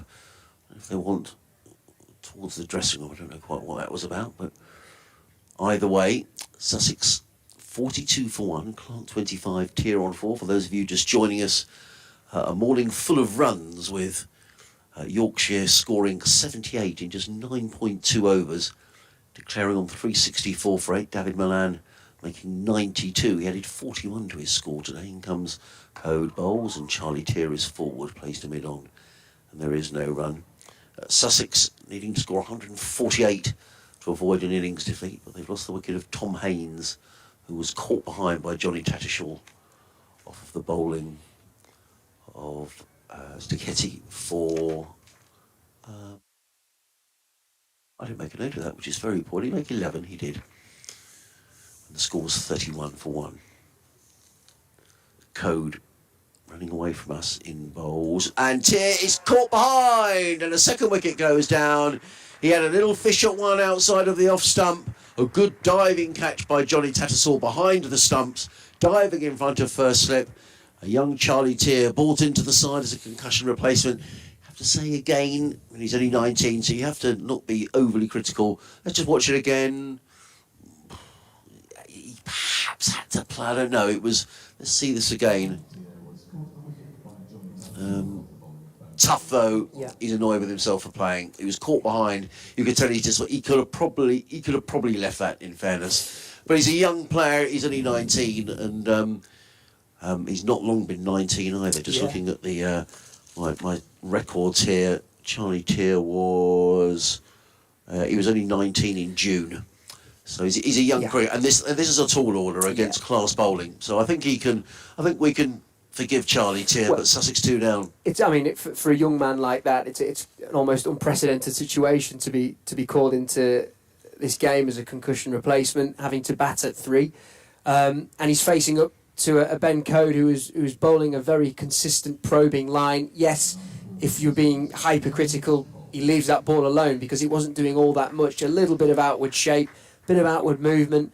But I think you've got to also, as you quite rightly point out, Adrian, take into consideration the fact that this is very, very early days in his career, and he's facing up to some high-quality bowling, irrespective of which division it's in. And Ben Code just rewards, really, actually, for some good bowling early on in the innings and getting that wicket and just putting the pressure now on Sussex, 2 down, and that shower that looked to be looming towards us from the southwesterly direction seems to have passed. I agree. I mean, it's over the city of Leeds now, where I think it is raining. But Sussex under huge pressure. James Cole was coming in on a king pair. Made 180, a very good-looking 180 last week against Derbyshire. Fine player, James Cole. Another 19-year-old, a product of Sussex through the pathway that they have with Oxford. But they need to play a very different innings today. Sussex looking to survive under pressure. Code in, bowls to Coles, who's determined to prevent the king pair, which he does, playing it into the offside, fielded by Dan Moriarty. And there is no run. So another over slips by. 42 for 2 are Sussex. They still need another 106 to make Yorkshire bat again. There are 68 overs. Jamie, your eyes are probably better than mine. Yep. Another 68 overs. So, provided we don't get too many more interruptions, Yorkshire very much in the ascendancy here, and just might fancy their chances of taking these wickets and winning the match. I'll talk about just rewards for Ben Code. 1 for 16 from his 10 overs so far. 3 maidens in that time as well. It's been very, very tight bowling from Yorkshire's opening bowler, and he deserved that wicket. And for Yorkshire now, they'll be wanting to try and get that third, get that fourth. Clark, though, looking firm, 25. He's facing to Sticchetti, and Sticchetti just hangs one out wide of off stump, but Clark not interested. Tattersall takes, still 4 slips in place. There's a short square leg, there's a mid-on, a wideish mid-off, and a man at point And then Benko down here in front of us at long leg, getting a drink and just drying his hands on a towel as well. So Steckety at the top of his mark. Sussex 42 for 2. Coming round to the left-handed Clark, and that one's dropped into the offside, and they'll come through for a single to bring Coles on strike. Bairstow hitting another boundary. Handy runs for England at the back end of this first innings. Their lead now 224. It's a big lead, isn't it? I'd imagine they'll have fielders all around the bat when they come to bowl. So yeah, here we are. James Coles, 19. He was 19 in April. Tom Clark is only 22. The next man in, Ollie Carter, is 22. And Dan Ibrahim, who's only 18. Coles raises his bat high as that one's aimed in towards the leg stump, and he's timed that really well actually off his hips. Flicks it away, back of square on the leg side, 4 runs. That's a favourite shot of James Coles. He's got a lot of runs there last week against Derbyshire. He's very, very strong through the leg side, and he'll be very, very pleased to have averted a pair, getting off the mark with a lovely shot. It's the kind of boundary that will just ease the nerves if there are any. It's very, very well timed. It was there to be hit, really. Straying down leg side, Steckety slightly offline, but Coles put that one away. It's a nice looking shot. Field remains the same, 4 slips in place, very attacking from Tattersall and Yorkshire. And why wouldn't they be at the moment? Sussex still trailing by 101 runs. Weather seems to be okay now. There's even some blue sky towards our right-hand side. Steckety, it's a better line this time, and it's just punched back down the ground towards mid-on. Some people got over on the stand on the left-hand side. I saw that. Sort of under the roof there. I don't know if they've had a lunch or something. They all look quite well dressed. It's a very nice corporate area in the lodge. Since the renovations to the Howard stand and the joint stand with the Leeds Rhinos, obviously the rugby league team, but part of that renovation saw the lodge there get a new kitted out bar area, and it's very nice actually. As Steckety fuller this time, and Coles does really well to get his bat down and digs it out, flashes away towards point. Good delivery. That would have knocked out middle stump if he hadn't played that delivery. Yeah. That was quick as well. Yeah, it was. It looked quick, didn't it? It did. It did. It just really looked as if he bent his back with that delivery. I can see Tom Clark is chatting away to the umpire. They were pointing in the direction of something behind. I don't know if they were pointing in the direction maybe of perhaps Tom Clark is sort of willing some clouds to come over. That definitely looks like rain. Yes, it does. We'll be off a bad light soon, he's saying to the umpire. What can Steckety do now against Coles? That one's short and wide and flashed away by Coles. But he picks out the fielder at point. Yeah, he's well fielded as well. Because it was there to be hit, actually. He cut away, but straight to, I think it was Moriarty. Yeah, it was. Point, and that's a really good bit of fielding, actually, down to his right. Saved a definite boundary there, so that just keeps the pressure on Sussex somewhat. But Coles on 4, Clark there on 26. Sussex 47 for 2 after 20. And listening to live cricket on the BBC, every ball of every game, featuring Sussex, Yorkshire and the other 16 counties as well, right through until the end of the season. Good luck to the Northern Diamonds tomorrow, who are down in Arundel playing the Southern Vipers. I think they might get away with the weather down there tomorrow, certainly until later on in the day. So that should be a good game. Both sides really needing to win in the Rachel Hayhoe-Flint Trophy. Now, I think we've got a change of bowling, and it is going to be Jordan Thompson who's going to come in from the Kirkstall Lane end of the ground. Sussex 47 for 2, so still needing another 101 if they're going to make Yorkshire bat again. Still remaining in the day 67 overs. There's an awful lot of cricket to be played here today. With benefits of the lights, should they be needed later, and Yorkshire will want to stay on for every single one of those 67 overs because they'll feel they've got a real chance in this game. 3 slips, a third man, there's a short extra cover, mid-off, mid-on, mid-wicket, and a fine leg as in comes Thompson. Over the wicket bowls, and Clark is forward, clips that through the mid-wicket gap and picks up a single. A rather stiff-looking David Milan chases back. He had a bit of treatment yesterday. Yeah. He's not moving all that easily in the field. Yeah, he had I think it was a slight groin issue earlier in the season, and whether that's flared up again, not too sure. But he was rather stiff-looking earlier. He was, when yes. he was chasing after a couple. And in his usual wideish mid-off / extra cover position, it's more an orthodox mid-off actually on this occasion. England batting on at Old Trafford, 5.49 for 9. Johnny Best on 67 off 60 balls, 7 fours and a 6. In comes Jordan Thompson bowls, and that's driven away handsomely by Coles, straight to Moriarty at short extra. I say straight to him, that's a terrific stop because he absolutely got that right out of the meat of the bat, did James Coles, and that's a very good stop in there. A short extra cover. The sort of one, if you've got one of those tomorrow, Jamie, when you're fielding, you might think, yeah. sorry, lads. I tell you, if I've got the bat in hand, I'm admiring that shot for days to come. Oh, absolutely, beautifully played. Thompson in again, balls, and Coles is beaten. He was looking to drive that one away through the offside. He remonstrates with himself.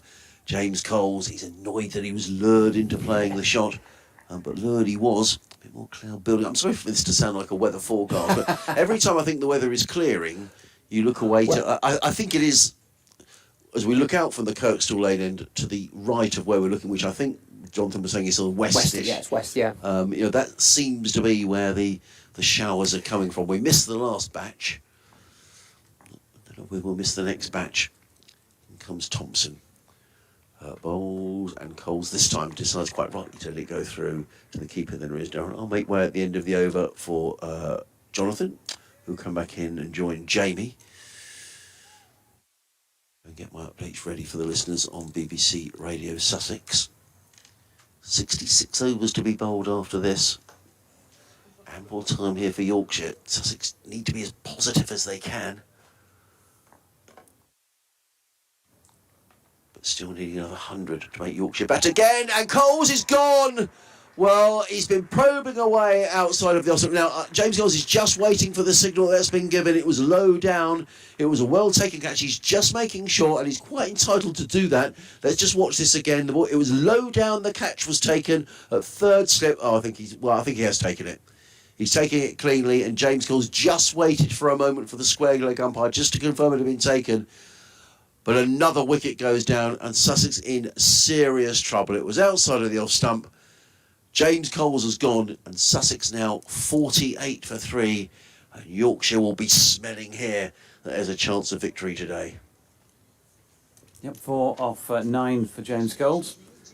Time for an update very shortly. For BBC Radio Leeds. Oh, well, it sounded like it was, and then it disappeared. James Cole caught by Finley Bean off the bowling of Jordan Thompson for 4 runs. For 9 deliveries, 10 minutes out there since that previous wicket had fallen, and so Sussex getting into a bit of trouble as they did first time around in their second innings. That the 5th delivery of Jordan Thompson's over, the 21st of this Sussex second innings. Ollie Carter going in then at number 5. Here we go with an update.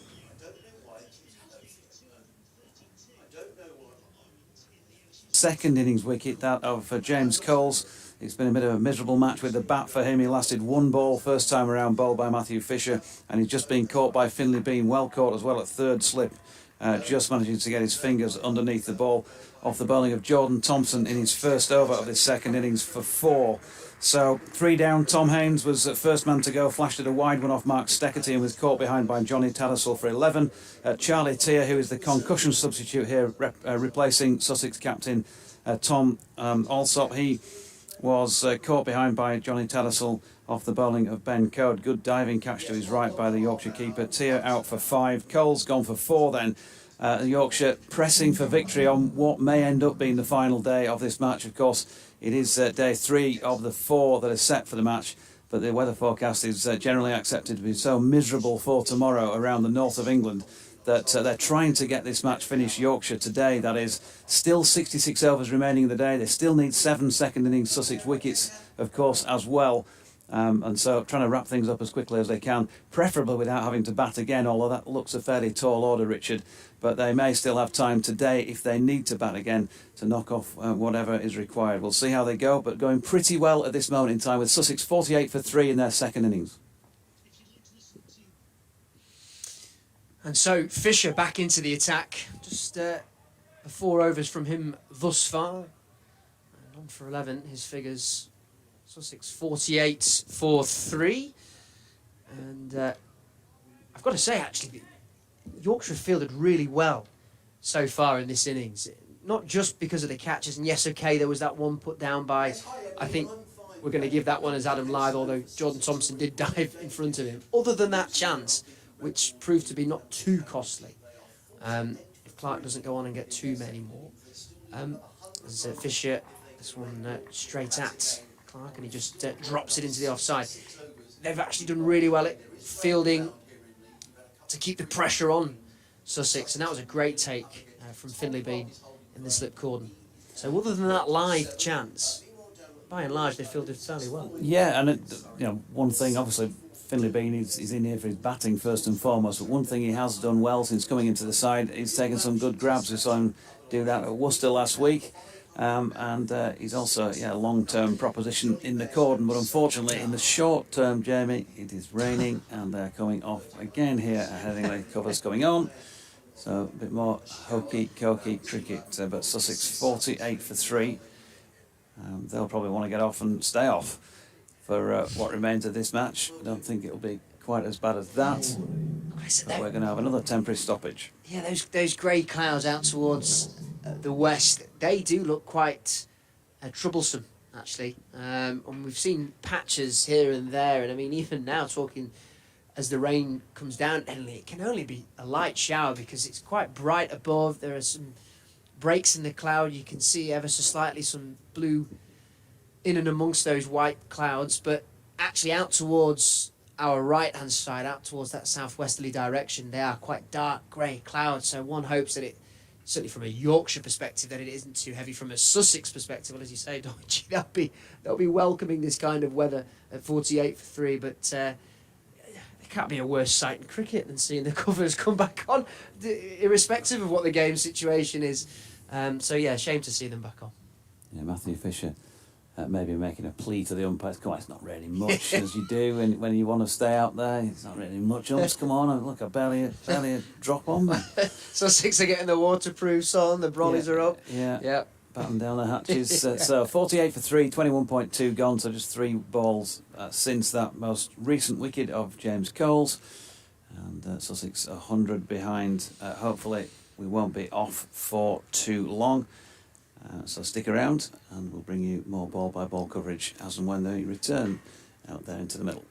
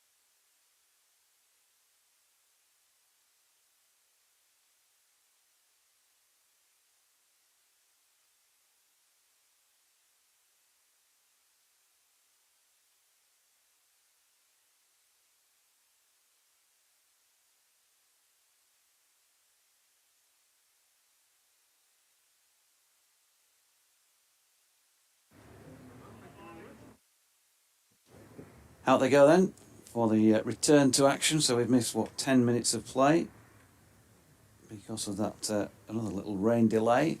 But pleased to say they're not too much. And still 4 to come in this Matthew Fisher over. Yeah, I think that's going to be a common theme throughout this afternoon. The on-off here at Headingley. But pleased to say, yeah, we've got some play. It's Clark standing firm at the top of the order for Sussex on 27, facing Fisher. That one's just sprung up on Clark, and leading edge just ballooned it up into the air, but it lands safely.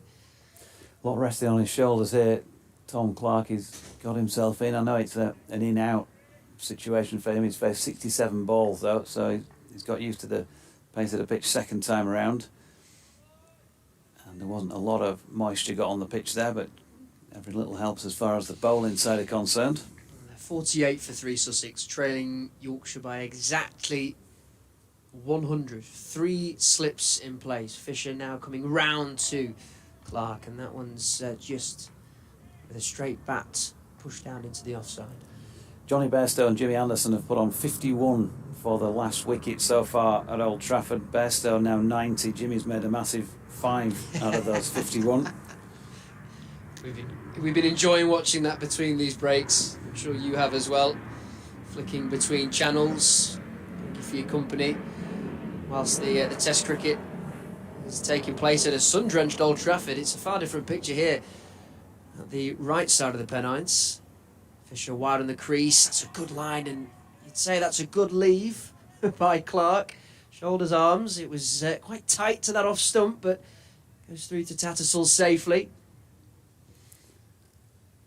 And you were speaking to Matty Fisher, weren't you, after his first innings exploits, and he was saying to you, wasn't he, that that's as well as he's bowled?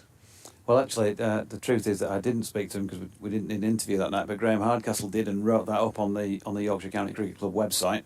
Yeah, said two of the best overs he's ever bowled because the plans came to fruition. It must be such a satisfying feeling as a team when a plan comes off, as Clark whips that away off his hips out towards Ben Code at long leg. They thought about a second, but very clear weight there from Clark. So Carter, the new batter at the crease, will remain off strike. Clark steals it at the end of that Matthew Fisher over. He's bowled 5 overs and on for 12.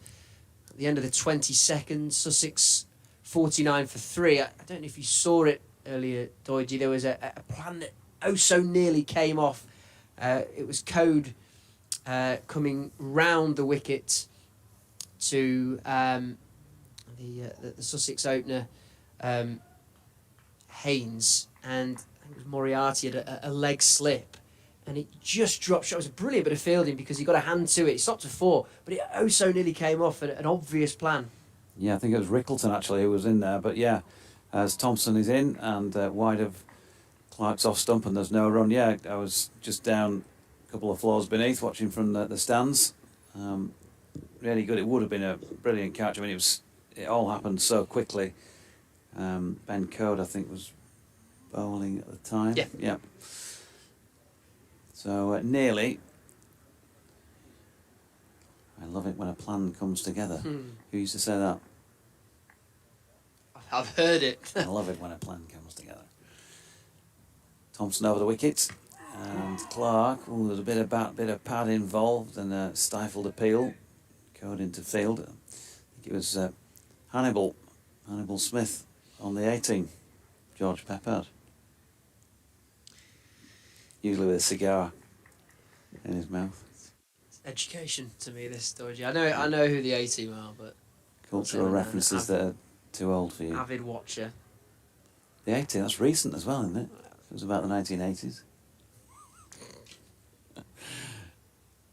Here's Thompson, and that's dropped into the offside this time by Clark. No run. Bairstow on to 94 from 77. 269 that lead.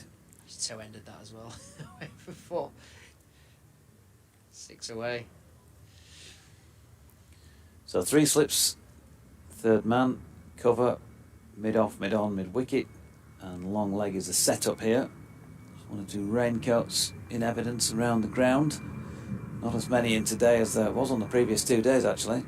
Which is interesting, given that we could get a result possibly today, as Thompson is in and Clark pushes into the offside code fielding this time. No run. Just with the weather forecast, maybe just not as clear cut as the last couple of days.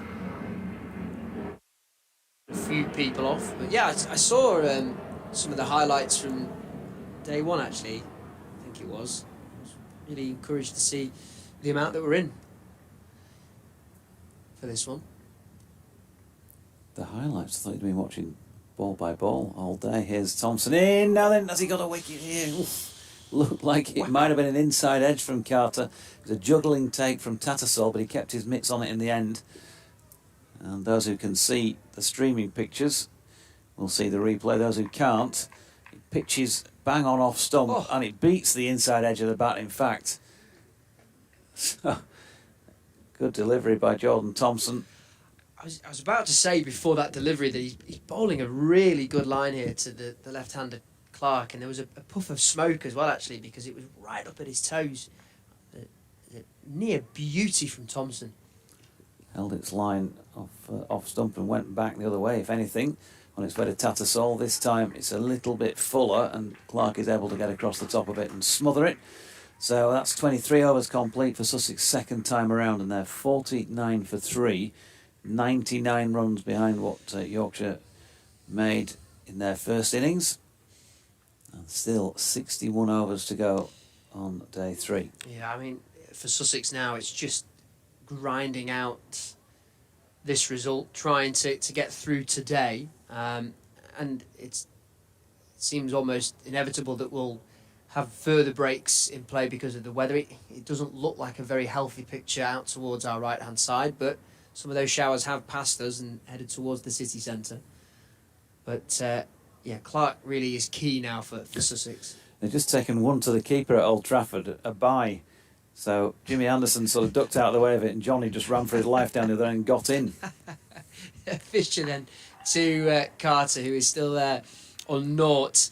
And he's too shy, isn't he, Bairstow, from a century. And we were saying on commentary earlier, Doigi, about how if you get into this England team, you get given time, but he was under some serious pressure, wasn't he, Johnny Bairstow, coming into this test? It's sort of England play club cricket, isn't it, at times in this?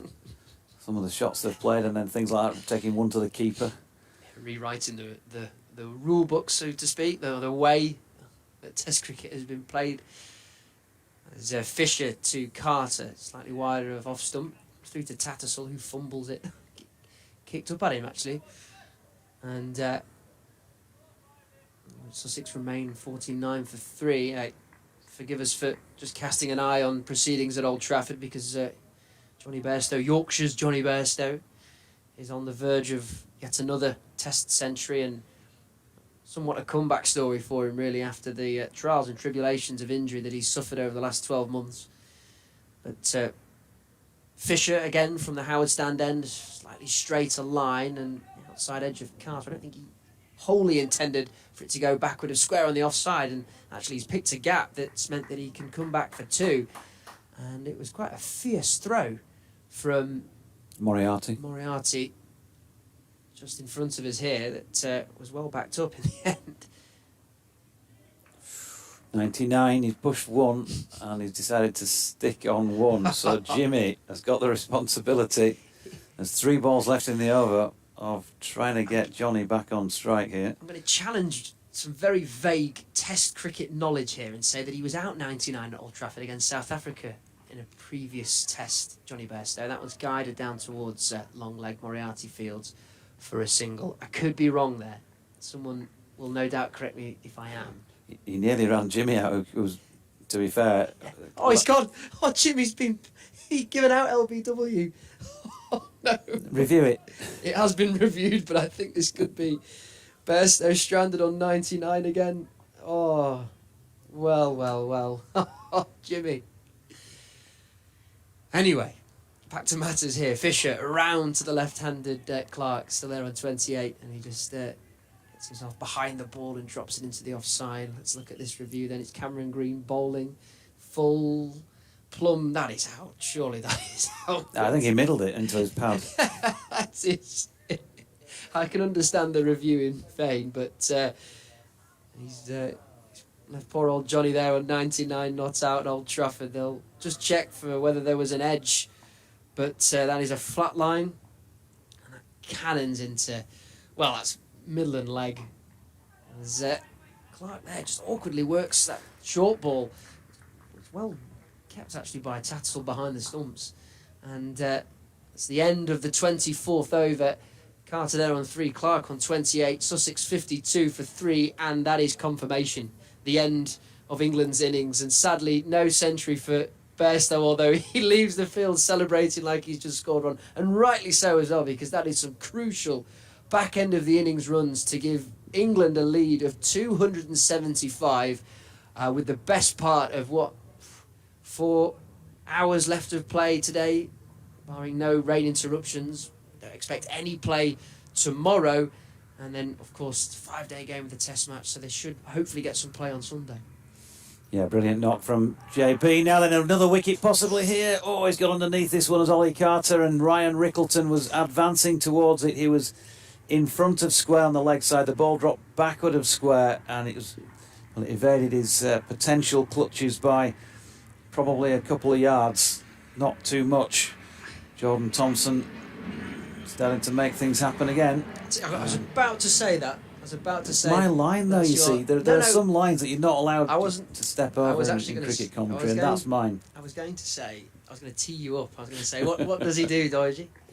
Because he really is making things happen, isn't he? I mean, he's come in with 2.1 overs, and he's causing all sorts of trouble out there for Sussex.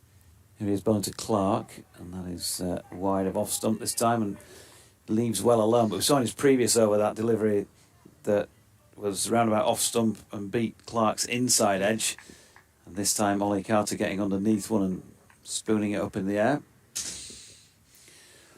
Just a nice moment watching the footage of the test at Old Trafford. A word on Johnny Bairstow. I mean, the amount of times that he's faced criticism, speculation about his plays, and every time he's under pressure he delivers, doesn't he? He's just got that trait about him. Yeah, when there's something to prove, I think he's a better player. That one's punched down the ground. Jordan Thompson pitching it right up there. Good stuff from him and allowing it to swing if it can. Single to Clark takes him to 29. 54 for 3. So only 23 runs have been scored in the last, hour and 1 minute. Take off 10 of those for the rain break. But in 51 minutes of play, just 23 runs score for the loss of 3 wickets. We were having this discussion earlier with Adrian. Is it valuable to just try and sit and defend and survive, or is there actual credit in going after some wide deliveries and putting some pressure back on Yorkshire? Thompson is in. That's one with a bit of shape in towards the right-handed Carter, who pushes the code. No run. Well, yeah, there may be. I mean, we've seen that a couple of times in matches involving Yorkshire this year. That everybody, I think, expected them to roll Leicestershire, for example, on the last day of that first match of the season, and they came out and had a go and did it. And the bowling, in that match on the last day, not up to scratch, hence the result. But I think you've got to credit the Yorkies here with the ball in this last hour, well, in this match per se, really. What they've been producing, keeping asking questions. If you keep asking questions, you'll at least produce opportunities. Then you've got to be good enough to take those. As Carter flicks one into the leg side and Rickleton fields no run. Yeah, Thompson, right in saying he was rested, wasn't he? Just giving a bit of time off just to... He was rested for the Gloucestershire game 2 matches ago here, and then he was fit and available for selection last week at New Road, Worcester, but just didn't make the final 11 on that occasion. Matthew Revis, of course, had scored 100 here 2 matches ago and kept his place last week, and it was kind of that spot that was up for grabs. The point I'm making is that it's just giving someone like Jordan Thompson, who ran into the ground last season, just that bit of time maybe. Yeah, here he is again, another one that's up there to drive, and is driven, pushed nicely by Carter, who's going to pick up 4 runs down beneath our feet. The field an attacking one, so the gaps are plenty if you can find them, and Carter did so. He's on to 8, 58 for 3. Jordan Thompson with 3 overs, 1 maiden, 1 for 7 against his name. It is spitting again. Just see that with the backdrop of the scoreboard away to my right. It's only light, but it's definitely spitting. Peter Kaline in there, isn't there? everybody inside, save yourselves. George Hill's going to take over at the Howard Stand end. Oh, just mixing it up somewhat. Don't mind that from Tatus.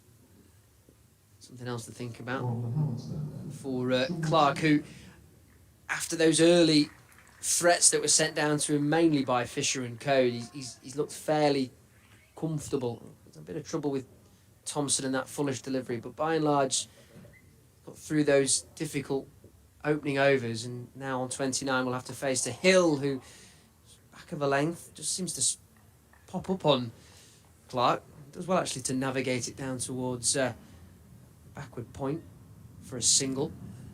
Yeah, there's somewhere coming fairly soon to a cricket ground near you. There's a magic spell in George Hill, I reckon. Came up with that magical spell at Old Trafford last year when Yorkshire were on their way down to Division 2, and he's already come up with some little partnership breaks and 1 or 2 good spells this season. Maybe these are his conditions. He always feels a little bit more skiddy than most of them in the team. Certainly bowler friendly with this overcast picture above. Hill in to Carter. That one's dropped into the onside. He's well behind the ball, Carter. On top of the bounce, 2 slips in place.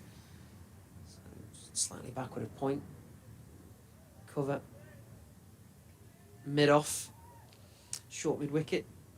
Like a wider mid wicket, about 5 yards to fielder's right. Long leg as again that one's just dropped into the offside this time by Carter. You can just tell, can't you, from up here, that when you compare Hill to Fisher, it's just a noticeable drop in pace, isn't there? But that in itself can pose a different challenge.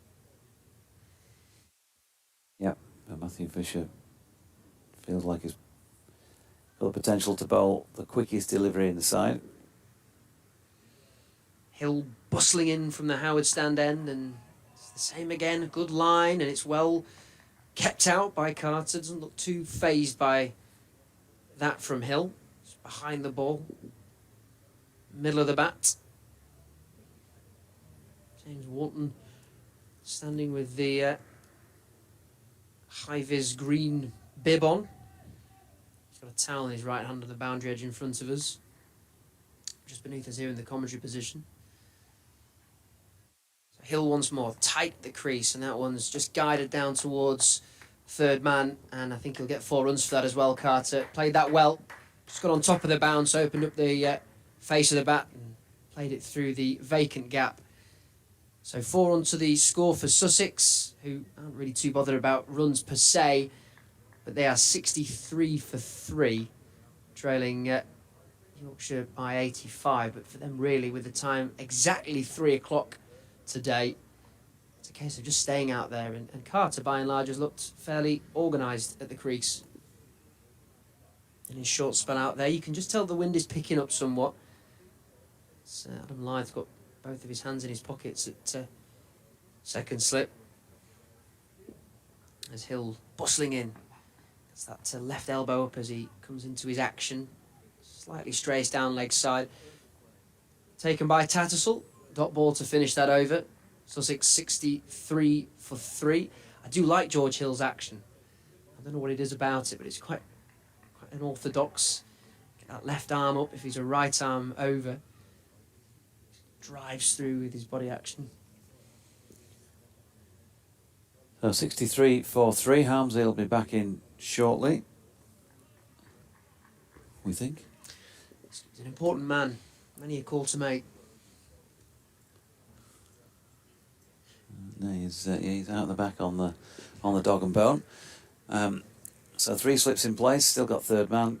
Cover mid off, mid on, mid wicket, and long leg. It's not changed for Jordan Thompson, bowling to Tom Clark on 30 here, and this will be a big wicket in the context of this match. If Jordan Thompson can get through his defences. Good delivery across the face of him, and a good leave by Clark, who missed 2 overs to go from this end. But, Jordan pitched on off stump and just held its line nipped back on him, really. Shouldered arms to that most recent delivery. 85 now the gap between the sides in favour of Yorkshire. 63-4-3. Jamie takes a breather and Harmsy's coming back into the chair. Thompson then turns at the end of his run and coming past umpire Paul Pollard and towards the inside of Clark's bat this time. Out to Milan in the onside, no run. Clark 30 from 83 deliveries. He's been out there throughout. That's 112 minutes of batting so far, including 4 fours. And as I say, a lot of responsibility in terms of where Sussex might end up in this match on his shoulders at the moment. Thompson turns again. And in he comes once more. Solidly blocked this time by Clark. Run. I mean, at least Sussex have stabilised a little here. The only thing you would say is that they're still in arrears by 85 runs, and there's a lot of overs to be bowled still. Doige, I mean, I don't know whether we're going to get them all in, but there is the option here to use the lights as well. And Yorkshire will just want to stay here for every ball that they can. They're not going to want to call this off any time soon. Thompson turns then. They can also use the floodlights, of course, which haven't yet been used as Thompson is in, and another good tight lead by Clark, but he's there or thereabouts, Jordan Thompson. Yes. And he might get a nibble. And of course, Matthew Fisher was talking about how he bowled that over at, so checking back through his notes, Tom Haynes, I think it was, in the first innings where he was in ducker straight on, in ducker straight on. It might have been the other way around in that sequence, and then the 5th ball just threw it out wider, slanted it across him, and he got the nibble that he wanted. Jordan Thompson not trying that with that particular ball, keeps it straight, keeps Clark honest.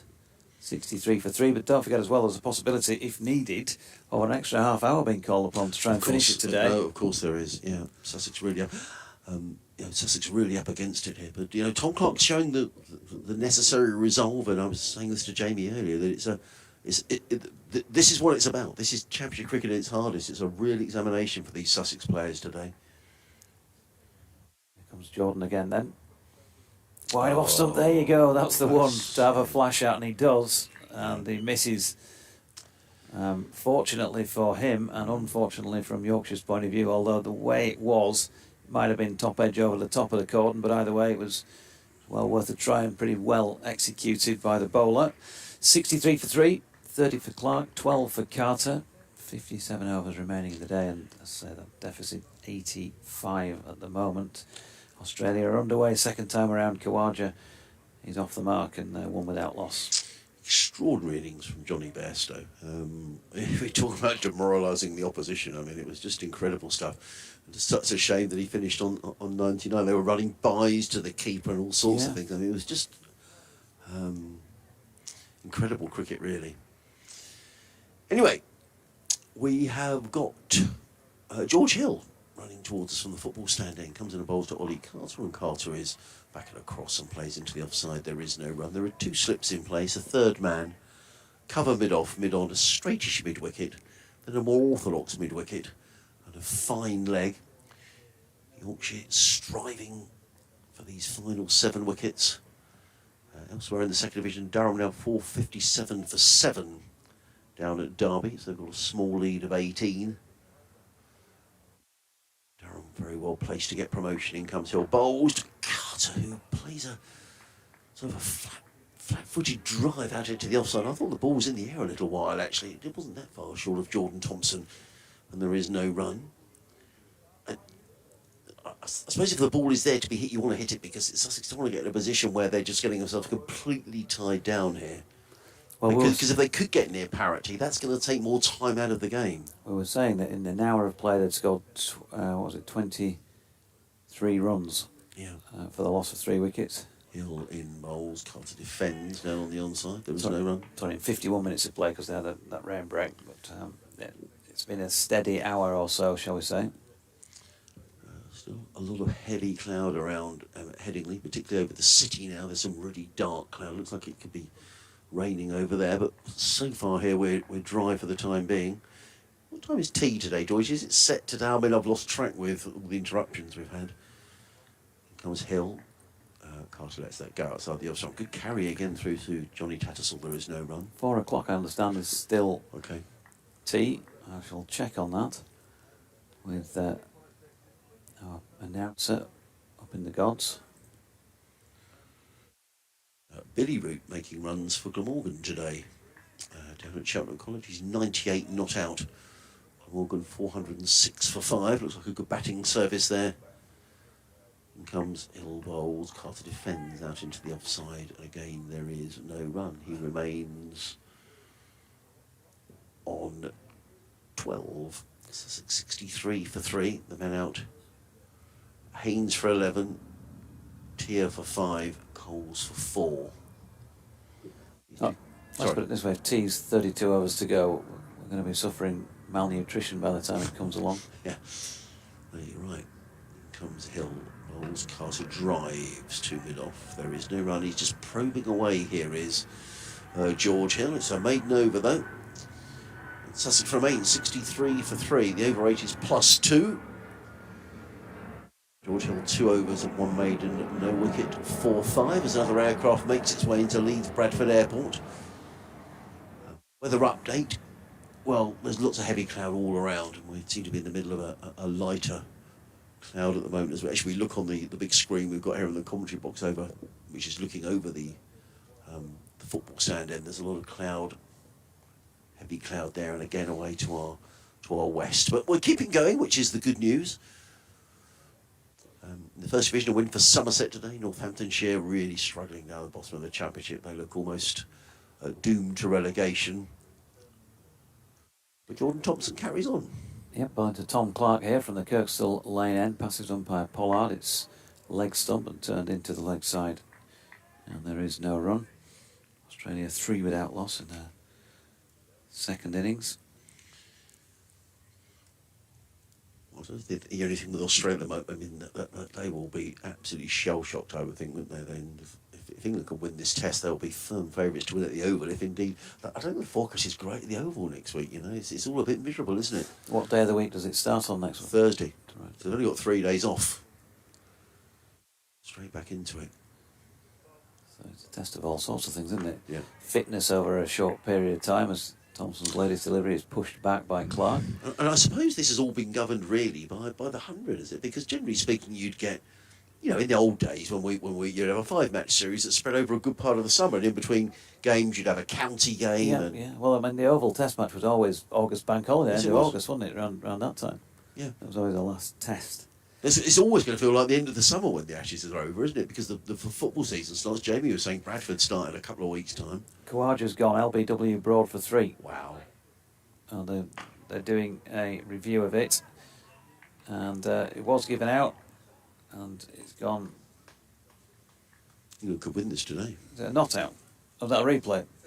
Oh, my apologies, folks. I've been suckered into a wicket from the first innings, so he's still there on 2. That was a single, by the way. Don't get my hopes up, Doige. My heart was all over. I was thinking, come on. It's got him. It's gone. Oh no, it's not. 64 for 3. Carter on 12 then. Is that Australia or Sussex? I can't remember anymore. Which planet are we on? I don't know. Planet cricket. Yeah. It is 4 o'clock for tea, by the way, Thank so you. not that long to wait. Yeah. I know you like to keep the belly full We do. with scones in your case, but scones in ours. Here's Thompson. Straight. Carter solidly behind and pushing to the onside way. Codefields, no run. This is a real test of concentration for these Sussex players. I just feel, Doige, that sometimes you just need the release of a boundary or two, or just keep the scoreboard ticking along. as much as anything else, at the moment, Adam Lyth hasn't got too much to think about. I mean, obviously he's thinking about changing his bowling, but there's no pressure, is there? No. He's not thinking all crumbs. You know, if Sussex can get a quick 30 or 40 all crumbs, they're getting closer to the total. He's able to relax in there at second slip at the moment. Here's Thompson, short. Oh, that hit I on the think head. Carter tries to pull that out to the western terrace, but he's Oh, got dear. clonked on the helmet. Hope he's okay. He seems to be okay. He's taking the helmet off himself and he's checking it, but we'll have Oh, that's not good. the usual stoppage. That was smack on the helmet, wasn't it? That was a nasty blow.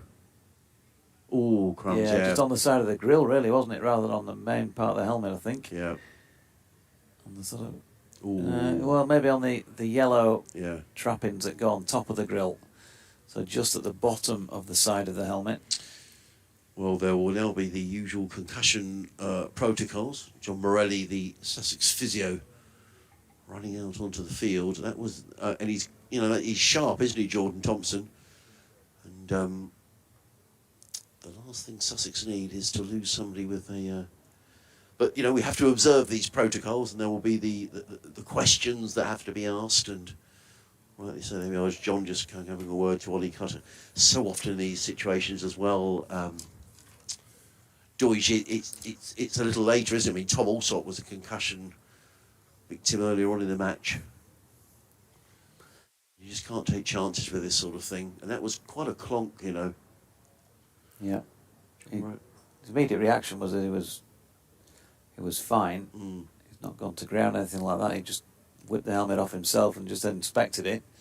So I think we'll be okay to continue, but they've just got to give him 2 or 3 minutes to see if there is any slightly delayed reaction. Meanwhile, Australia 8 without loss.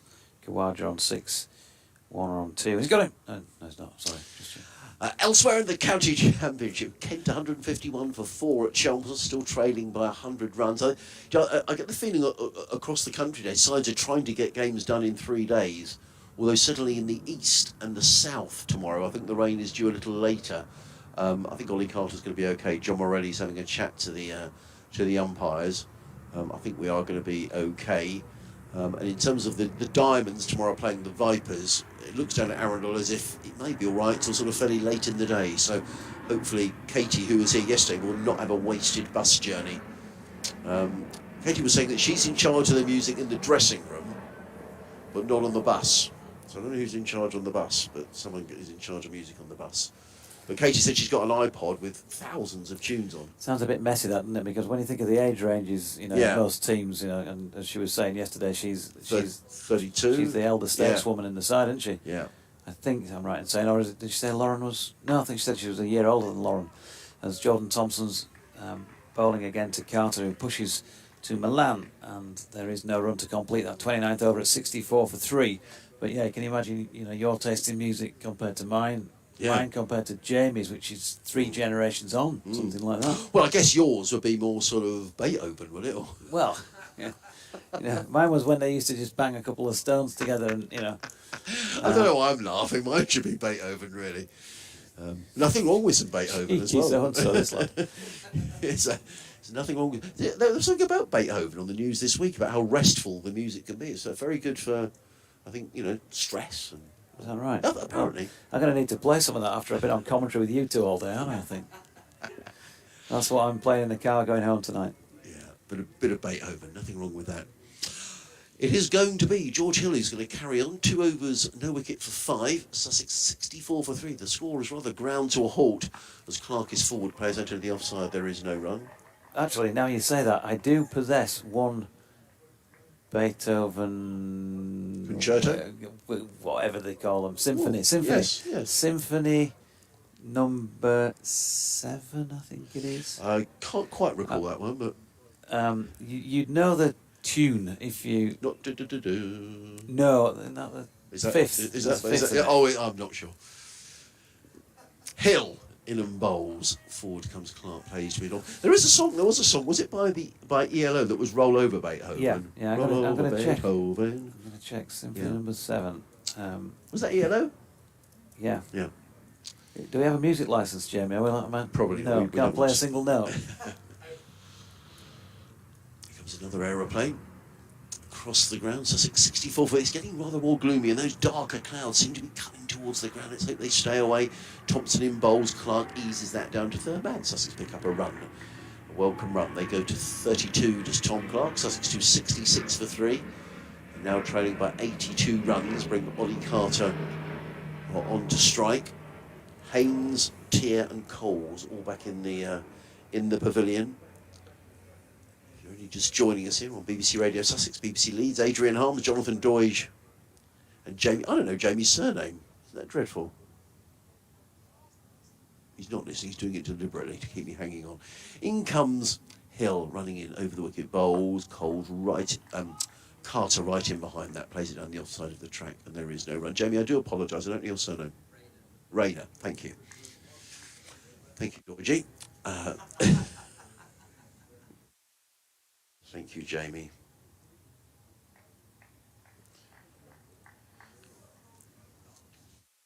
Yorkshire striving for another wicket here. Over the wicket comes in and bowls. Oh, Carter's hit on the pad. That looks very close. He wasn't too far forward. He was rather trapped on the crease. The ball bounces out into the offside. It's given as a leg by, so there's no inside edge on that. Let's have another look at this appeal. Doige is just getting us some bait. We're just going to see this replay. Hill in bowls. I think it's probably just sliding down leg side. Yes, I think it probably was a good decision by the umpire. What is this, Doige? You're trying to find the particular track that we are referring to. Yeah, I was just checking without breaking any music licences if I was right with symphony number 7. Hill in bowls. Clark drives handsomely, 4 runs. Lovely shot by Tom Clark, over pitch by George Hill. And Tom Clark's just been waiting for that, and that's a lovely shot. Drills the ball through the covers for 4 runs. He goes to 36, and Sussex to 70 for 3. Welcome runs for Sussex in that the arrears are now down to 78, and that could still prove an important factor here. Jonathan looks as if he's... Why are you laughing? It's just... all right, Steckety, fine. Tattersall, okay. But Sussex, your own team... What did I say? You just called them Shushiks, I think. No, I didn't. No, I didn't. Absolute classes, yeah. Absolute fantastic. That's wonderful. Great pronunciation there. That's marvellous. You win nothing with kids in this commentary box, I'll tell you that. Jordan Thompson then, 70 for 3, and he's in and bowling to Ollie Carter, who's pushing it to the offside, and there's no run. Yeah. I don't know my Yorkshire from my Yorkshire, and you don't know your Sussex from your Sussex. Do you know your Beethoven from your... No, I'm not. From your other classical musicians? There would be plenty. Oh, it's what they sound like. Well, just in terms of other classical musicians. You know, if you were talking about Beethoven, who else would you... if you're talking about great classical... Composers. Composers. Thompson into Carter, and that's pushed out into the Elgar. offside, no run. Yeah, him. Yeah, him as well. Who else? Schubert. Very good, yes, indeed. Brahms. Brahms. That's Brahms' third racket. You remember that? Faulty Towers. No. Turn off that racket. Racket? That's Brahms. Brahms' third racket. Oh no, yesterday's with Adrian Harms and Jonathan Doige, and Jordan Thompson now bowling to Ollie Carter, flicking off his legs. Square on the leg side. So square that James Middlebrook just takes a step aside to watch the ball go by, and they get back for 2. Stravinsky. Oh, I'm impressed now. Yeah. I know the names, but I don't know what they're responsible for. Just slightly worried that some umbrellas have gone up in the crowd.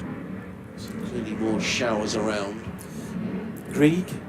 Remember Grieg's piano concerto by him and him? Chopin. Him as well. Right. I went and did my Chopin the other day. The local supermarket, as Thompson's in, and that's Carter shouldering arms to one wide of off stump, and there is no run. It's unquestionably the worst joke of the week. Grieg, the Morecambe and Wise, wasn't it, with Mr. Preview? I don't remember that. Yeah, Grieg's whatever piano No, concerto. there was a programme. Now, that would attract an audience at Christmas, wouldn't it? A Morecambe and Wise special. The umbrellas are still up, not right around the ground, but there's a yellow and blue umbrella way to our left-hand side that's gone up. Thompson into Carter again, and Carter pushes this one back to Thompson. No run. I think the Yorkshire players out there will be saying, "Come on, lads, let's get Carter." Yes, they would. Yeah.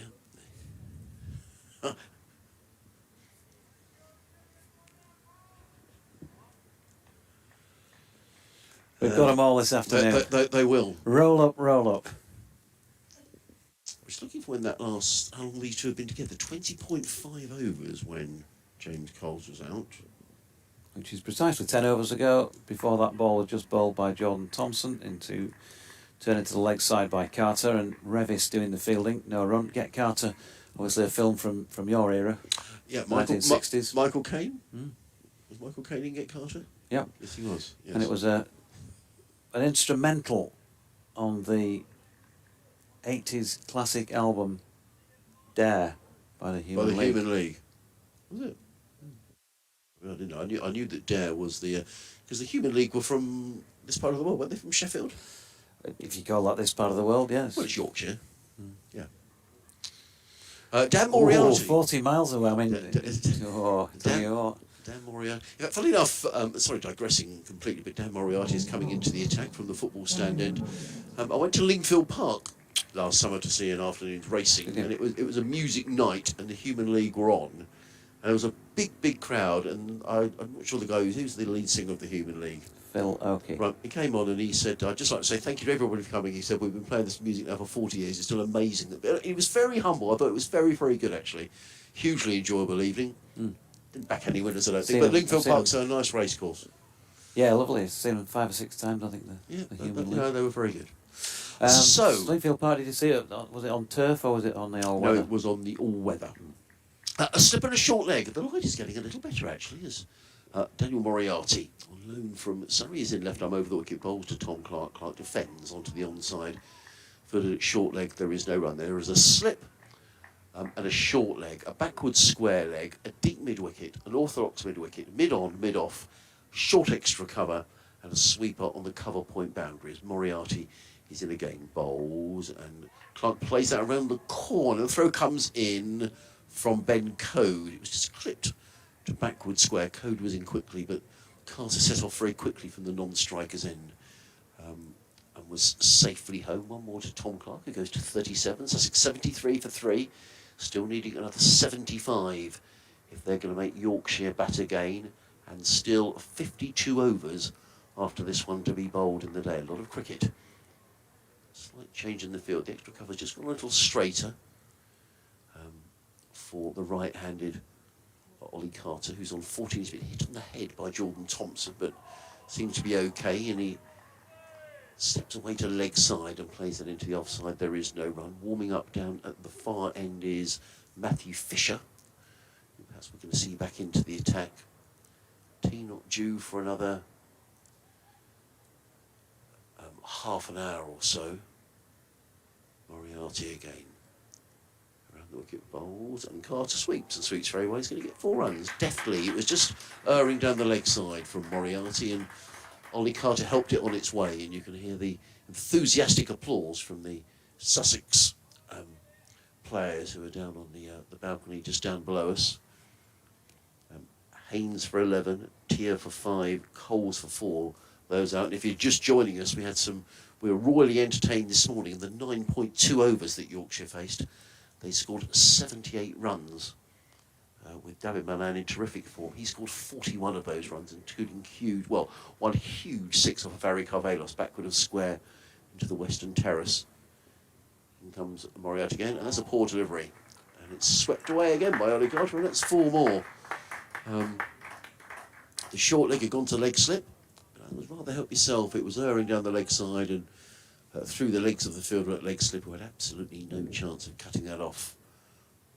Carter goes to 22. The weather is more reminiscent today of the sort of grey day you might get sort of in an early season game in sort of April. It's very grey and overcast. And the spectators actually quite well wrapped up, Doidgy, as well. There's not too many in T-shirts. Most are in coats. Moriarty can be disappointed, particularly with that delivery. He's in and bowls. Carter steps away, and plays that off the back foot through the offside field to the sweeper on the cover boundary. So the most productive over that Sussex have had for some time. 10 runs coming off of it. Sussex 82 for 3. Dan Moriarty opening over. Clark is on 37, Carter is on 23, and these two have just restored a bit of stability to Sussex after they were at one stage 48 for 3 in the 20th over, or the 21st over, I should say. Meanwhile, at Old Trafford, Australia 14 without loss. There is another test match going on in the Caribbean where Virat Kohli is closing in on 100. He's 94 not out. India 306 for 4 in what so far has been a very one-sided series against the West Indians. We thought Matthew Fisher might be coming into the attack, and indeed he is, as Paddy Matthew sort of juggles things around. Matthew Fisher been very, very specific, and why not, with where he wants Dan Moriarty. Yes. Just 4.5 yards in front of square on the offside, please. And can he just go to about 7 strips and 1 stride away? In fact, he's bringing him closer in by another strip of the square. He's also moving his third man a little finer. 3 slips in place, long leg third man. Mid-wicket, mid-on, mid-off and cover. First ball is wide of Carter's off stump and it's a leave. So they want to keep the pressure on here, Yorkshire, while they've got a lead. Of course, things will change if and when Sussex get in front. But still got a bit of work to do to get there. Yeah. But it will still be a priority because Sussex will be, just keen then. It gives you, there are runs that Yorkshire have got to score, and that's going to take time. Still 51 overs and 5 balls left, plus a potential extra half hour if needed on this third day. Fisher in again, Ooh, good delivery. that's out. That's a big appeal for LBW. Not out, says umpire Paul Pollard. That looked a very good shout. It did. Has he signalled leg by, though? Don't think he has.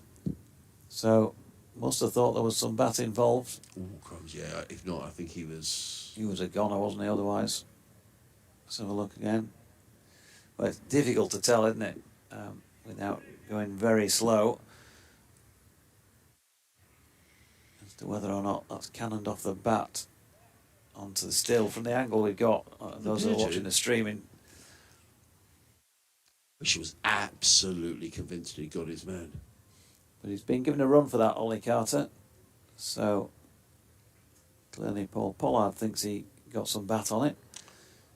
In which case, wherever we think it was hitting him, it makes no odds. Clark is back on strike then. 83 for 3. Fisher round the wicket to the left-hander. Straight delivery again. He's looking to work it to leg, but can't make sufficient contact to do so. Still to come for Sussex. Daniel Ibrahim, Finn Hudson-Prentice, Nathan McAndrew, Jack Carson, Aristides Carvelas and Henry Crocombe.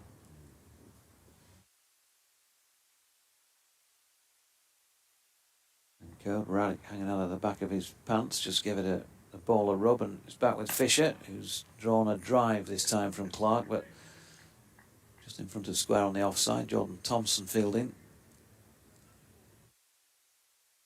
Fisher yet to strike in this innings. Took 4 for 69 off 16 first time around.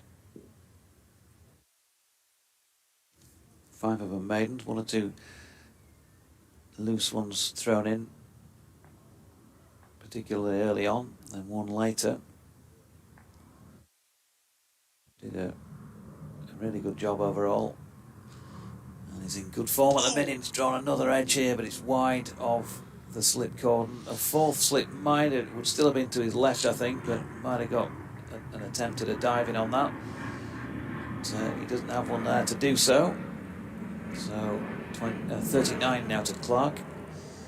And 85 for 3, but continuing in these relatively bowler-friendly conditions to live dangerously. Both this Sussex pair been given something to think about in this Fisher over, in which there is 1 delivery remaining. And That's straight again and dropped out into the offside by Clark to complete 33 overs. 85 for 3, Clark on 39 and Carter on 24. Sussex trailing by 63. I'm off. And Jamie will be with you until tea. Oh, I've got an update to do. Promise. Sorry. Armsy is off. Jamie coming back in.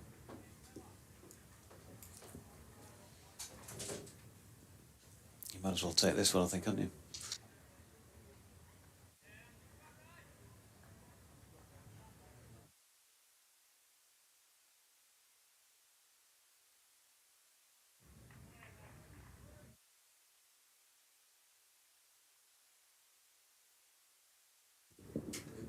A bit of musical chairs in the box, but we are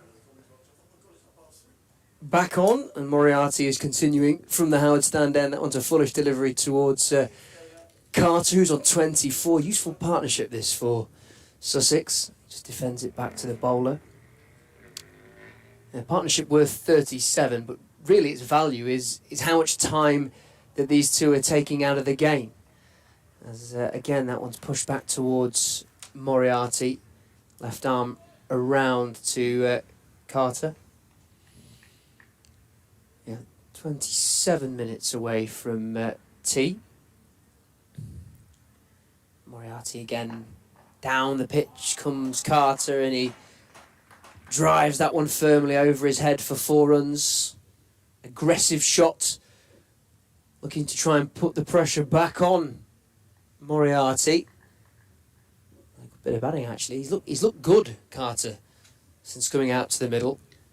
Yeah, he got runs down at Hove, 60 odd in one of the innings, and got him a reasonable rate as well. It goes back to that point that we were discussing earlier. Is there merit in going on the offensive in defence? Sussex trail by 59, and this will frustrate the patience of Yorkshire. Moriarty around once more. That one's just pushed at by Carter for no run into the offside. It was a lovely shot though to get his head over the ball. Very cultured drive down the ground. Moriarty continues to come round, this time short, and Carter takes a step back and cuts through the covers. Picks out the fielder on the boundary. Comes through for a single. And you do also wonder how costly dropping Clark was early on in this innings. Now on 39, he looks very well set. He looks rather organised at the crease. Yeah, 6 without loss at the time, wasn't it? He was dropped on 4. Into Clark is Moriarty. That one's just dropped towards mid-wicket. So at the end of the 34th over, Sussex 90 for 3. Go back to that point. Really, runs aren't part of the equation for Sussex.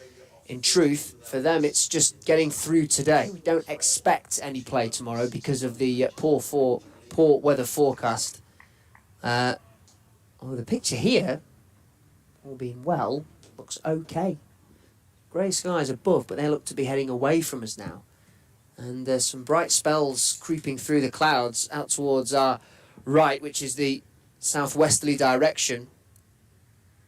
And that's where all the weather's been coming in this game, as Fisher continues down the leg side with his first delivery, and Tattersall gets a glove on it. It's cut off by Moriarty at long leg coming round. And they come through for 2 byes. So Sussex 92 for 3. It was a poor start really for Fisher, who bowled well in his return, this time from the Kirkstall Lane end. I think it just shows the value of getting some runs on the board, because it just makes Adam Wright have to think a little bit. Yeah. I mean, the runs required now to make Yorkshire bat again down to 56. You know, we were just saying, how costly will that lithe drop be? Yeah, but yes, absolutely. Fisher, that's a better line this time. Shaping the ball in towards the right-handed Carter. Slightly fuller as well. He's watched the replays of that LBW shot. He was absolutely convinced, wasn't he, Fisher, that he got his man, and there must have been an edge because obviously the umpire signalled it as runs, but it looked like a faint edge at that. But what was very noticeable again is just the extra pace that Fisher's got, rushing these batters into their shots. And again, he's coming in from the Kirkstall Lane end. That one's well kept out by Carter, firmly behind the ball. Ian Scales in Findon, which is in Sussex. Lovely Findon. He says, I'm watching the test match, but keep an eye on my county. Another failure by 3 of the top order batsmen, says Ian. He's not very happy. Who is Tier? I've never heard of him. Many a Tier has to fall, but it's all in the game. That's a Tommy Edwards song from 1958. I'll take your word for it, Ian. The best era of popular music. I'll read the rest of your email in a minute, and I'm not sure I totally agree with it, but nonetheless, we'll... Fisher just aiming that one outside off stump through to Tattersall. Goes on to say, why can't Sussex sign a top well-known batsman of proven ability? I'll tell you why. They won't come to a side incapable of winning. Harsh maybe, but usually true. Yeah, I think that is a little harsh, Ian. I mean, Sussex are unbeaten in the Championship this year. They have beaten the leaders, Durham. They're the only side to do so. Cheteshwar Pujara, I don't think anybody can doubt that he is a world... what's the word I'm looking for? A world-class top-order batsman. I don't think there's any question about that. So I think that is a little harsh. Fisher in, and that one's aimed in towards leg stump, dropped into the onside, no run. And in terms of Charlie Tier, he's a young wicket-keeper batsman. He's only 19. He's had to bat at number 3 in this match because Tom Alsop, who skipped the side, was hit on the head in the first innings and has taken no part in the game since the first day. So Charlie Tier is a concussion substitute, and as Jamie was saying earlier on, it means you have to bat in the position that Tom Alsop batted. So, that's a pretty tough gig, actually, against a top attack like this. Final delivery of this Fisher over. He's going for the stumps once again. Full delivery, and it's driven by Carter for no run. And that concludes the end of the 35th. Sussex 92 for 3, trailing by 56. And I'm right in saying, aren't I, Adrian, that there was a certain batter who averages 55 plus in Test cricket that donned the Sussex shirt. Yes, he did. Yeah, earlier on this season. Yeah, and he was I have to say, you can only see as you find, Jamie. And I thought he was delightful, Steve. Yeah. He really was. He came down. Every interview we wanted that he did, he spent time. We wanted an interview with Steve for our colleagues in BBC Wales who wanted to do a little on Labuschagne and Smith, and he was very happy to do it. Every selfie that people asked for on our travels, he posed for. So on a personal basis, I couldn't speak highly enough of Steve Smith. But there's no question here in Sussex are up against it here. I don't think that there's no denying that. But they're battling away as it comes Moriarty bowls. Sussex have decided to go after Moriarty. I think this is a plan. Yeah. He's only in his 3rd over. He's already conceded 16 runs. From a certain point of view, maybe Yorkshire won't be too unhappy to see that. Well, it might bring the breakthrough. I mean, this partnership now worth 45, but if they're to go after anybody, they want to go after the one that will be the most chaseable. Moriarty involves to Carter. Back down the track, there is no run. If they can get into the head of Moriarty and force the issue back onto Yorkshire and ask their fast bowlers to give more energy and try and tire them out more, it's a good ploy if they can pull it off Sussex. Required to make Yorkshire bat again down to 55. Moriarty and Carter defends down the onside. There is no run. And I think this is what's really key for Sussex is that they are showing that fight, that grit, and certainly with Clark at the top of the order doing so, he looks very well set now, very organised for his 40. Slip and a leg slip. Moriarty in bowls. Carter defends into the offside. And there is no run. But Ian, thank you for your email. Always good to hear from you. Sussex Cricket at bbc.co.uk. Sussex with a break in Championship cricket after this until September. No game next week for Sussex, and then we're into the 50-over competition. Moriarty in bowls, and Carter sweeps down to deep backward square field and out on the boundary by David Malan. And there is a single to Ollie Carter, who goes to 30. Sussex are 94 for 3. This partnership now between these two is worth 46. Coming together in the 21st over. We're now in the 35th over, so they're certainly holding up Yorkshire. Moriarty over the wicket bowls to Clark, who drives to mid-on. He needs to get a bit of a move on here, but in the end it was a well-judged single. It was played to mid-on. I think that's the 12th man out there. I may be wrong, Jamie. Yes, indeed it was. It is, yeah. It'd be James Wharton that Thank you. is doing that, yeah. And, Ben Code, we suddenly realised because Ben Code emerged from the dressing rooms down below us. So, Moriarty, 3 overs, no wicket for 18. Sussex 95 for 3. 53 more runs needed to make Yorkshire bat again. Importantly, 48 overs remaining here. And you're listening to live cricket on the BBC. BBC Radio Sussex, BBC Radio Leeds and other radio stations around Yorkshire.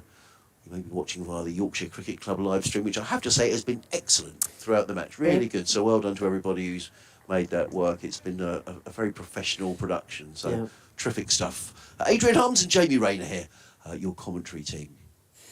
And Matthew Fisher at the top of his mark, looking to try and find a breakthrough for Yorkshire. Round the wicket to Clark. And with that line, Clark just says, yep, I'll let that one go through. Thank you very much. Through to Tattersall. And you get the feeling that with Clark now, he knows exactly where he's going to be playing, he's going to be leaving. He just seems very, very organised. I've used that word a lot of late as Otis Gibson and Ali Maiden just complete their lap of the pitch. I like to do that, the coaches, don't they? Yeah. Just say Virat Kohli has completed his 100. 324 for 4 India over in the West Indies. Johnny Bairstow marooned on 99 for England. What an innings it was from Bairstow. If you see any highlights of that, the ball was smashed to all parts of Old Trafford. Yeah, although Davey Warner's just tried to do the same and he's going after Moeen Ali. So, going after the spinner seems to be the way at the moment. Australia 28 without loss. They've got a lot of work to do. Milan's come in towards mid-off. That one goes past the outside edge of Clark, who was playing at it, missing. And both hands on the head of Matthew Fisher just tells you how close that was to finding the outside edge of Clark. Through to Tattersall. He survives.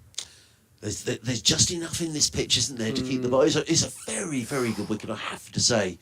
There's plenty, if you put the ball in the right place, you're prepared to bend your back. There's something for the bowlers, and there was a terrific pitch here. You were saying, Jamie, for the Test match here, and this is similar. You've got a chance.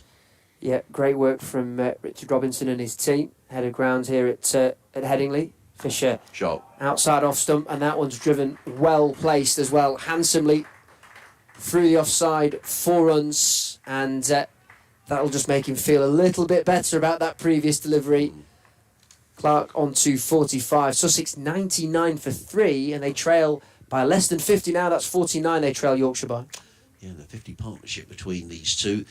You can't beat a left-handed extra cover drive, can you? It's a thing of beauty, and Tom Clark played that beautifully. Yeah, he read the shape of the ball. There was just a tint of movement there from Fisher. He got on top of that really well. Fisher, how will he reply? Well, he goes short and aims it in towards leg stump, and Clark there is pulling off his hips down towards the man at long leg who comes round. He'll get 2 for that shot. That moves him on to 47. It brings up Sussex's 100. They are 101 for 3.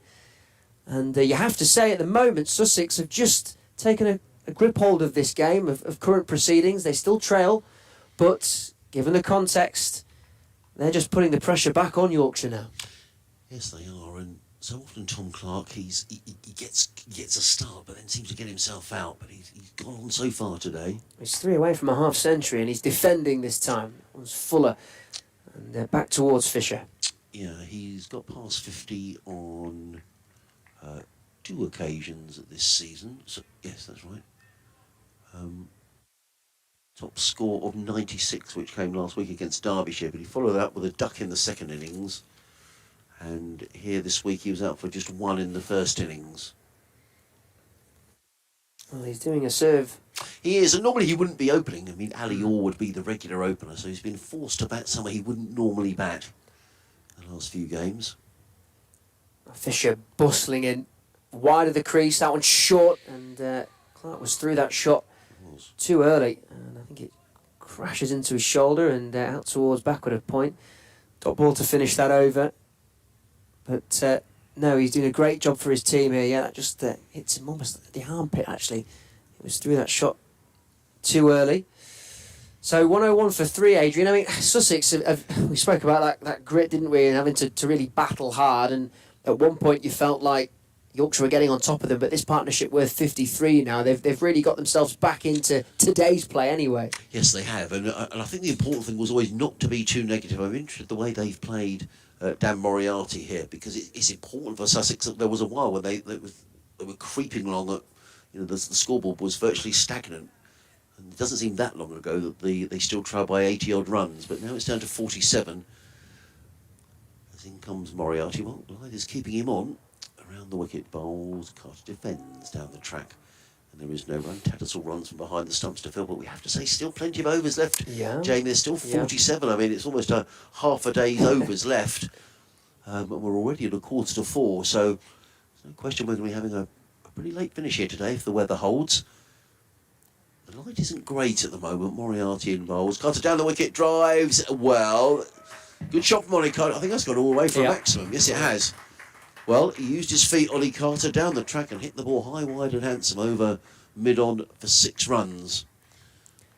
As a spinner, I never think you're too worried about that. If you see someone go down the track, you think, well, OK, you've had to go once. Yeah. Maybe they'll get him to do it again. Well, they've just pushed mid-off. Yes, they have. Mid-on, sorry, back to the boundary. So which is interesting. So you probably won't find Carter doing that again. Moriarty in bowls, and Carter plays that firmly to backward point. But I think Sussex are being positive here, and I think they're the right tactics. And actually, with the mid-on up, it was a relatively risk-free shot as well. Yeah, made sense.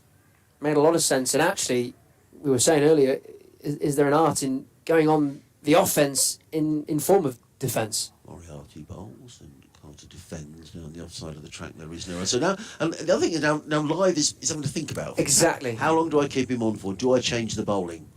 Well, Live's having to think about, I might have to bat now. And if they get...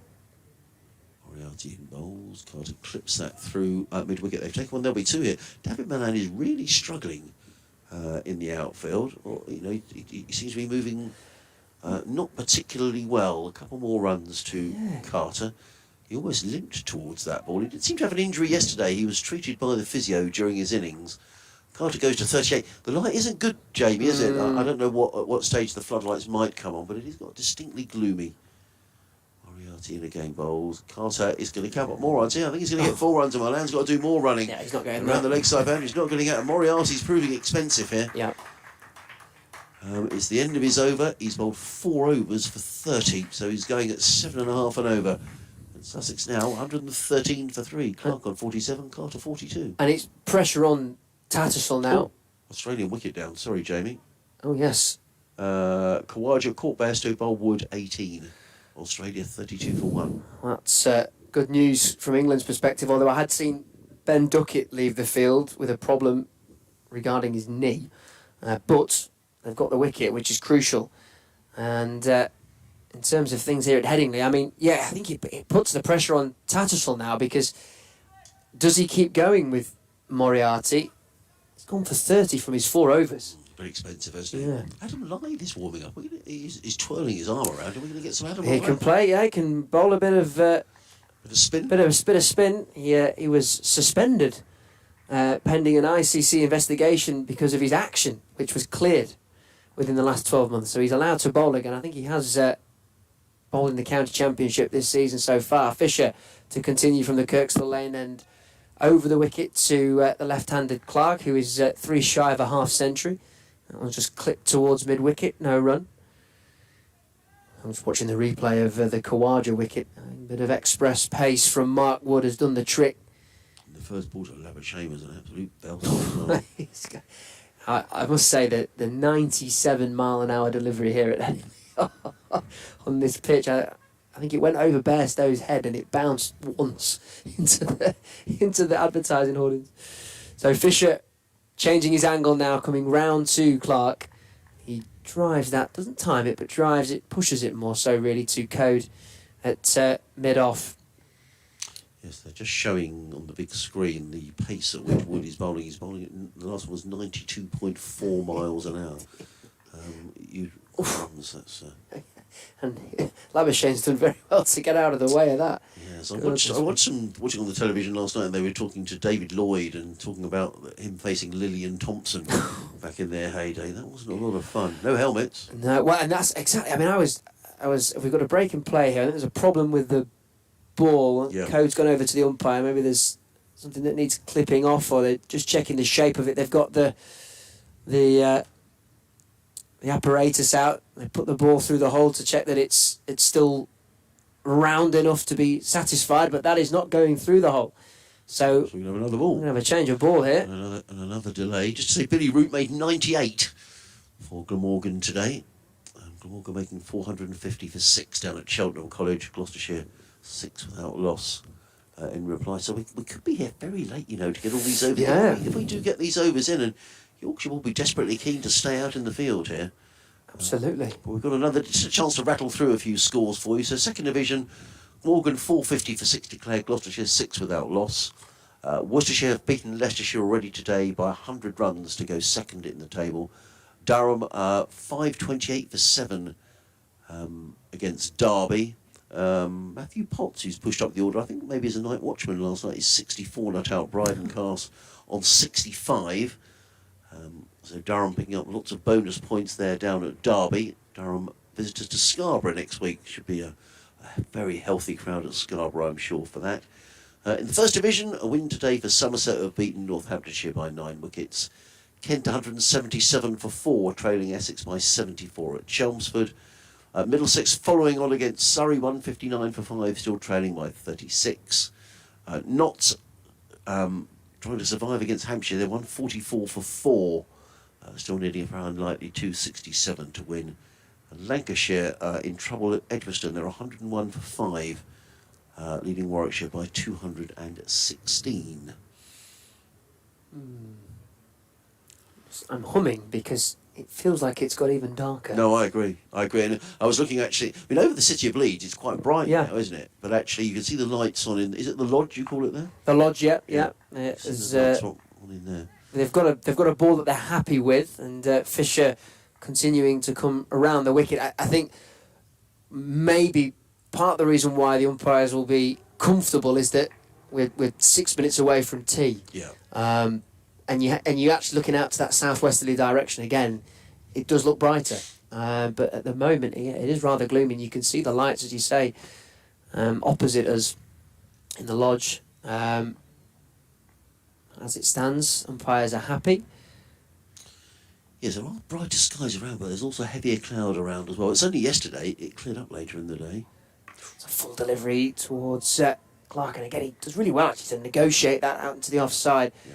Fisher's really probing, a testing line towards him. It's a good battle, actually. It is. It's a very good battle. It's one of those games where it seems to have gone down in sort of clusters as well. You just feel, if one goes, maybe another goes, and all of a sudden, 5 down, and then, everything does get very twitchy. And Yorkshire will be well aware of that. They're not giving this up anytime soon, No, but Sussex are playing their part as well. It's been a great game, and all credit to both teams, actually, for looking at Yorkshire trying to force the issue and Sussex responding today. If we are to have a washout tomorrow. Fisher shorter this time, pulled away by Clark. There are 2 fielders out on the leg side, and the man at deep square leg does the fielding. He'll pick up a single. Brings Carter on strike. Clark on 248. Just look at this field now from Fisher, who straight away is instructing what he wants. A fielder comes out of the slip cordon. It's Jordan Thompson, who just trots over to what will be a deep square leg. There's a long leg in place.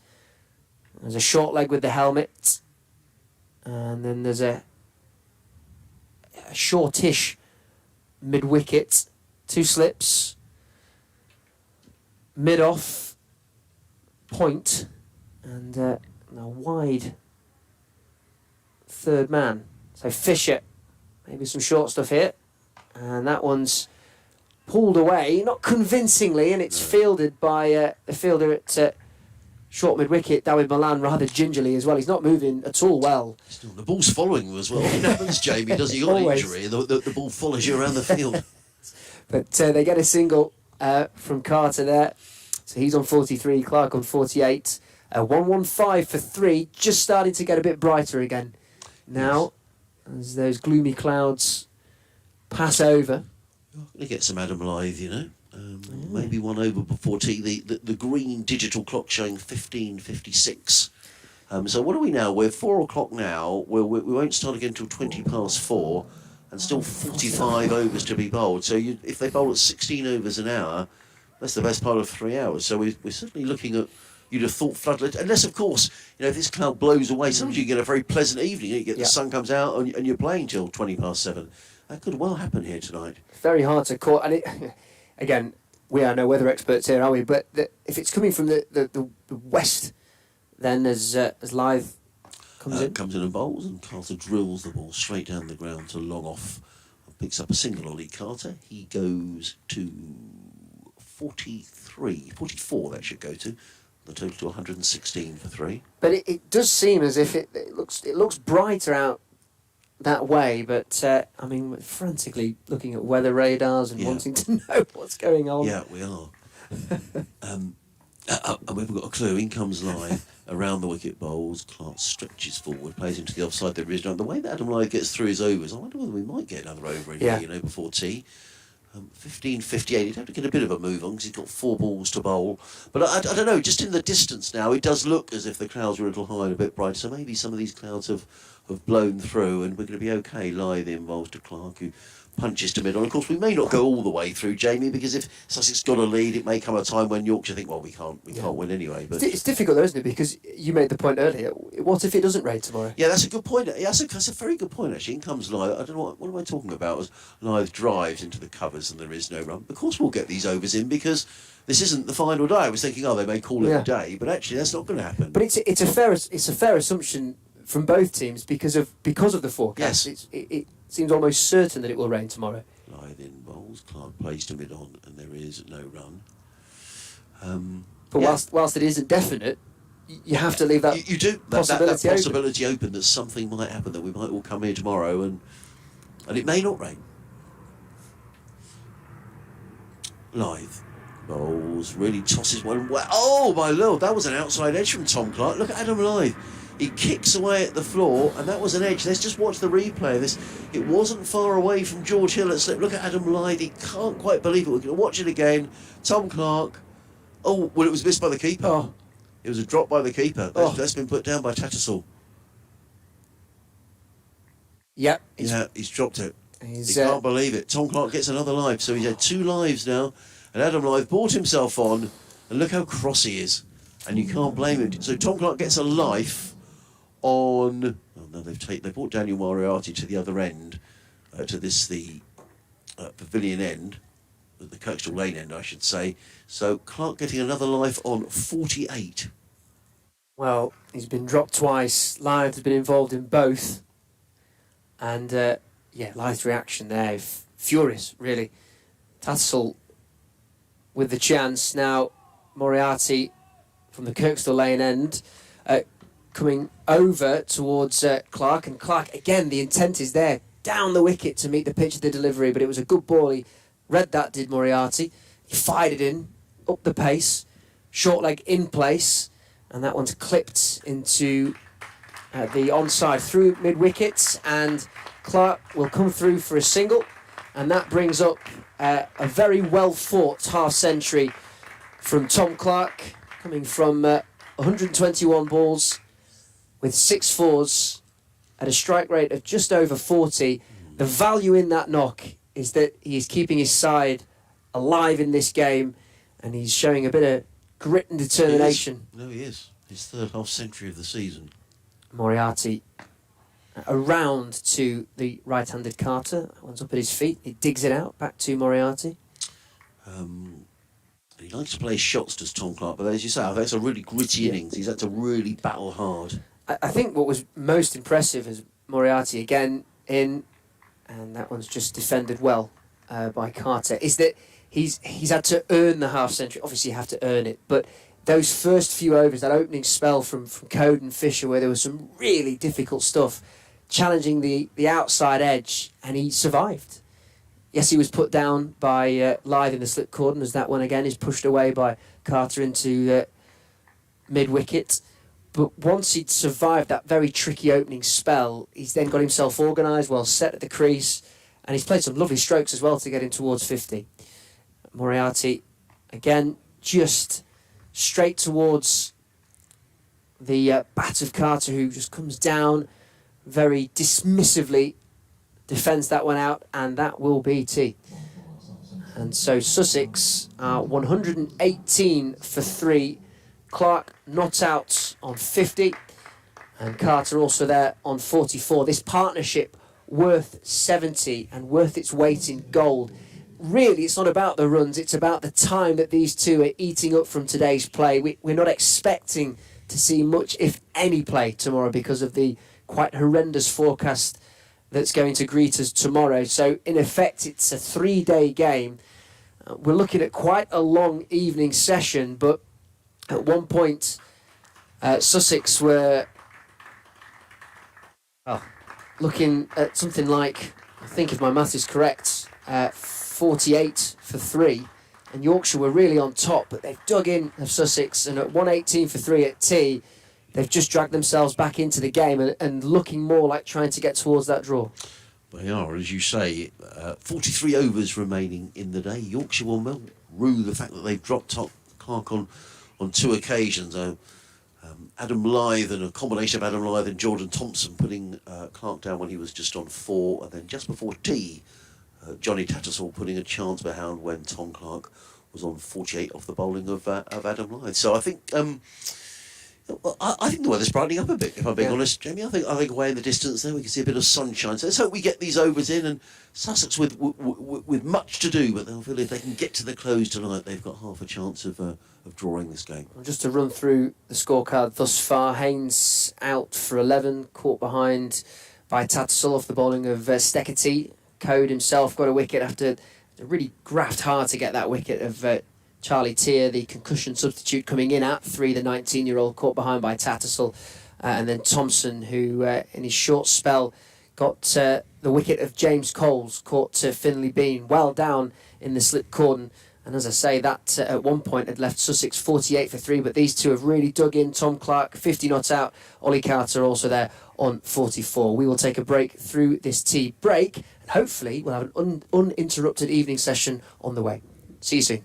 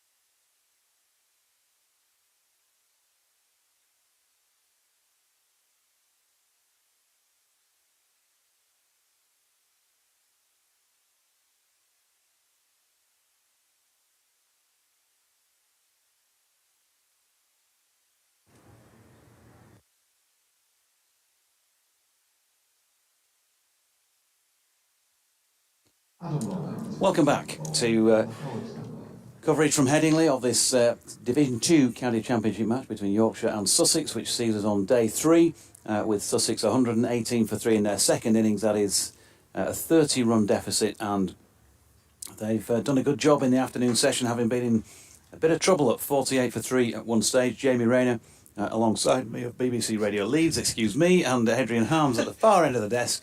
And we've just been eating some lovely pasties at tea.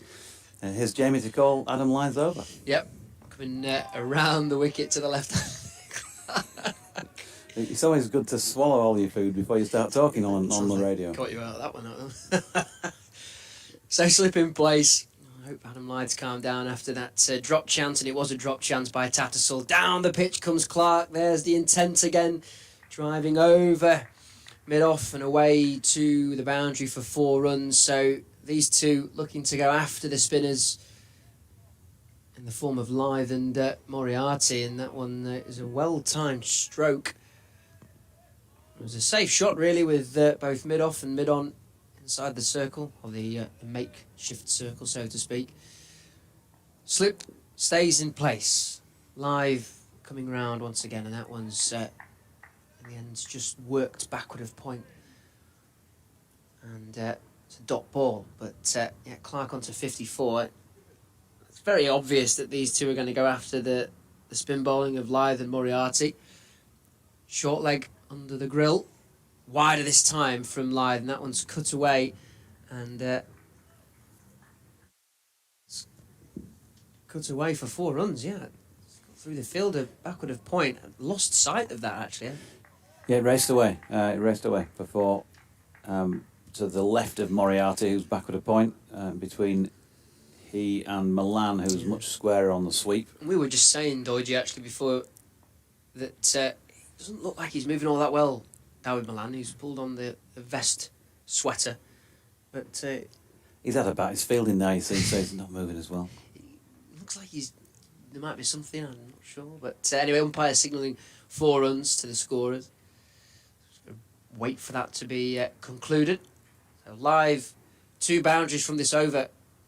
First one after tea. Dropped in towards the onside this time by Clark, who's on 58. So end of that first over after tea. And Sussex are... Oh, there's another delivery, I beg your pardon. And then is there a wicket? Breakthrough, there it is! Adam Lyth finds the breakthrough. Clark looking to cut, and he's caught behind. Tattersall takes it this time, and that makes amends from the chance just before tea. Final delivery of that over, in which 2 boundaries had come from the blade of Clark. He falls for 58, and that is the breakthrough that Yorkshire was searching for. Sussex 126 for 4. Yep, good little catch by Johnny Tattersall, who's done well with the gloves in this match. We're not getting a chance to see the actual shot again. We're just getting a chance to see Adam Lyth punching the air on taking another first-class wicket to go with the 100 that he's got. Johnny Tattersall, it hit the heels of his hand and he reeled it in at the second attempt. But it was a curious over, wasn't it? Clark, he came out positively. He whacked Adam Lyth over the top. He got a second boundary, but maybe, just maybe, he got a little bit carried away there. And he's definitely got a nudge on that, and Tattersall did well to watch it and take it at the second attempt. Excellent effort from behind the stumps. 58 from 127 for Tom Clark, but he's just put his team under pressure again. You wonder, just looking at the length of that delivery, whether it was a little too full for Clark to be cutting, and he was ever so slightly late with the stroke, hence why the edge came, and it was well taken by Tattersall up at the stumps. So Sussex 126 for 4, and it brings to an end what was a very firm partnership for Sussex, and a much needed breakthrough for Yorkshire. Yep, Adam Lyth. Let's just have a look back through his first-class record with the ball. Destroyer with his off spin. Of course, he was spending a little bit of time when he wasn't allowed to bowl last year, because of questions over his action by the authorities, but got all those relevant boxes ticked. That is a 36 . 36 37th first class wicket. 2 for 9. 2 for 9 is his best. He can beat that today. Could take a couple more wickets. 1 for 10 he's got. He's averaging 46 with the ball and 38 with the bat. I think he'd rather see that the other way around. That partnership between Clark and Carter worth 78 for Sussex, so a very timely wicket for Yorkshire. So Ben Code to start this final session of day 3 from the Kirkstall Lane end, and Carter angles the bat and runs this one down to third man. They've got 2 slips in place. David Milan has brought in just off the cut strip for Carter, although it looks like he's going to change positions here for Dan Ibrahim, who's the new man at the crease for Sussex. Code 1 for 17 off 10, miserly as ever. Interesting field position for Carter. I wonder what they've seen from him in that afternoon session to try that ploy with Code. Yeah, maybe just think he's susceptible, pushing a little bit aerially. Maybe sort of a position maybe for a leading edge, something like that, if Ben Code's going to bowl it straight. Try and get him in a bit of a pickle. 3 slips in place now for Ibrahim, and here's Code. Got one there. George Hill has taken the catch at first slip, and Ibrahim has gone first ball. 127 for 5, and things happening at Headingley with still 40-odd overs remaining in the day. But will there be 40-odd overs remaining in the match? George Hill straight in at first slip. He watched it well. And a superb delivery from Ben Code. It was the length, wasn't it? He's pushing forward, drawing him into doing that first ball, roundabout off stump, and gone. And as comfortable as a catch as you will ever see at first slip, it was the perfect height for George Hill, who watched it, as you say, all the way into his hands. I think we've got an update very shortly on BBC Radio Leeds for you, Jonathan. It's all right, don't panic. You can carry on with your summary there. I think we were... This is all... Clive's reading the news. This is all very new to me, Doigi. We will continue. But yeah, brilliant take in the slips. And we were saying on commentary earlier with Adrian, it's been consistent with how this game's unfolded. Wickets in clusters. And the pressure now back on Sussex. They still trail by 21 runs. So 2 timely wickets for Yorkshire after the tea break. Yeah. Finn Hudson-Prentice into the middle for Sussex now. 73 in the first innings. Can he do it a second time? Nathan McAndrew still to come as well. He made 47 first time around, so there's still some runs in this Sussex team. Jack Carson can also bat, as we know. Carvelis and Crocombe. Well, I don't think you'd probably be wanting to hang your hats on those to see things out from what Harmsy tells us from the Sussex perspective. Here we go with an update.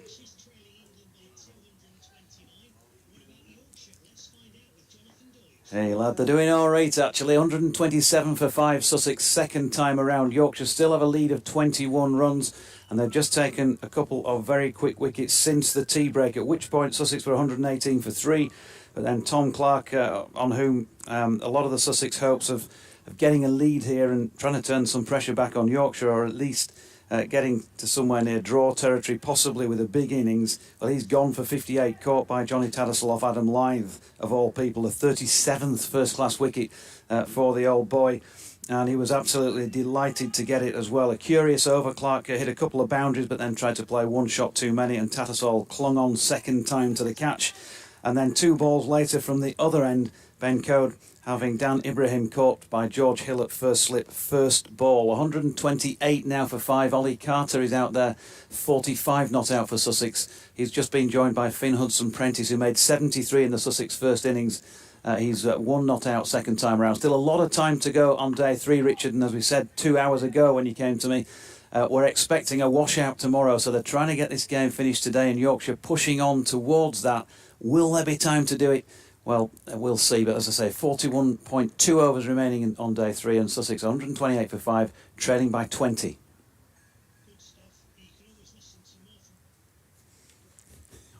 Sounds overwhelmed, Richard, at the end of those reports. But then we know what it's like. He's probably been talking to 3 people while we were on and not listening to a word that we've said. Two slips in place and an interesting field here. Ben Code has brought in Ryan Rickleton about a strip away on the offside to Carter, and then David Milan is probably about a strip width away from him to the left, and it looks like Dan Moriarty another strip width away to him to the left. So short mid-off, if you like, short extra cover, short cover are those types of angles you're looking at from the right-hander, and they're all probably 15 yards or so away from the bat as Cody's in and bowling to Carter, who drops that into the leg side for Finley Bean to field, no run. I think your leading edge theory is probably the most sound one, actually, particularly with the length that he's just bowled there. Unless he's expecting a booming drive that's going to be aerial, I think you're absolutely spot on that they're looking for that leading edge. Yeah, probably not going to be doing like you're doing in the garage at home, the drive at home, where you just get under Bang. one and just donk it up in the air, is it? We'll see. Code, right arm over.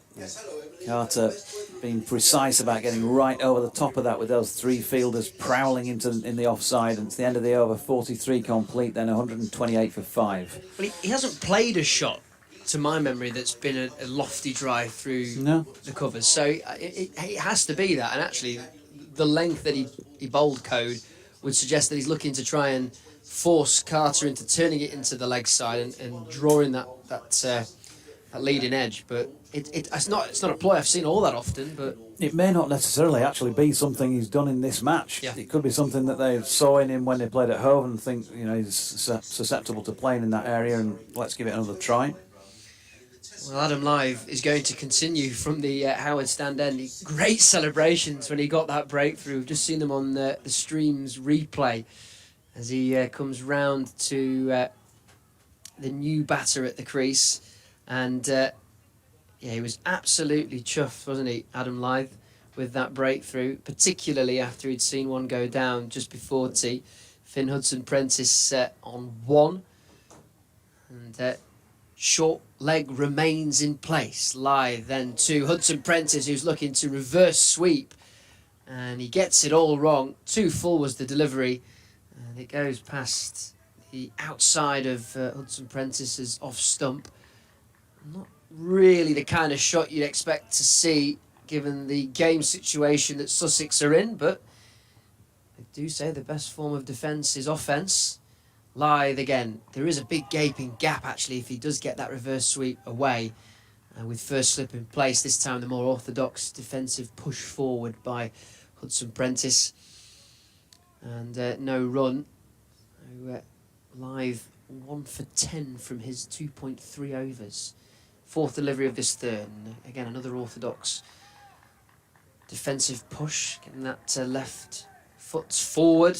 Meeting the pitch of the delivery, Hudson-Prentice. Carter still there for Sussex on 45 after the loss of Clark in the previous Lithe over for 58. Caught Tattersall looking to cut at what I would say was a slightly too full delivery. It was a good take from Tattersall actually.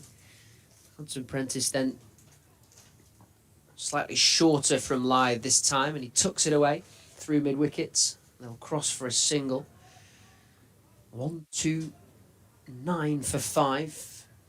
Crucially, though, on that electronic board towards our right-hand side is how much time is remaining in this game. 40 overs. There will be. If we get rain tomorrow. If we get... Adrian and I were saying this. We sucked into that lull of just expecting there to be no play at all. That is the end, by the way, of the 44th over. The scoreboard just catching up. So 40 overs remaining today. On the presumption that we won't. I mean, I looked at the four. I mean, I've got a weather app, told you. I'll tell you about that in a moment. Stop bragging.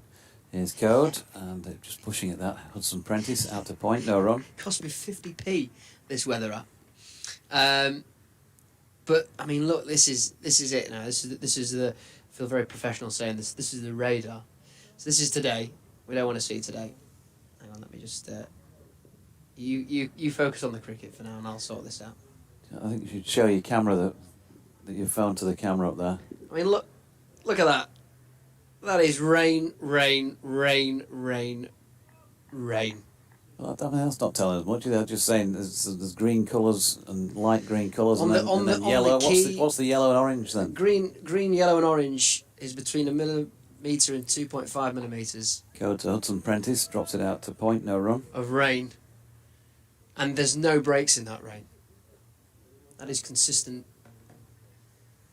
Well, okay. It looks like there's potential for a drop or two. But they're not always right, and you can't be absolutely sure, can you? And what if they do get some overs in tomorrow? You can't. They can't play on the I mean, you can expect, but you can't presume definitely, can you? No. There is a code coming in, and Hudson Prentice watches that one go by, no run. I dare say some of the spectators might volunteer to run up with an umbrella over the top of Ben Code as he's running into bowl, something like that, if they need a wicket tomorrow morning. One either side.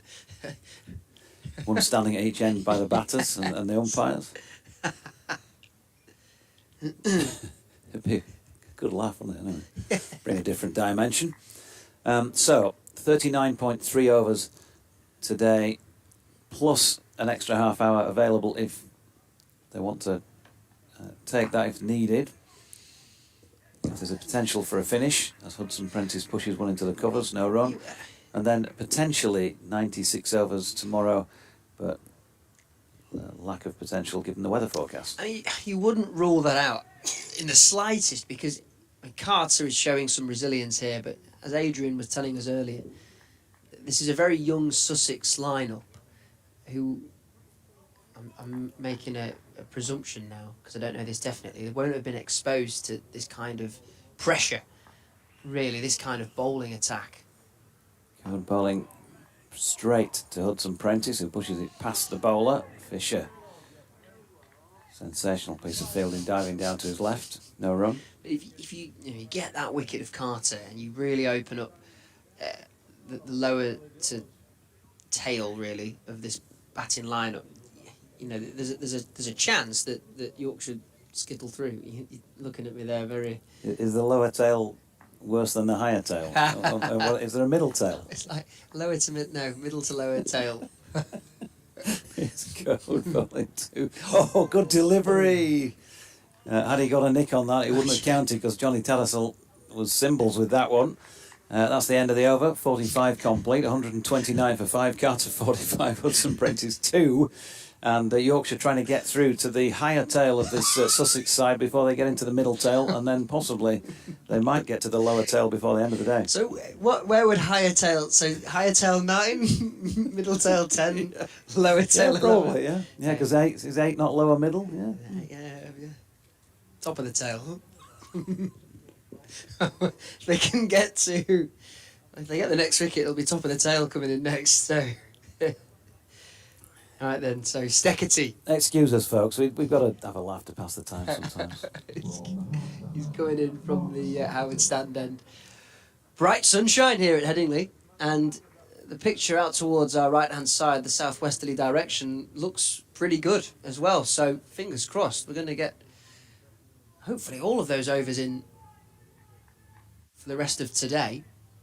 A long leg in place. Third man 2. 2 slips for Steckety. 3 fielders inside the ring. On the offside, if there was a ring. 2 on the leg. Steckety, straight line, and that's well pushed back by Carter. Warner's gone. That is a big wicket. Wilkes, I think, nearly took him outside edge in the previous delivery. Has got him. Not sure if he's bowled him clean or if he's played it on. But he's on the walk back to the dressing room. He has been as good as anyone, hasn't he, in English conditions, Chris Wokes? He's chopped it on. Yeah, so for 28. 2 wickets to fall for Australia. 5 for Sussex, 129 for 5. Driving is Carter, and driving for 4. Beats Matty Fisher at mid-off. That's a lovely drive down the ground. 4 runs. Yeah, cracking shot by Carter. That's just textbook off drive. Over pitching Mark Steckety. Didn't try and over-hit the ball. Just timed it superbly. Sussex trail by 15, and I'm sure for them a mental kind of target, standpoint, whatever you want to call it, will be to at least put Yorkshire back into bat if they're to win this game. Steckety, back of a length this time, and that one's well defended by Carter, who is a diminutive figure at the crease. Steps away out towards square leg, twirls his bat. Strolls back towards his mark. Another twirl of the bat. Steckety walks up towards the top of his mark. Ben Code getting a drink down here on the boundary edge. You were about twirler at Thorpe Audley. Thorpe Audlin. Audlin. Audlin sounds posh, that. Steckety. Driving again is Carter. That was maybe slightly lofted drive, but it was safe to the man at extra cover. Is it posh there? Thorpe Audlin. Yeah. Do you have milk in your tea? I wish it was posher, if I'm being honest. We could do with a posher clubhouse. We've got a good little club there at Thorpe Audlin. Played there for the best part of 18 years. Carter on 49. One away from a half century. Steckety into him and he clips it through mid-wicket. He doesn't find the single. And I'll have to just tell Hudson Prentice to stay back at the bowler's end. You've given that Thorpe Audlin best 18 years of your life. Oh, absolutely. Devotion. Thorpe Audlin is a hamlet and civil parish in the city of Wakefield, West Yorkshire, England. The population of the civil parish at the 2011 census was 660. Massive crowds there then tomorrow. Steckety, short, and this time Carter is looking to cut, but he doesn't time it, and he just crashes the ball back into his crease, actually. Safe, though. End of the over. Sussex 133 for 5. For anyone that knows Thorpe Audlin or the East Hardwick area, it's a very hidden away ground, actually, in terms of exposure. Quite a lot of people will drive past the ground and not know it's there. There's a long lane you have to drive down to get to it. It's a lovely ground once you find it, but finding it is not the easiest. And the amount of times I've heard that from opposition teams visiting. Near Roger Thorpe Manor Hotel and Correct. Hillthorpe Manor. There's lots of manors around there. Yeah, yeah. And you're lord of the Thorpe Audlin Manor. So it's the south of the village, the hamlet, I should say, Thorpe Audlin. Yep. Went Bridge nearby, Yep. Badsworth, Ackworth. Yep, yep. Got some new side screens for this season. Looking very nice, very plush. Here's Ben Code at Headingley, meanwhile. And Hudson Prentice right over the top of that with a solid block. Yeah, so not so far away from North and South Hemsworth, been there once or twice. Fitzwilliam, Geoffrey Boycott territory. Yeah, yeah. His brother has quite often come down to Thorpe Audlin To see you bat. to see me. He actually said that that's the reason why he came to watch me bat. I don't know if he is still president of our league. I can't remember. Code in. Oh, good delivery. There's a yelp of excitement from the slip cordon, but Adam Lythe will be seeing his GP later on for some calming pills, I think. He does get excited, doesn't he, bless him? He's been, yeah, he's a pleasure to watch in the slip cordon just because of how animated he is. Imagine what it was. I wonder what it's like at Christmas. What was he like? Next time I see his dad, Alistair, around the ground, if you're listening and watching Alistair, then you come and tell me what it was like at Christmas. What it still is like, maybe. But there was some excitement in the Lythe household. Beautiful straight drive here by Hudson Prentice. Just wide of Ben Code in his follow through. Over pitching, he'll know that. But he's still trying to do the right thing. And that has been the key throughout. We've seen Yorkshire banging the ball in short on some occasions this season in trying to get wickets. Well, it's been all about getting the ball up there, trying to get the Sussex players to drive on some occasions. They've succumbed. On some occasions, they've scored runs. And that was one of the latter examples. A lovely Hudson Prentice drive through the offside. Code in again. Very wide on the crease, another good delivery. And this time he's just dragged the length back. That's what good bowlers can do. Adjust things out there. And he has the batter just groping in a bit of thin air outside off stump. Adam Lyth must have, at 1 year, received a new bat for Christmas. Must have done. Yeah, well, you would think so, wouldn't you?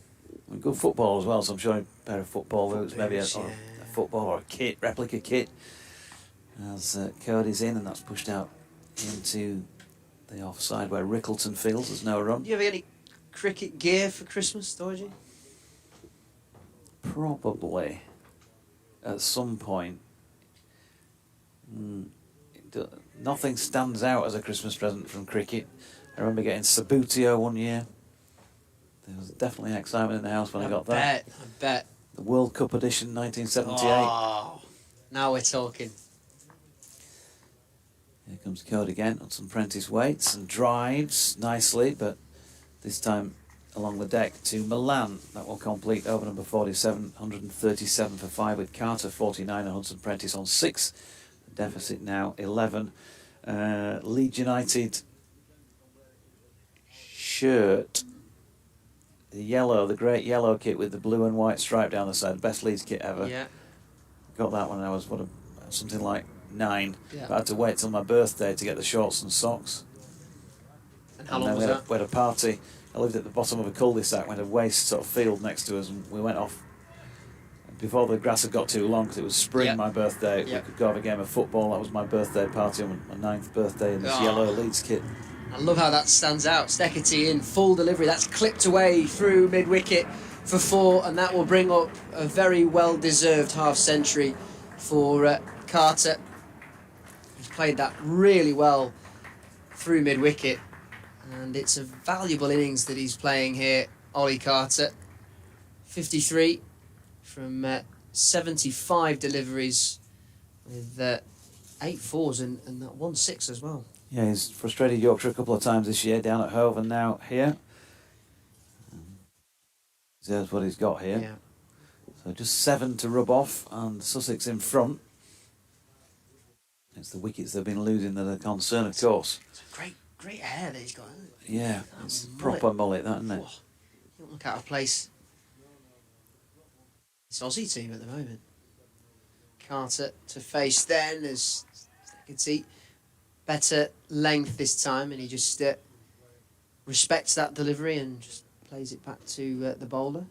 As we watch here, a chance for England. They may have got Steve Smith. There's question marks over whether or not Joe Root got his fingers underneath the ball at first slip. I think it's gone upstairs to the TV umpire. One of those ones where that'll be discussed for many an hour if it's given out or not out. That one's shorter this time by Steckity. Strained down leg side. Tattersall does well to take. Still watching these replays. Big wicket this, if they can get Steve Smith. Chris Wokes, the bowler. Joe Root at first slip. That camera angle won't show anything. Yeah, because somebody's ankle's blocking the actual moment it hits their hand. There we go. I'd say that's out. I'll take my England hat off and just look at it from a very neutral, impartial position. I'd be the other way myself. But yeah, I think his fingers are underneath that. Steckity, full delivery, really good full delivery as well. And Carter, equal to that actually, just drops his bat on the ball. And that was looking like it would crash into off stump the way it was shaping in as well from Steckity. You ever get one of those Christmas presents you didn't want? Yes. Yeah. Yeah, I had this conversation with my parents actually about a couple of years ago. I'd just forgotten about it, and then I remembered I'd never told them. I remember I would have been about 13, 12, 13, and I'd shown an interest in playing instruments. Steckity, again from the Howard Stand end. No ball is signalled. The umpire, so he'll have to bowl that one again. It was just dropped into the offside by Carter. So I'd had a couple of years. I'd have been about 14 actually. I had a couple of years playing the clarinet, and I enjoyed it. It was alright. It was something to do. I was kind of getting to that age where I thought sport not out is the signal. Right, okay. And sport was just starting to come in, really, so I was putting music to one side. Steckity, he's given one to Carter there, and he's worn that one, Carter. He's down on his back, laid out at the crease. That's hit him in the midriff. Watch on the replay. It's a shorter delivery, and it's it's one of those ones where it's a good job he was wearing a box. That's all I'll say. It's hit him in the West Sussex, and he's down on his haunches at the moment. Goodness me. He's not. Joe. Adrian's just saying in the back of the comms box that Joe Root. Yeah, didn't think it was out, so maybe I was just hoping rather than seeing. I thought it hit the grass first, I've got to say. Right.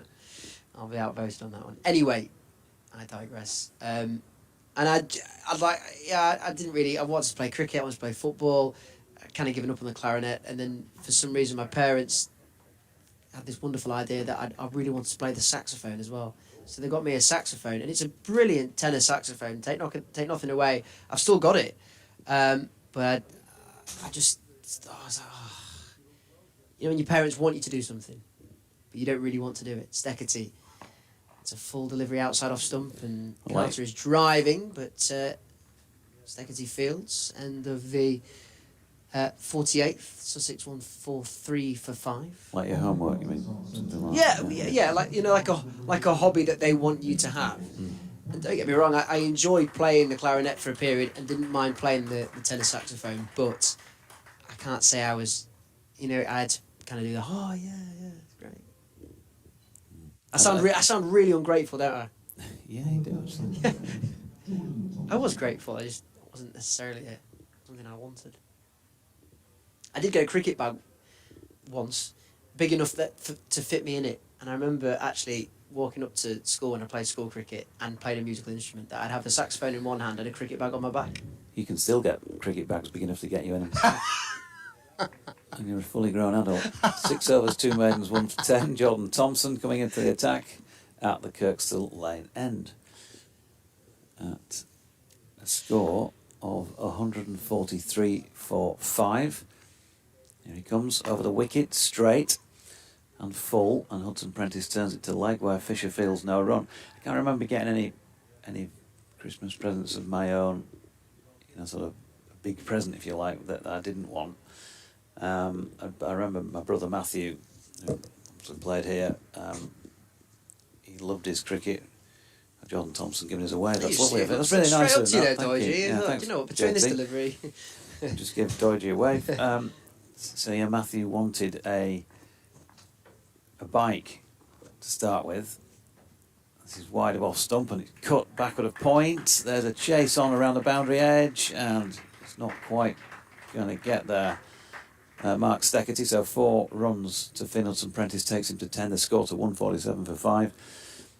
Yeah, so he wanted a bike, but I think there was a case of mum and dad saying, not sure we can, they've got 3 kids to buy for, not sure we can get him a bike or not, sort of thing. So we'll put him off the scent. So what about a cricket bat? You like your cricket? What about a cricket bat? So he said, gradually got worn down and sort of go on then, a cricket bat. When there really was, the secret was that they were going to get him a bike, and I think it was hidden at my grand's house for a while. Oh wow!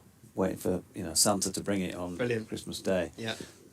And he went downstairs on Christmas morning, fully expecting to receive a cricket bat, really looking forward to it, and saw this bike and went, oh. Thanks. It backfired. Thanks for that. Yeah. Oh, that's lovely as well. He must have liked the bike though. I can't remember. He probably got a cricket bat and smashed it up. No, he didn't know. No, he didn't do that. Those were the days, yeah. We had 3 lads, all those sporty games like cricket. It's a bit of cricket as well. Oh yeah. Little snooker table, 6 foot by 3. So yeah, it's a different generation because your Sabutio cricket was my Brian Lara 2005. Thompson in. Oh, good delivery by Jordan Thompson. Hudson Prentice has to chop down on that. Not sure he picked up the length that early, or whether it just kept a little fraction lower than he thought. Yes. Maybe a bit of both. Yeah. Could have cannoned onto his stumps. Didn't. And the score remains 147 for 5. 1 run behind now, Sussex. I don't know. I don't benefit the doubt and say it did maybe keep a little low. Here's Jordan again. Another straight delivery. Hudson Prentice solid now behind this one. No run. You ever played Brian Lara 05? Maybe. That's a classic. Yeah, you're talking to somebody who came from the generation where TV games went You've got kids the same age as me. as the ball went backwards and forwards between two bats. You've got children the same age as me. They'll have played Brian Lara 05. Yeah, so I might have played with one of them. There's been so many of those computer games, it's difficult to remember which. Oh, good delivery again by Jordan Thompson as a stifled appeal. Paul Pollard not interested in Finn Hudson Prentice looking at his bat afterwards. Some inside edge about it. That was my instinct. Having not seen the replay, which we'll look at now. Yeah. Yeah, oh, big inside edge onto his thigh pad, in fact. 147 for 5. Thompson leaves our commentary position behind in the Headingley sunshine, and that one's shaping in again towards Hudson Prentice. No wickets in the over, but it was a good one by JT. 7 overs, 2 maidens, 1 for 14 for him in this Sussex second innings. 147 for 5. Speaking of deliveries that kept low, did you see the ball that dismissed Joe Root yesterday? That's a ball that kept low. Goodness me. Yeah, chopped it on. That the one? That was Crawley. That was Crawley, Oh. yeah. Joe, and that No, one. didn't it? Now that one did keep low, but not as low. Joe's was just clean bowled, but I mean, he played the length as you'd expect it to. You know, someone like Joe Root knows what the length of a delivery is, and it just. I think it was described on Test Match Special by Jim Maxwell as a gazunder, which I I'd not heard that before, but I can understand it. But, You? is it me? I think it is me. Yeah. Yeah, you're right. I'm gonna gazunder off. Jamie Rayner from the current generation, and here's a man coming back on from a different generation altogether, the sort of generation where Mum kicked him out on a morning at 7:30 and he came back about 10:30 at night, grubby knees. Adrian Harms. Yeah, well, certainly during the as Carter pulls round to the onside, Sussex are now level. So this is going to take more time out of the game now. Ollie Carter's batted very nicely on 54. Hudson Prentice is on 10. Well, certainly during the summer holidays, we used to go down to the village green, probably, I don't know, half a dozen, maybe 10 lads, and you'd play cricket all morning, and then you go home and have something to eat and come back and then play the rest of the afternoon. It was just cricket.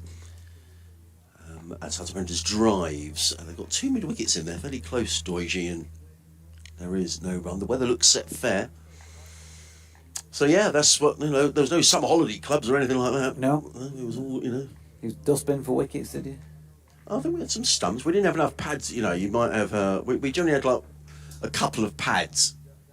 So you just wear a front pad. There was one lad who had an orange bat. He was the only one who had a decent bat back in the day, and he would always score about 200. We'd spend all summer chasing the ball around the green. He bowls to Hudson Prentice, who plays that to backward point. There is no run. Was it all in black and white? Yeah, well, yeah, and the hero was W.G. Grace. Really? Yeah. One One of the Sussex all-time greats, obviously.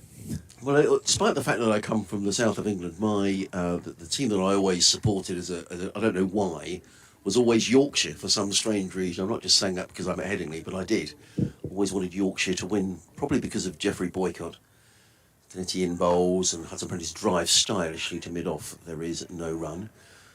And I think I said this to you, but yesterday I had a bat, an old cricket bat, and I wrote down the batting order on there, and it went something like Boycott, Lum, Sharp, Paget, Hampshire, Binks.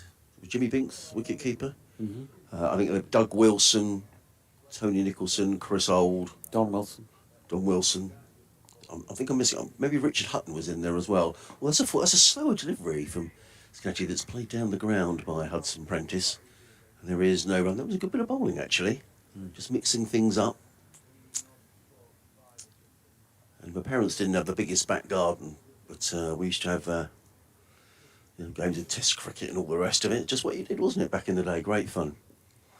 We had the scorebook. We used to do our own scoring. Did you? Yeah, we used to do interviews after the game. I used to, pretend I was Bill Lawry or someone like that, and all sorts of things.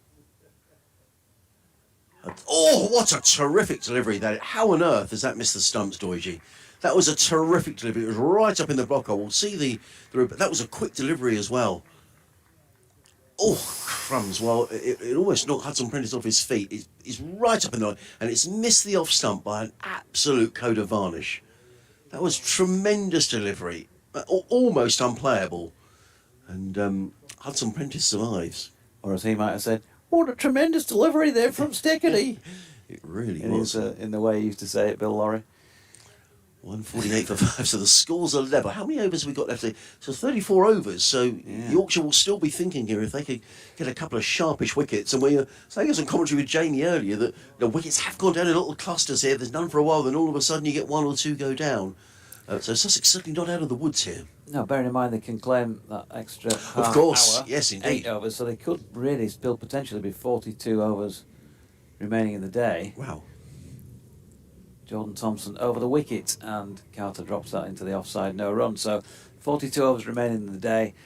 How many do they need to bowl Sussex out in terms of how many runs will they have by then? Yes, I suppose if in 8 overs, supposing you had to chase 40 runs, knowing what the weather forecast is tomorrow, I think you'd chase quite a bit more than that. 60, 70, wouldn't you? Yeah, you maybe would, 10 and over. Especially with what went on this morning. No, that's very true. Yeah, very true.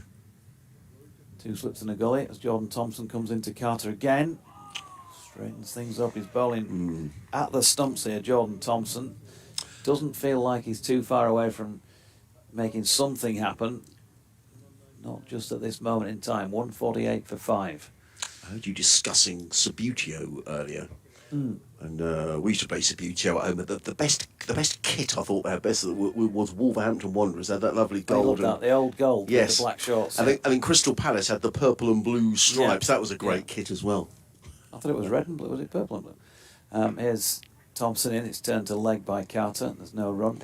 Because Leeds had the all-white strip. And I think there were other versions. So they did the away kit as well with the blue and white stripe. Who actually painted a blue stripe and a white stripe on those sleeves? Well, I presume they were they hand painted back in the day. I don't know. Imagine. This. I You mean, you're wouldn't talking. have wanted to go out for a couple of beers the night before, would you? If you're on that shift the following morning. We're talking 50 years ago, aren't we? With Subbuteo kits. There's Thompson in and pushed into the offside by Carter. He's going to get a run there to Steckety at mid-off. The cricket, Subbuteo cricket. Was that the one where you pulled the batter's bat back? Yes, I think it was. With a string type yes, thing, I think it was. Like that. Yeah. And didn't the bowler bowl it down a chute? Yes, that's right. It was a green chute that came down, and I could have done with that, taking that on the pitch with me when I was playing. Just stick it on my shoulder and just roll it down there. Terrific weather now. I mean, it famous last words. That I think the weather is set fair for the rest of the day. Thompson in again, and Hudson Prentice turning it to the leg. He's taking on Fisher here. Yes. There's good support from Carter, and they got through for it comfortably in the end. Well, Sussex into positive territory now. I mean, they only lead by 2, but every run they can take will take more time out of the game later on today. But you've got to credit Yorkshire here today because a very, I say a bold declaration, but innovative cricket, wasn't it? This morning they came straight out, smashed the ball around. They obviously had a plan of how long. And they'd have known as well that maybe there were interruptions threatened during the day. We've had not like yesterday when we did get a really long interruption. Thompson in again, turn to leg once more. Another straight delivery. Carter's going to pick up a couple here. James Wharton, who's out there 12th manning at the moment, does the chasing down, and they do get 2, so 152 for 5. Dean Southall says he's enjoying the commentary and the banter. I saw the Human League in Sheffield, he says. They did a gig at a small venue there when they got their first big break. They go back there as a thank you to the venue. That's really good. And I think as well, Doige, that when I went to see them at Lingfield Park last year, I have a feeling that they said that a couple of the girls who are in the group were original members as well. So that's fabulous. Yeah. Yeah, they are. Joanne Catherall and Susan Sully, I think. Jamie's just got Brian Lara 2005 on screen to show me, and I have played it before, yeah. And I've had hilarious laughter missing the ball that somebody's been bowling at me or whatever. I would have... Oh, there's a cheer there. What's that? Just on the scoreboard. Join the Yorkshire family. Right. I would have no idea about any of these things. No. When people talk about FIFA and all that sort of thing, I have no idea what you're talking about. No. In terms of the game. But there you go. That's something I've never played. Randomly, the scoreboard has just decided to make Yes. some noise for us. Wow, and really noisy as well.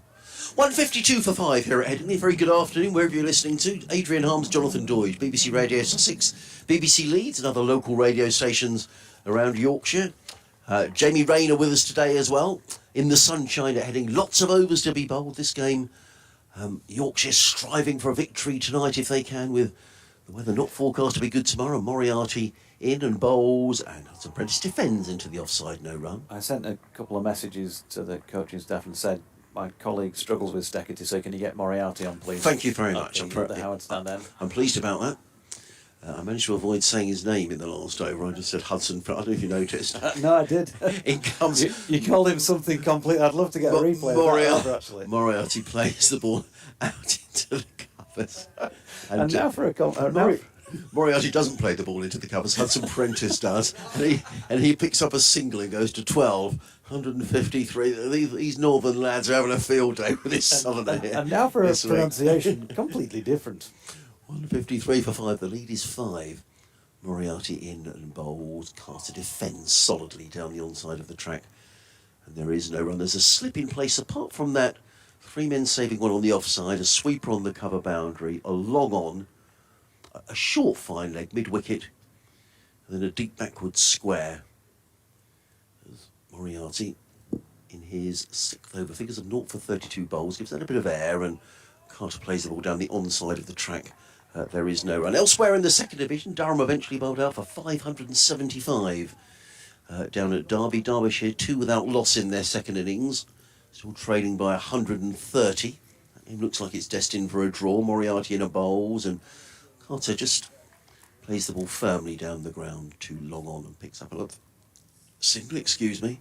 Carter goes to 58.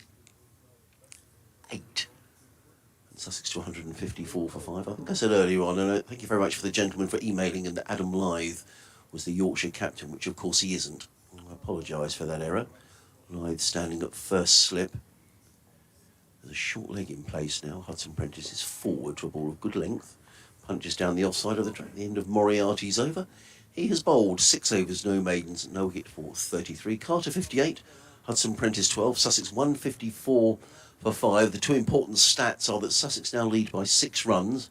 Perhaps more importantly, 32 overs remaining in the day. Elsewhere in Division 2, Gloucestershire 60 for 1 in reply to Glamorgan's 450 for 6. That game being played at Cheltenham College.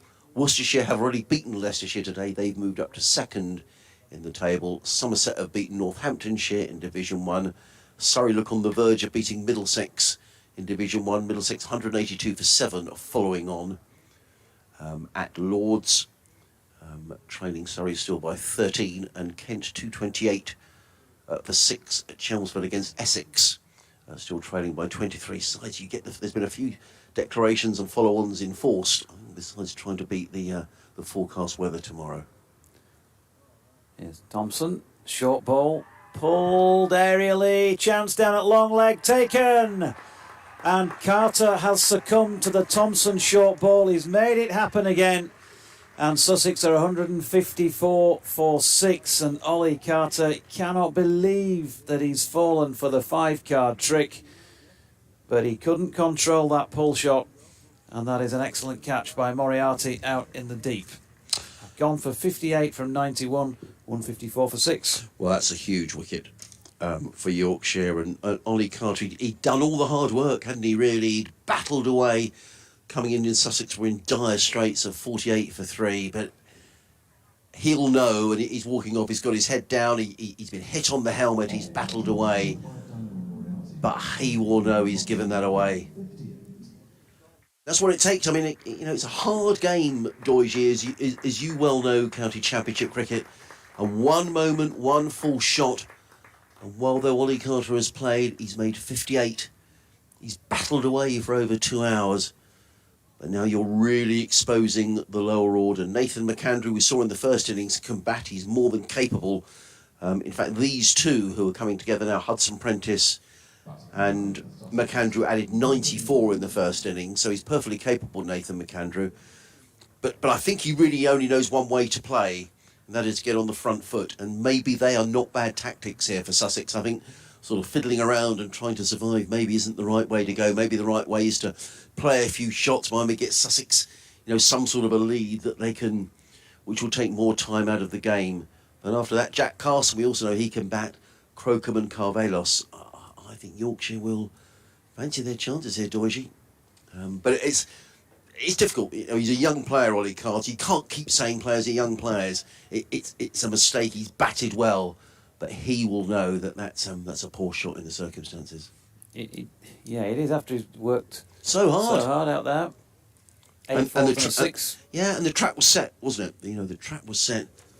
And let's face it, we've seen it in the Test series, haven't we, with short bowling where players at Test match level. So Crumbs, that's not hanging Ollie Carter out to dry. He's batted really well this season. He's battled really hard, but just in the situation, it was a good catch actually. We should mention that he was up there a long time. And Moriarty did very well to take. He'd have been disappointed to drop it, but you've seen those dropped as well. Yeah. So McAndrew on strike. And Thompson into bowl to him, and he goes short first up as well.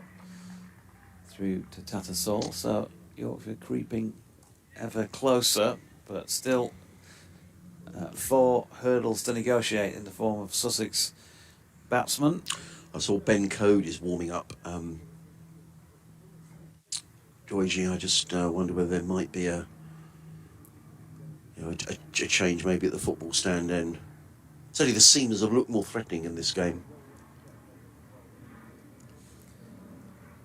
Jordan Thompson coming in again, short of length once more. This time nicely played by McAndrew actually on his tiptoes, top of the bounce. He runs it down to third man, and they're going to get back for 2. We were saying about wickets coming in clusters. I mean, there's now been 3 gone down since tea. Sussex, 118 for 3 at the break. Yeah, they want to keep the pressure on now. They've got some pressure on, but as you just mentioned, this pair can do the job with the bat. We've already seen it in this match, the pair of them having scores in the first innings.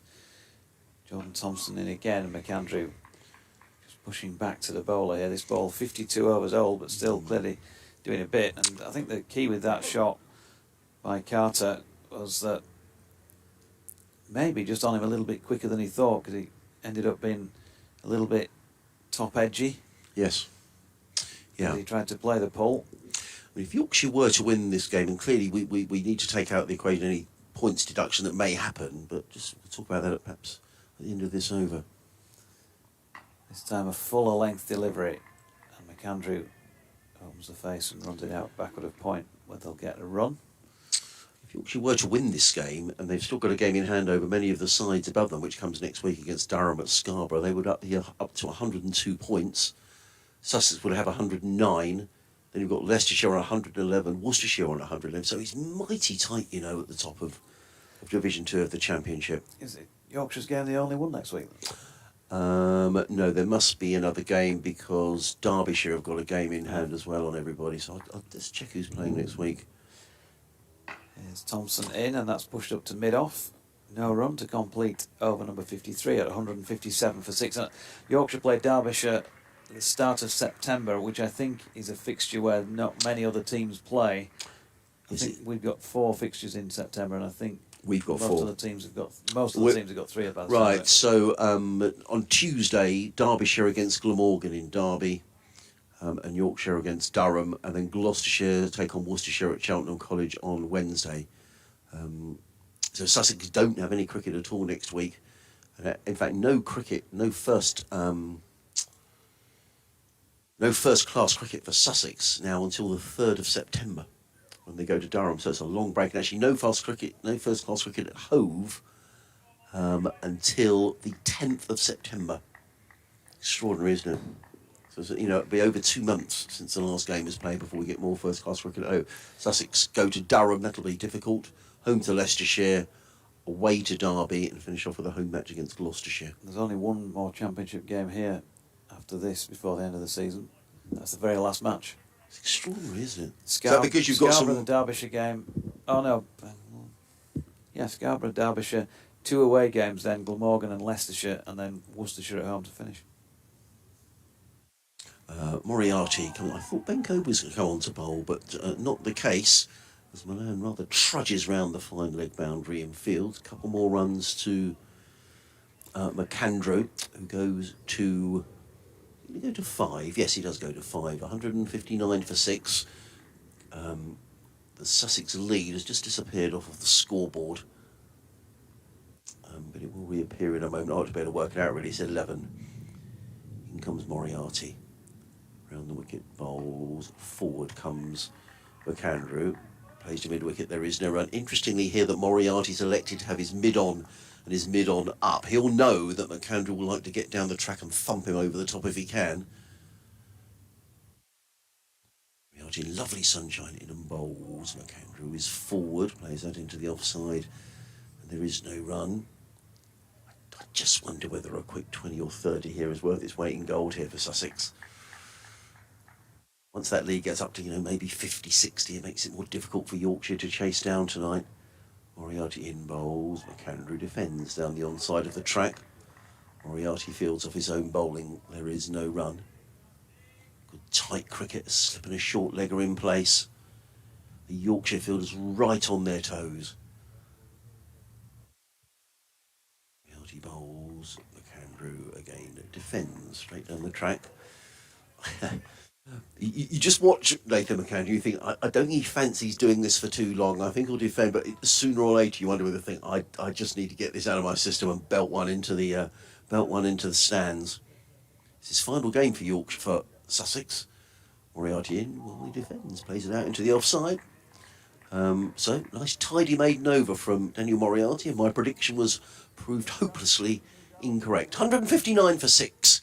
Are Sussex still 30 overs to be bowled tonight, and it's already 20 past 5. We have to remember that there would be, if Sussex were bowled out, Joyce, you'd have to remember that there would be a loss of 2 overs between the innings as well, which may influence things. But I think Yorkshire will feel here that if the game is within, I think the umpires have to be convinced, don't they, that a result is possible. Yeah. So we'll have to wait and see how that one pans out. Jordan Thompson, meanwhile, to continue. 9 overs, 2 maidens, 2 for 21 in his second innings. He's bowled well. And he's bowling full and flicked away by Finn Hudson-Prentice out to the sweeping Matthew Fisher. And they'll get 1 run. Off to Scarborough next week, of course, for that Durham match. Looking forward to that. Over there Monday afternoon for a Tuesday morning start. Tuesday to Friday. I'm sure Scarborough CC would be delighted to receive your patronage, folks, if you get the opportunity to go. And we hope that the unsettled forecast, I think it is at the moment, is going to change, and that we'll see plenty of cricket across the 4 days with a bit of luck. Thompson in, short ball, nicely played by McAndrew. Backward of point, Revis, who's out there as a sub-fielder, has returned it for the concession of 1. What I'd also say is that I will be heavily plugging my question of sport between Yorkshire and Derbyshire at the September fixture, and I'm there next week, but I might as well plug it now as well. Please do. Tuesday the 5th of September, question of sport. Are they questions just related to Yorkshire and Derbyshire? Not exclusively. Not yet, because none of them have been written. Right. But I'll be doing that at some point. No, but they won't be exclusively related to Derbyshire and Yorkshire, although there'd be a fair weight of those, you would have thought. Thompson, his latest delivery pushed back to him by Hudson Prentice, no run. Tickets £9.50, including refreshments, and we're going to have an all-star cast on both teams, of whom I can't give you any names at this moment in time, but it'll be well worth the entrance fee alone just to laugh at the questions. And the child's toys buzzers that I've bought as well for the respective tables for pressing for an answer. So we're going to have a laugh before we even start, as Thompson is in, and top of the bounce that is run down to third man by Hudson Prentice, and they get one run. A Derbyshire player actually figured in it was a question that we posed last week in the game between Sussex and Derbyshire about the player who had scored most runs in all forms of cricket throughout the history of the game. So who was the top run scorer? And there was a Derbyshire cricketer in the top 25. So when you think of the cricket that's been played, since the beginning of when cricket was first played, players who've scored the most runs. Thompson to McAndrew, who's pushing up backward a point for a single. Answers were? The answer 25th in that list was Kim Barnett. Okay. I didn't realise he scored quite so many runs in his career, and the leading run scorer of all time in all forms of cricket was Graham Gooch. But it was a great list, some great players on there. As I did it to Dave Griffin at Derby, who produced the stat. It was nothing to do with me, but it's something that kept us guessing for the best part of the day to get all 25 on the list. A Yorkshireman on there. Geoffrey Boycott, of course, was on there. Thompson in. That's a tight leave by Hudson Prentice. That was a tight leave, my word. Got away with it, and McAndrew on 7, Hudson Prentice 14, 163 for 6 after 55, 29 overs remaining in the day, 15 runs the lead. So more on the quiz. It's in association with the Yorkshire County Cricket Supporters Association. Excellent. The YCCSA. It's in the marquee at Scarborough CC, 7:15 p.m. on that evening. That's the third evening of the match against Derbyshire. And what you said refreshments included within the £9.50. What do you get for that, Doris? Your bag of crisps or refreshments?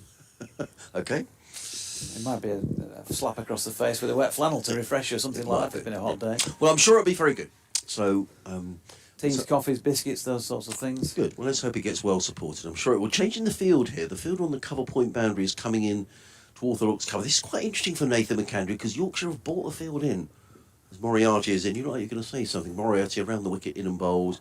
McAndrew is forward, plays into the offside, no run. Well, we've sold it, but we've not told you how to get tickets. So you can get tickets through Charlotte Evers at YCCSA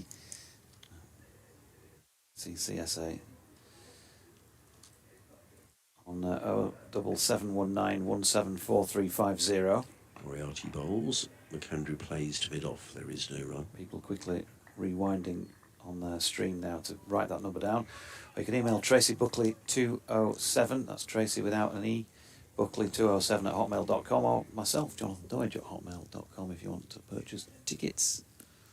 Moriarty in bright sunshine, bowls to McAndrew, showing admirable restraint here, plays it down the onside of the track, and there is no. He just had a glance there, Nathan McAndrew, towards that leg side boundary. I keep thinking he's going to launch one in that direction. It's very bold field placing here by Tattersall, who's got the field right in. Just the one man out on the leg side. Moriarty again. And bowls. Oh, I thought that kept a little low. McAndrew was going to cut that one away through backward point. And the ball bounced into the hands of Lythe at first slip. There is no run. There's another plane makes its way across the ground, going into Leeds Bradford Airport. Moriarty bowls. McAndrew clips to mid-wicket. And there is no run. Australia 78 for 2, trailing by 197, Smith 12, Labuschagne 19. How are you with Labuschagne, if you were commentating on him? I'm okay with Labuschagne. Yeah, here comes Moriarty bowls to McAndrew, who plays mid-on, and there is no run. It's a maiden over. 163 for 6. The lead is 15. Moriarty has bowled 8 overs, 1 maiden. No wicket to 4:35 before I get the latest jibe from my friend Jonathan. Were you okay with Steve Smith when he played there earlier this season? Ish. Took me a, it took me a while. I've really struggled with our friend Steckety. Yeah, I struggled for quite a while with Chetishwar Pujara, but I got there in the end. And indeed I had to, because Chetishwar batted on and on and on for Sussex 800s during this time at the club. Change of bowling. Matthew Fisher coming into the attack from the Kirkstall Lane end, and glorious, best weather of the day, Doige. Best Martin there, marvellous. Fisher, right arm over, and that is dropped into the leg side by Finn Hudson-Prentice, and there is no run. I'm due off at 1:30, but I do have a 5:33 from Humberside to do. Yes, I'll have one to do in a couple of mows as well, so I'll have to keep an eye on the clock. There's generally a travel bulletin, but I think that follows me, so I probably ought to get ready to move and allow Jamie back in. Fisher then, into Hudson-Prentice, who's right behind that and dropping into the offside where Milan fields. I'm going to go off and do my pronunciation lessons.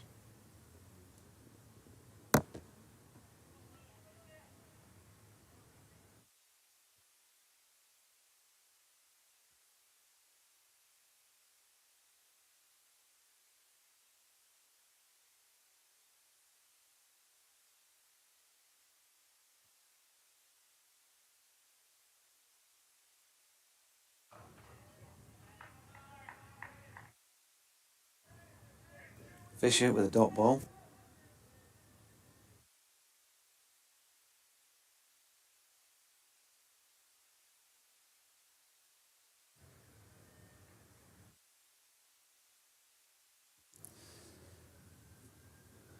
Sorry folks, just trying to get my one headset under another for this update for Humberside. Hamsey's gone off for his pronunciation lessons. He's glad he's taken the hint. As Fisher is in again. It's taken us all day to get through to him. Hudson-Prentice. Leaves one. Smith.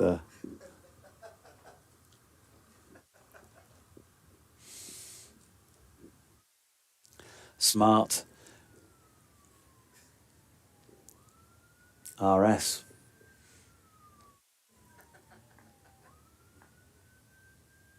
Fisher then, from the Kirkstall Lane end, on his way in past umpire Paul Pollard. It's just a roundabout leg stump and dropped into the leg side this time. Gone quiet.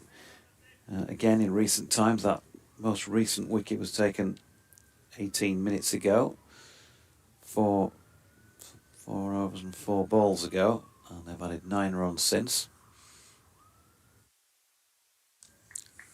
But this pair, in the interests of Sussex cricket, we've got to bat time here. Try and see it through today and hope that the weather will get them out of this tomorrow. Short ball there that's hit Hudson-Prentice. And it's hit him on the helmet, which he removes immediately. So we're going to have another stoppage here. Caught him on the top of the shoulder by the looks of things, and then bottom end of the helmet. Let's have a look. Yeah, I think he's just clipped the helmet. More of the blow seemed to be on the back of the shoulder, for those who can see it. But it has hit the helmet as well, and so we're going to get the usual stoppage and the concussion protocols to go through. 79 for 2 meanwhile at Old Trafford. He looks okay, Finn Hudson-Prentice, here at Headingley. And it is time for that update. BBC Humberside.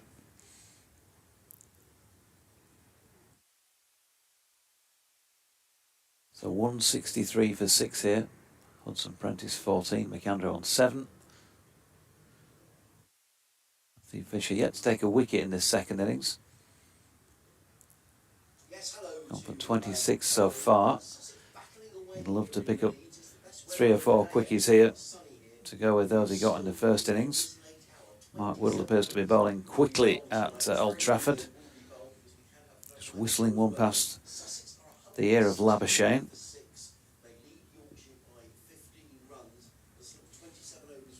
And here we go with an update for BBC Radio Humberside.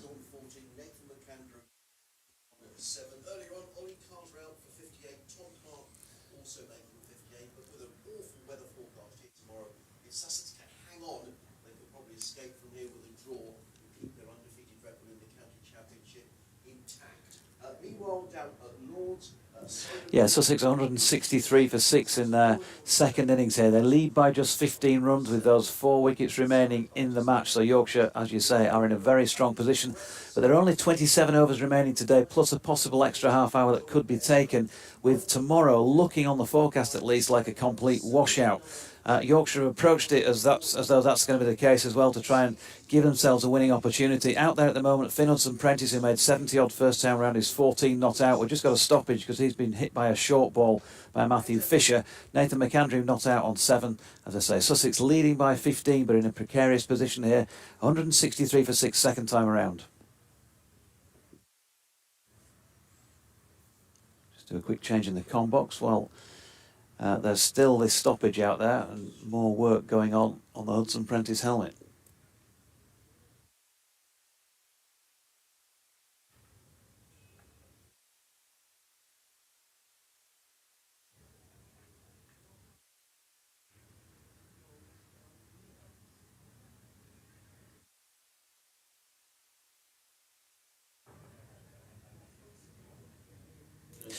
Well, all change here in the commentary box, but nothing has changed out on the field of play. That long stoppage has just about come to an end, so they seem happy enough to Sussex's backroom staff with that helmet of Hudson-Prentice. And Moriarty then will continue from the Howard stand end. Lovely sunshine here at Headingley. By far the best weather that we've seen all day. And Sussex looking to stand firm and hold strong. McAndrew there just defending the ball back to Moriarty. Left arm around the wicket. It's got a fairly tight field. One man on the boundary. At deep backward square leg / long leg. That one's just once again defended by McAndrew. Slightly square of the wicket this time. It's George Hill there at cover, doing the fielding. And for Sussex, really, now it's just a case of surviving, getting closer towards the end of the day. This time McAndrew driving that full delivery from Moriarty outside off stump. Fielded at mid-off by Matthew Fisher coming round. 163 for 6. Sussex lead by 15 runs. McAndrew on 7, facing Hudson-Prentice there with his helmet okay on 14. Short leg in place. Moriarty again coming around the wicket, and that one's just dropped to the wicket that's cut to the right of the pitch that we're playing. Moriarty, number 35 from his 8.4 overs. Push towards mid-off this time. You can hear the oohs and the ahs from the fielders around the bat. He's playing with great restraint here, you know, Nathan McAndrew. He really is. This is not normally the way that he would play. As it's a test of temperament more than anything, isn't it? Most definitely is. And they're dangling the carrot at Yorkshire with mid-off and mid-on up. Yeah, definitely. Loads of gaps. Can beat the fielders that are close in. I mean, McAndrew could let rip. Moriarty again, full delivery. And that one, again, very solidly defended back to the bowler. McAndrew still there on 7. And Sussex 163 for 6. Yeah, and it comes down to that word again, temperament, patience, resolve. Just not getting drawn into the delivery. Your eyes light up, you fancy the hit. But from Sussex's perspective, this is what they need to do more of. Well, and I think as well, on the assumption we don't get any play tomorrow. You know, it's the difference between going back to Hove with 2 points or going back with 7 points, which Sussex would escape from here with a draw. And I think Sussex would feel very fortunate to get away with a draw from it. Certainly, if this was going over 4 days, you'd back Yorkshire, I think, fairly heavily to win this game. Matthew Fisher runs away from us in lovely sunshine. Bowls to Hudson Prentice, a short delivery. Hudson Prentice, who was struck on the... That was a no ball. It was way over Hudson Prentice's head. Good take by Tattersall. That's signalled as a no ball, so the score increases by 2. 165 for 6. The lead is 17. In those 8 draws, Adrian, that they've had so far in this unbeaten run, have they had a similar situation to this? They had a similar... the game down at Hove, where Yorkshire would have won if it hadn't have rained. I'm thinking of the other draws. The 2 recent draws against Glamorgan and Worcestershire at home were run chases, which were both terrific games. In comes... Fisher, I thought for a moment that a bowled Finn Hudson Prentice, but he's going to get a rather fortunate couple of runs off an inside edge. The ball ends up at deep backward square, and there is a couple of runs to Hudson Prentice. He goes to 6 to 18. I think that's going to go to now. Maybe it was right the first time, to 16. 167 for 6. Down in Cardiff a couple of weeks ago, Sussex hung on for a draw. They held on for 21 overs at the end of the game. Ollie Carter and Henry Shipley. But there's not really been a situation like this with sort of, bad weather forecast the next day. But they just feel if they can get through the next 10 overs or so. In comes Fisher bowls, Hudson Prentice. He's in a bit of discomfort there, Finn Hudson Prentice, isn't he? He's been rattled, I think, by the one that hit him on the helmet. And he won't shy away from the battle with Finn. He's a very fine cricketer, but they're just... Matthew Fisher is bowling short. He's asking lots of questions of Finn Hudson Prentice. It's a really good battle. Yeah, it's good hostile stuff. It is. From Fisher. And county cricket is hard. We say this throughout the season. It's hard cricket, and Sussex are going to have to really battle here. Still another 26 overs left after this one. Fisher in and bowls. Hudson Prentice drives nicely into the offside, picks up a single to deep backward point. Moriarty fields out there, 1 more to the total. Hudson Prentice to 17, 168 for 6. Yeah, it hit him firmly, didn't it? It clipped his helmet, but he took the full brunt of that delivery on his shoulder around to his back, and really, he's that will come into his thinking when he's facing up to Fisher again, who, as we know, is the express pace bowler in this attack, and rightly so. Fisher is targeting that, seeing it as a weak point. It's a good battle, as you say, and it's a good advert for county championship cricket. Oh, definitely. There's been so many good games this season. I was talking about my friend who used to play on the green in our local village, who had an orange bat. And Phil Pennicott has been in touch on sussexcricket@bbc.co.uk. Hello, Phil. I'll read your email in a moment as in comes Fisher and bowls, and Hudson Prentice took a step away to the leg side, then played it securely to mid-off. There is no run. He says the orange bat you played with was almost certainly a Grey Nichols super turf with a reinforced coating for likely heavy use. They were often found in their white variety in school kit bags, presumably because they lasted a long time. He goes on to say, I'm hoping that Harry Houdini is lurking in the lower batting order for Sussex. Well, I don't know about Houdini, but they've got McAndrew and Hudson Prentice who are doing their best. As in comes Fisher, bowls, and Hudson Prentice defence with a very straight bat to mid-on.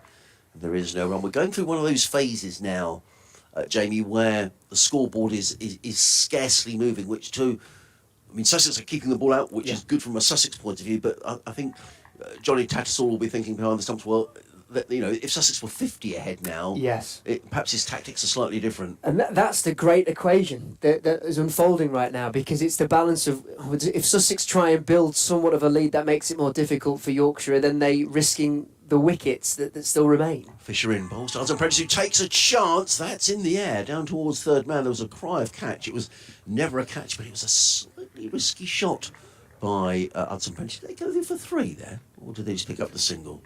Sure, they couldn't have run the 3 all the way. In which case, I'm surprised they didn't pick up a couple of runs. I think it might be 2 that they got. I think. So was that could have been very poor commentary by me. I thought it was Hudson Prentice on strike. I'm sure it was. Hudson Prentice is now at the... Maybe they did just take a single. Yeah, they just took a single. Yeah. Hudson Prentice to 18. 169 for 6. It means the lead now is 21. And there are 25 overs left in the day, and Moriarty is going to carry on. Interesting you talk about colourful bats. Just reminds me, Adrian, of when I really first got into cricket, which was 2005, as a result of said Ashes series in 2005. When I first started playing, Kookaburra bats were all the rage because that's what the Australians were playing with. I remember Woodworm, Kevin Peterson and Andrew Flintoff were playing with Woodworm bats. But this is the bat that it reminds me. There was a Kookaburra beast, and the opposite side to the face of the blade, there's a full graphic of a beast-like figure on it. And if you had one of those bats, you had to be very good. That's excellent. And I've just seen the price of it now. Supposedly, it's that much. Wow. Really? £500. I think it's £500,000 is what it's quoted at there. I mean, that's a ridiculous price. This is Hudson Prentice on strike, 17 to his name, just defends that back to Moriarty. I think I'm going to have to leave you in just a moment, Adrian, because Jonathan has an update to do. Moriarty around, and that one's driven by Hudson Prentice out towards mid-on. Just let Jonathan come in.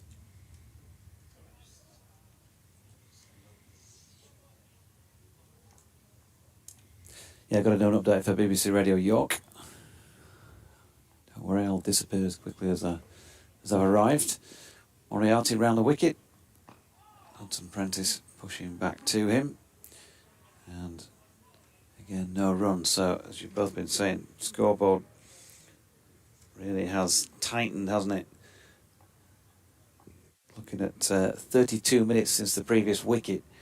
And just 16 runs have been scored during that time. 17 now as Hudson Prentice turns one into the leg side for a single.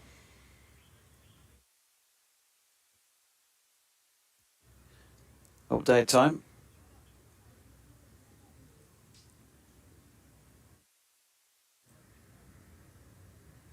Yeah, Yorkshire pressing for victory here, but whether or not they'll have time to do that on day 3 remains to be seen. 24 overs and 2 balls to go on day 3.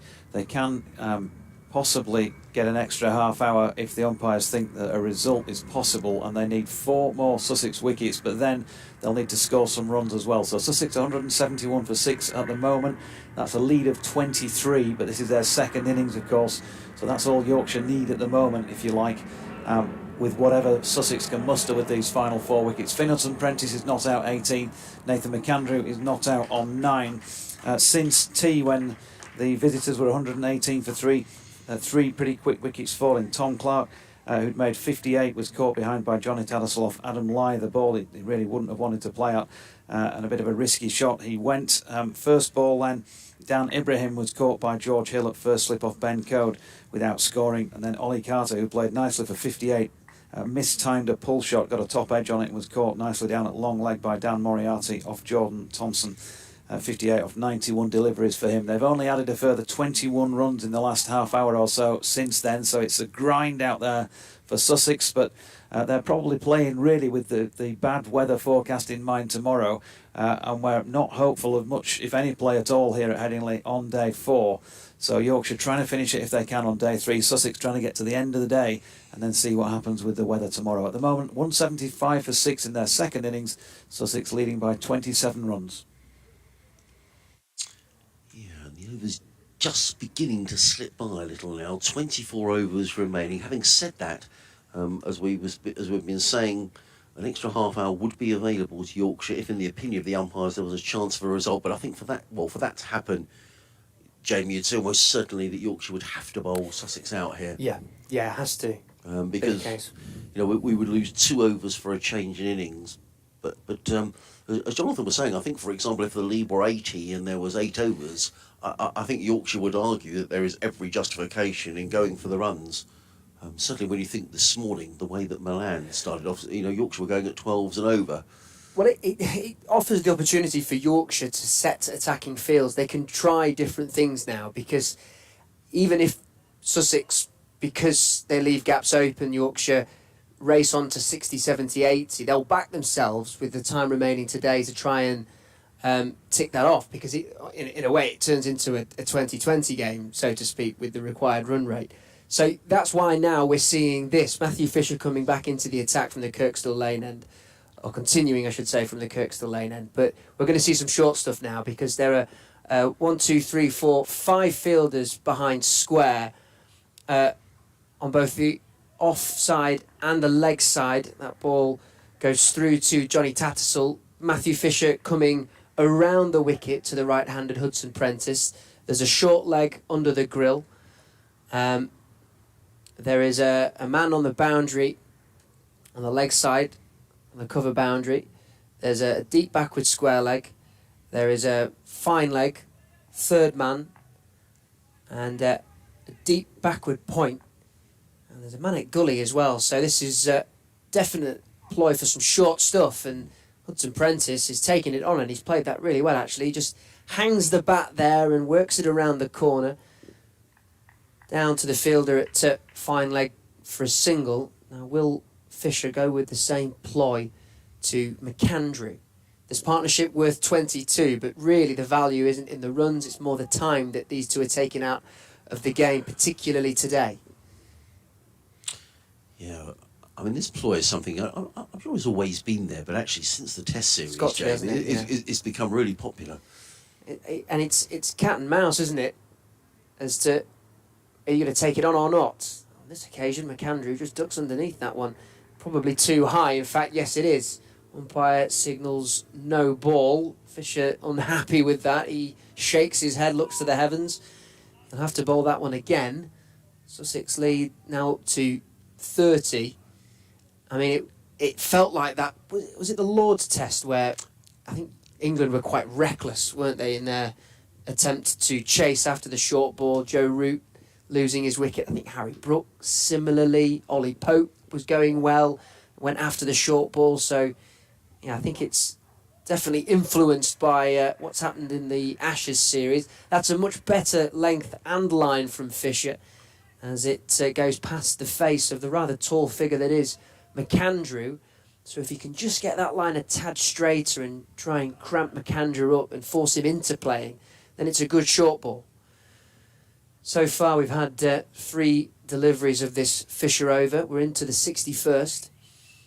23 and a half overs remaining today. But as Adrian rightly points out, if Yorkshire do bowl Sussex out, then we'll lose a couple of overs because of the change of innings. Fisher now back over the wickets, and McAndrew on his toes has cut that one away backward of point. Lovely stroke, 4 runs. Well, he can certainly bat Nathan McAndrew. We've seen that throughout his time as Sussex, and we were saying during the first innings, Sussex have missed someone who can come in this far down the order, number 8, and bowl, take wickets, score runs. Really, Sussex haven't had anyone in that ilk since probably David Visa, who was up here playing some T20 cricket this year. He's a fine player, McAndrew, top scorer of 67 in the Sussex colours, so he can bat. This is his last game before he goes back, so maybe looking to really make an impression. Can maybe help his team out here. Full delivery this time. That is a Yorker length, or an attempted Yorker length, just fractionally short, but still well dug out by McAndrew. Plays it back to Fisher, who just feints a shy at the stumps, maybe in frustration. And then he gives him a bit of a stare as well, Fisher, as he walks back up to his mark. So he's a little bit whether angered, or he's just... He looks a little irritated there. Searching. Could just be, I feel these overs are beginning to slip away. Yeah, there'll be definitely a bit of tension out there. Fisher short and just left alone by McAndrew. Back around, and you heard that cry there. Yeah. That was from Matthew Fisher. So irritated is definitely the right word. He's unhappy, and he looks rather fidgety out there. I think maybe the pressure's just getting to these Yorkshire players. They're searching for that wicket. The plan didn't quite work there for Fisher. Sussex 182 for 6. They lead by 34.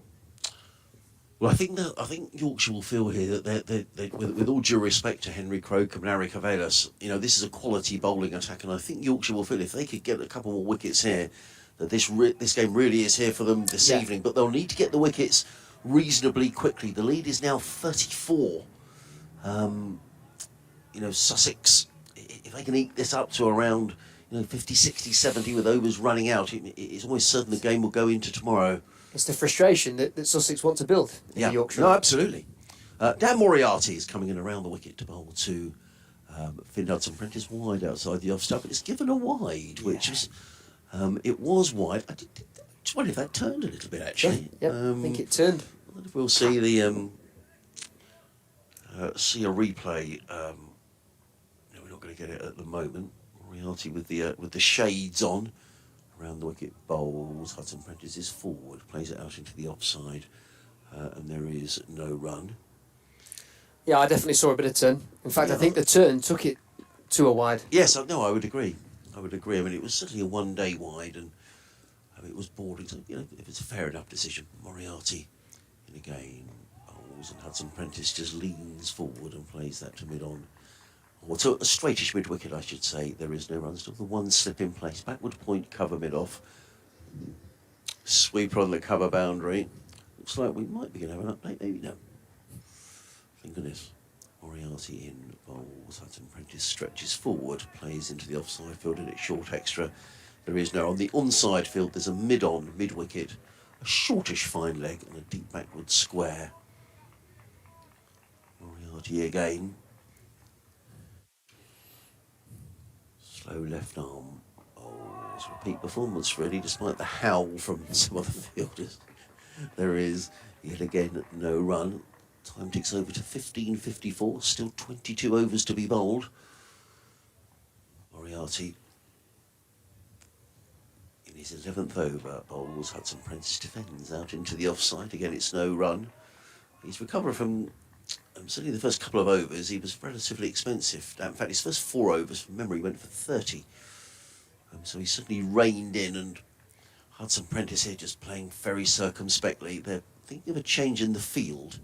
He's Tattersall. The sweeper on the cover boundary was going to come in. Now he's staying out. Moriarty coming over the wicket was the reason for the change.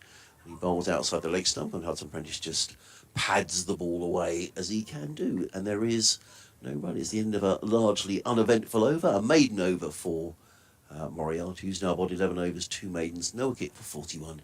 Sussex are 183 for 6. Hudson-Prentice on 19. McAndrew is on 17. And you're listening to Live Cricket on the BBC. BBC Radio Sussex. BBC Radio Leeds and other local radio stations around Yorkshire. Myself, Adrian Harms, delighted to be alongside Jamie Rayner here in the commentary box at Headingley. Yeah, and we're going to see a change from the Kirkstall Lane end. Mark Steckety is coming back into the attack. There was a quick meeting between himself, Adam Lyth, and Captain Johnny Tattersall. And so, what plans will we see in the field here? Matthew Fisher and Ben Coder, both in conversation now with Steckety at the top of his mark. And I think Sussex, really, I mean, the way that they're going about their business now is exactly what they want to see. They're frustrating Yorkshire. They're forcing the issue on the home side. It's on Yorkshire to find the breakthrough. How will they do it? Can they do it? Slip in place. This partnership worth 29, but it's actually one delivery away from being 10 overs old, and that in itself speaks volumes.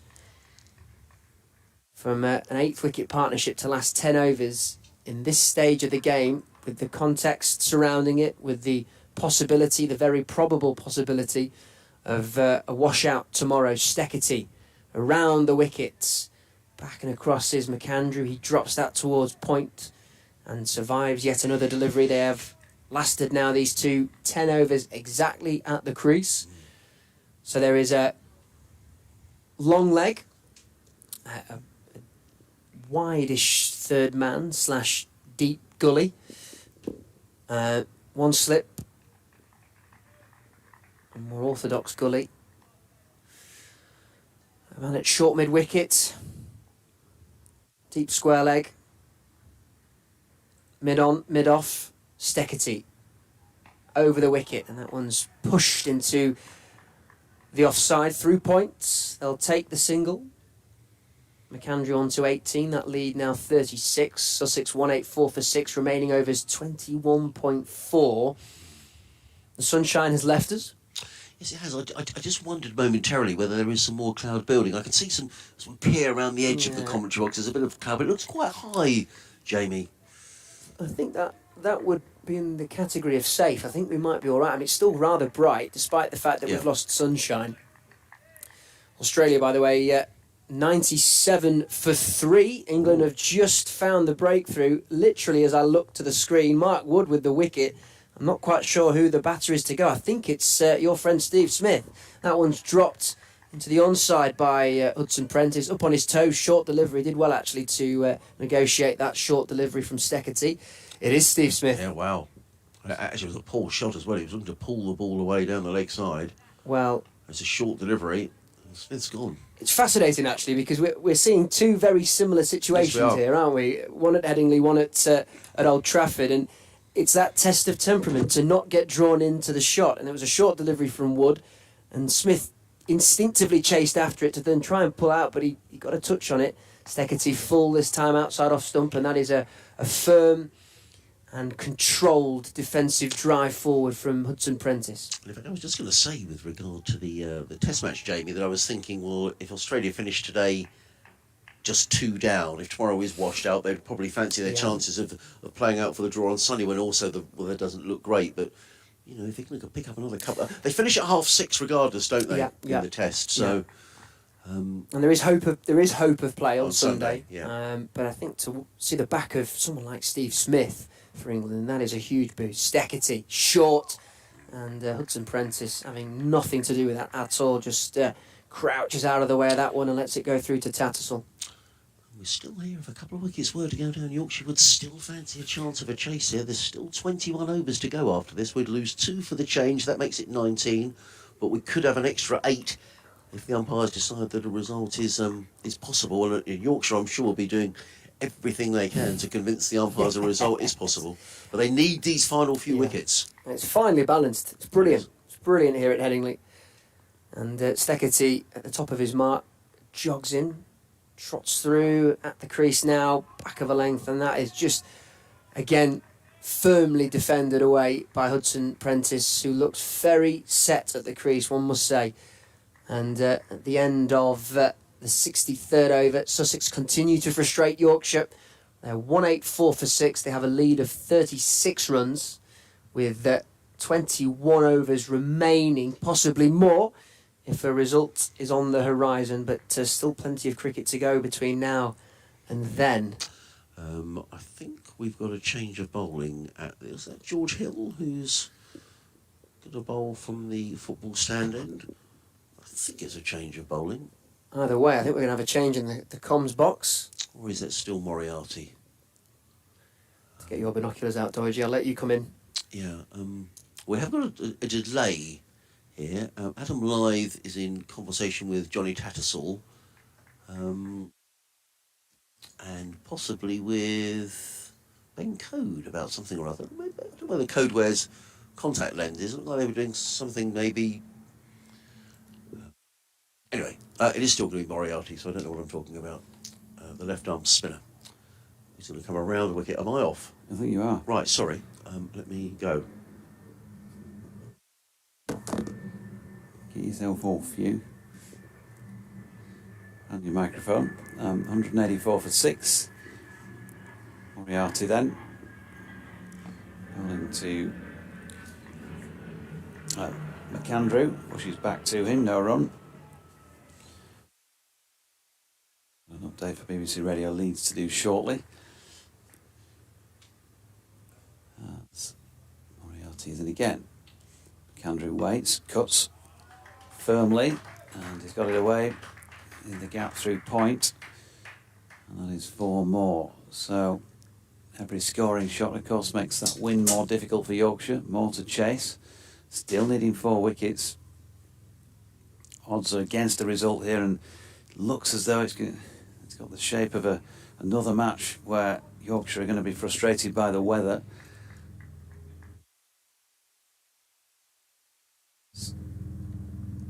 Moriarty walks in again, left arm round the wicket, wide on the crease. McAndrew pushing forward into the offside, no run. More air traffic of the helicopter variety right over the top of the ground.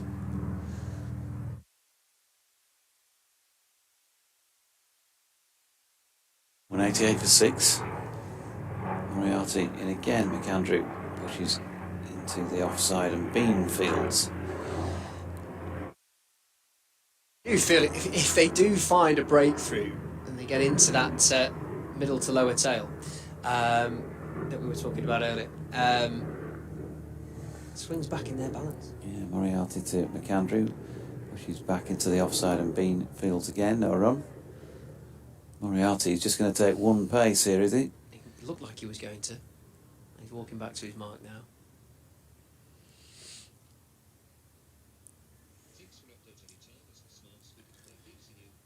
Here comes Moriarty again, and McAndrew with a cut shot out to the incoming James Wharton, whose flat throw hits Johnny Tattersall's gloves. It's the end of the over with a single. 189 for 6. Hudson Prentice 19. McAndrew 23. Watched them warming up at Worcestershire last week on the day before the game when I was sitting there doing some work. And, James Wharton's flat throw travels, yeah, very flat. And his side-arm flat throw, he had some wheels on it and it thudded into the baseball glove. And I think it was Kabir Ali who was with him. Power behind it. I think I might as well carry on here, just given that we've got this update to come. So, Steckety it is who's going to bowl at the Kirkstall Lane end. A slip and a gully in place, third man fine leg. Short mid-wicket. Here's the update. Well, I thought it was the update. Maybe not just yet. Now then, is this a top edge? It is. Steckety has struck and McAndrew has gone. Top edge one through to Tattersall. There may still be a way in for Yorkshire here. 189 for 7 now. Sussex, it's taken the best part of an hour to take that 7th wicket. And McAndrew caught Tattersall bowled Steckety for 23 from 43 deliveries. Mark Steckety, well, he has, of course, just got that little bit of extra pace that Otis Gibson wants from his bowlers. Those capable of bowling 80 plus can bang it in there like that, and they just rushed onto him a bit too quickly, didn't it? It's really similar to the dismissal of Steve Smith actually in the test. Just getting that edge with the short ball. Here's the update.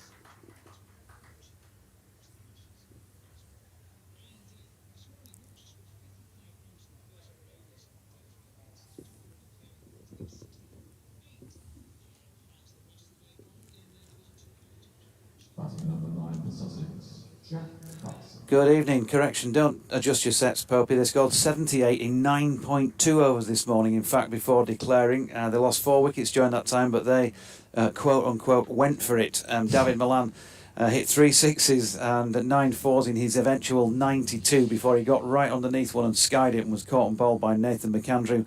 Johnny Tattersall also made 41, so they declare with a 148-run lead. That was... what was it, about 10 to 12 this morning, and then an hour or so bowling at Sussex before lunch.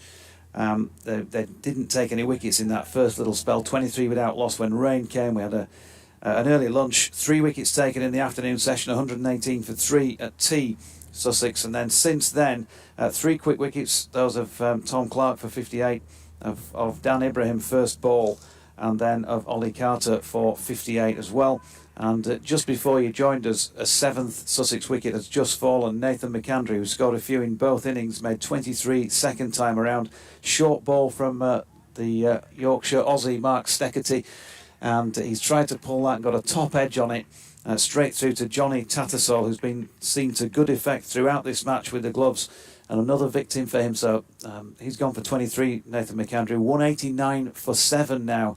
Sussex with Finn Hudson-Prentice, who made 73 in the first innings, 19 not out second time around.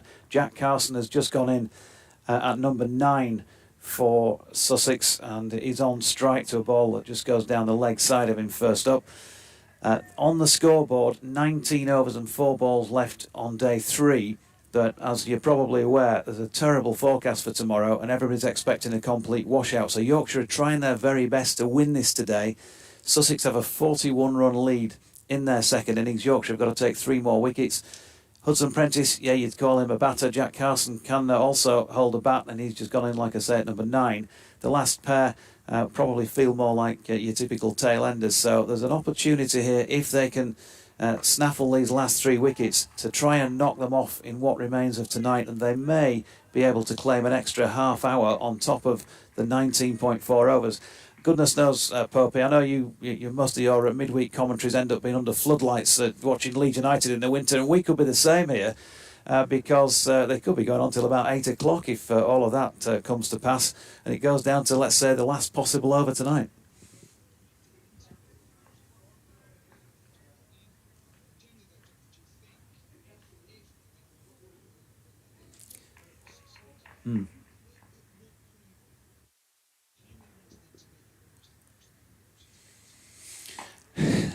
Well, if they got 78 in 9.2 this morning, I suppose Yorkshire, and within that, there were a couple of moments where they didn't time it as well as they might have done. So actually, they might have got a few more than that if everything really had to come out of the middle of the bat.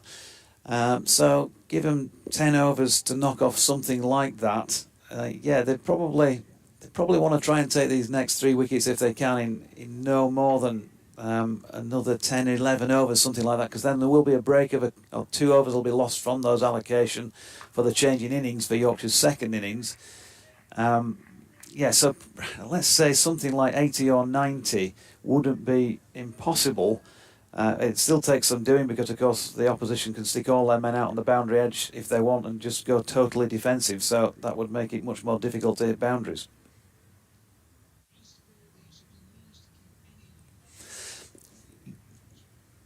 Yeah.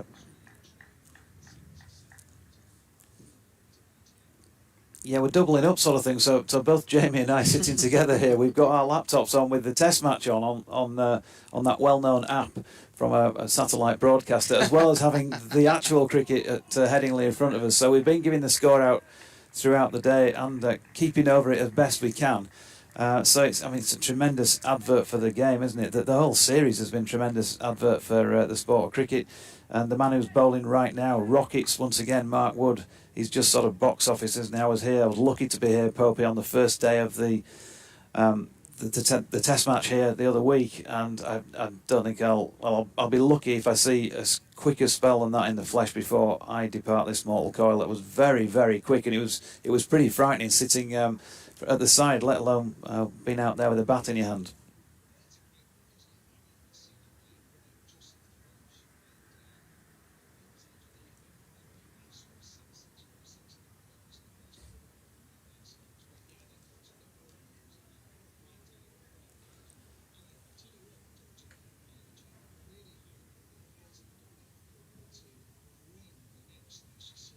Yeah, yeah.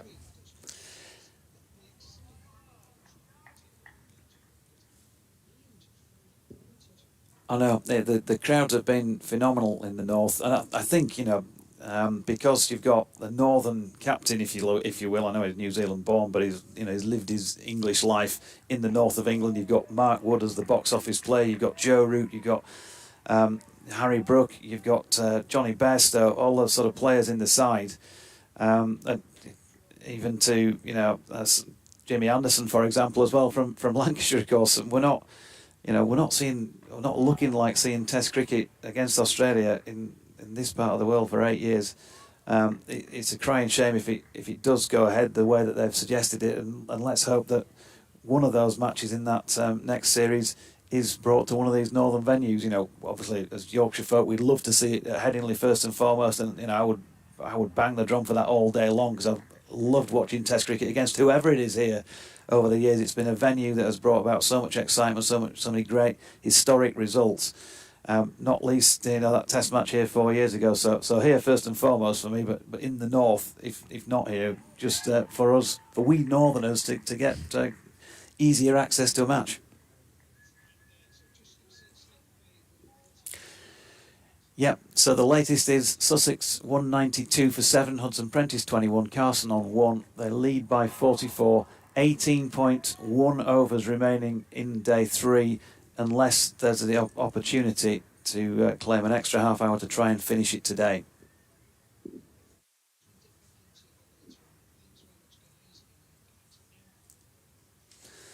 There we go, folks. Apologies if that's spoilt your enjoyment of the ball by ball. That was Adam Pope at BBC Radio Leeds with his chat with us for tonight. And we have got the end of that Moriarty over. Floodlights are coming on here for the first time in the match, I think I'm right in saying. So a few of them are just flickering on now. There is no sunshine at the moment, but it feels plenty bright enough with the natural light as it is. Looks like Ryan Rickleton is leaving the field beneath our feet. So we're going to see Steckety from the Kirkstall Lane end. 103 for 3 Australia, by the way, folks.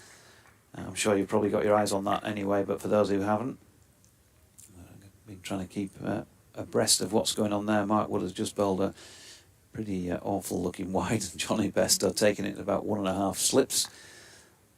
But Steckety coming in then, past umpire Paul Pollard, back of a length. Hudson Prentice solidly behind it, no run. So there's still 172 behind over at Old Trafford. Labuschagne 37. Head has just gone in, phase 5. I'm sure he's going to get peppered by a few of the short deliveries that we've seen him peppered by in the series so far. Yeah. 2 for 15 for Woody, who's got 1 left in his 5th over. Mark Steckety, meanwhile, 11.1 overs. No maidens, 2 for 35. Turns and comes in then once again, right arm over. It's a bit leg stumpish this, and it's going to go for 4. Hudson Prentice, too good a player to miss out on those. He's not properly timed it because it only does, in the end, just bobble over the rope at mid-wicket, but the floodlights are now full on. And that brings another potential issue with regard to the weather on this 3rd day. Yeah, it's always going to be a factor, isn't it? The longer the day goes on. But a lovely shot from Hudson Prentice. Great balance, clipping that through mid-wicket. Didn't time it exactly right, but enough to get the boundary. Steckety in again. Hudson Prentice just angling the bat and running it wide of gully, but George Hill, who was fielding there, is quick enough to get up and get across to do the fielding. No run. I think as long as Sussex's lead doesn't grow too large, and by that I mean probably in the region of north of 80, Yorkshire back themselves to chase that down, which means that, you know, all being well, we've got a great finish on our hands. But what's crucial, I think now, what is proving to be crucial, is the wicket of Hudson Prentice, who's looked quite assured at the crease. I mean, not least from that previous boundary, but 25 to his name. Here's Steckety, short of length, crouching underneath that Hudson Prentice. Tattersall with the take. And to be not drawn in, to not take the carrot that's been dangled by Yorkshire, Steckety in particular, just bowling those short deliveries. And that's what got the scalp of McAndrew, because he didn't really go chasing it, but he did just enough to get a slight nick on it that went through to Tattersall. It's a test of temperament, really, for Hudson Prentice now, to just be in survival mode and, I guess, battle your own instincts as a batter. And he's going to come round the wicket now as Steckety. Yeah, interesting change of angle, trying something different. So right arm round to right hand bat. Oh, good delivery as well. That's a good attempted Yorker. And that's also very well played by Finn Hudson Prentice. He wouldn't have fancied getting that on the toe end. Yeah, that's brilliant from both, actually. Brilliant from Steckety to execute the Yorker length delivery, and equally as brilliant, as we watch a replay on the stream, from Hudson Prentice. I wonder if in the back of his mind he thought that might happen with the field set for the short ball and the change of angle as well. Either way, he's done really well to dig that one out. Brilliant. Steckity then sets off again. 2 to come in the over. Short ball. And Hudson Prentice rolling, doing a backward roll there. 0.5, I think, for artistic impression. I think it was a no ball. Signalled. Bowled a few of those, Steckity. I think there was half a dozen of them at New Road last week, something like that.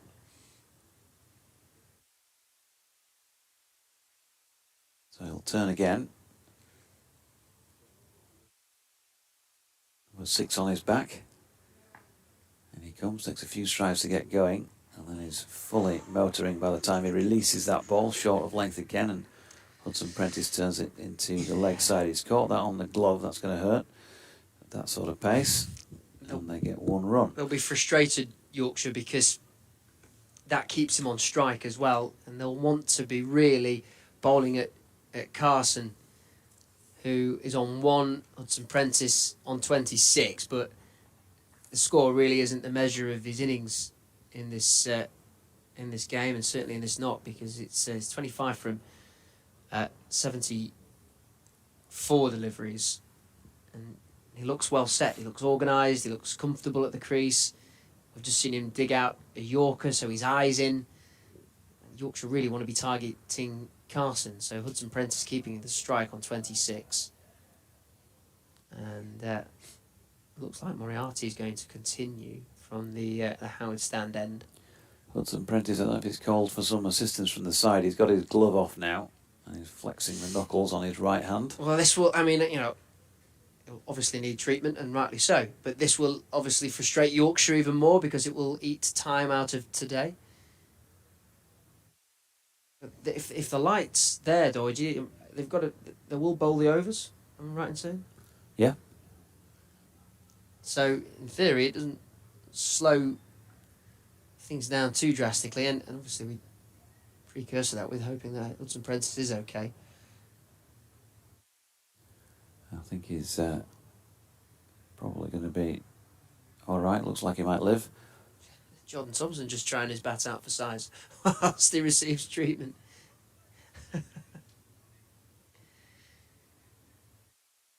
Not the sort of shot that he played this morning when he was in. Yeah, Just first forward ball, push wasn't there. it? Yeah. Straight after it, chasing that.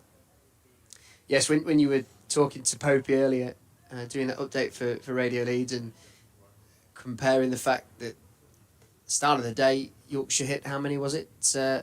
78 of 9.2 overs. And it takes me back to the fields that were set for Milan with basically everybody out on the boundary edge. Hypothetically, we get to a situation where it's a similar equation and Yorkshire needs something like 80 from 9 overs in the game. Do we see Sussex deploy the same tactics and just put everybody out on the boundary edge? Probably. Mark Wood has just got Travis Head out, by the way, at Old Trafford. Short ball. He struggles with a short ball, doesn't he? Who wouldn't know that pace? And it's just looped up to Ben Duckett at gully, top edge. Wild celebrations. So Wood clearly looking like he's on fire again. And obviously we're not watching every delivery closely, but 1 off 7, Head has gone. And so 108 for 4 Australia, still 167 behind. If you're being a greedy England fan, Might win by an innings here. But that is a greedy England fan. But if you're being a greedy England fan at this stage, whilst we wait for this breaking play to conclude, how many wickets would you like Australia to be down going into, let's just say Sunday, on the presumption that they won't get any play tomorrow? Well, for me, 9 down. Because they've got 9 minutes left. Greedily, because I'm commentating on it in a studio down in Leeds, and it means I get a day's pay and only need to take 1 wicket. I can have a rest. Tell you what, that's what you call playing the game.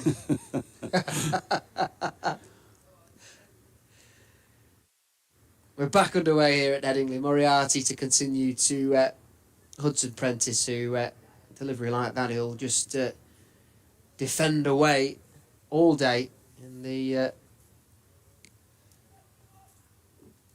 form that he's shown so far in this innings. Under the lights here at Headingley.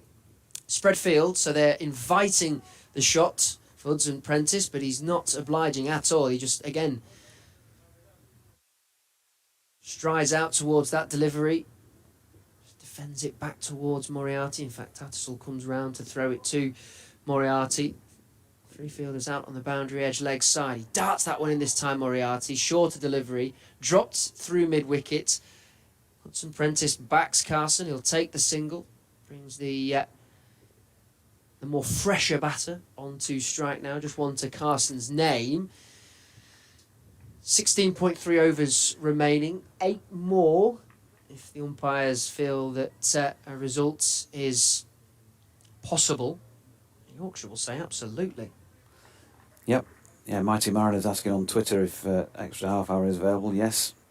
Moriarty left arm round and oohs and ahs as that one's aimed in towards the feet of Carson. He manages to dig that one out. B shout might have been going down leg side, but he got bat on it. Adam Live at first slip. It's a short leg under the grill. And there's a short extra cover as well. It's a good line and a good length, but it's well played by Carson, who just drops his bat on it, defends well, stoically. 200 up for Sussex, by the way. They lead by 52. 200 for 7. Time really is the key for both these teams. Moriarty down the leg side, poor delivery. Tattersall doesn't take that one, run away for 4 runs. 4 unwelcome runs from a Yorkshire persuasion. From a Sussex persuasion, well, they lead by 56. 16 overs remaining. And that just tells its own story. The 50s that have come up. First coming from 141 deliveries, second 79, third 86, fourth 103. And I would argue that that 141 that's attributed to the first 50 was a reflection of just how well Matthew Fisher and Ben Code opened the bowling for Yorkshire with the new ball. Yeah, I think Yorkshire have had a really good day. One of their better days of the season so far. They sort of played on their own terms with the bat earlier. And a bowl, well, it's still essentially a good pitch out there. And they've taken 7 wickets, second time around. And they've still got to find some runs when they finish off Sussex. It's just a matter of, is there enough time to do that? And bear in mind, you know, we're feeling like it's the end of the game today because of that forecast tomorrow. You just never know as Carson turns this delivery to Code wide of mid-on. Do you still get paid? Do you still get paid for tomorrow? Yeah, I'll sit here and watch the rain for some money. That's fine by me. Yeah, absolutely. I mean, you know, an early call off if you want to do that, umps. You know, if it's not possible. Oh, come on now.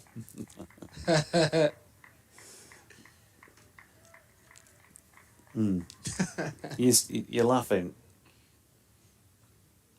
Steckerty coming in to bowl here to Carson, not out on 5, and that's a good short ball. Yeah. Carson dropping it into the leg side, no run. You're laughing, Jamie Rayner.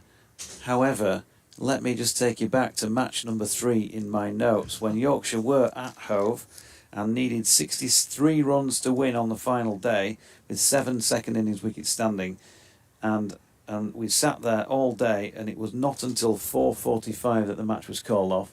Then you've got to do your post-match interviews, and then you've got to drive yourself all the way back up home from Hove. Your book's on That's the screen. the way the cookie crumbles sometimes. So sometimes you get the bad stuff, sometimes you get the good stuff. So if it did get washed out tomorrow morning at 11:30, What if Adrian's got that violin in his boot? He can get out. he knows all about what I'm talking about. He'll have had to go up to Durham, even further from his point of view, another 90 miles on the clock. Probably been washed out sometime before. Oh, Steckerty's in. That's a short ball pulled down to fine leg. Hudson Prentice not scoring the run. It was actually Carson who did. And tell you what, that again was nearly plan coming into fruition with leg slip in place. Jordan Thompson, Carson, who's newer at the crease, hasn't got the same temperament, shall we say, as Hudson Prentice, who's been leaving those alone. Chases after that short ball, plays it, nearly finds Thompson at leg slip. It is like cat and mouse, this is brilliant.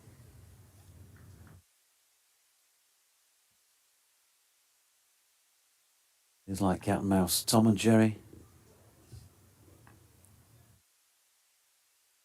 Short ball again, Steckatino. Now this has ballooned up in the air off Hudson Prentice's bat over the top of Johnny Tattersall. It's going to say 4 runs in the cricket history and scorebooks.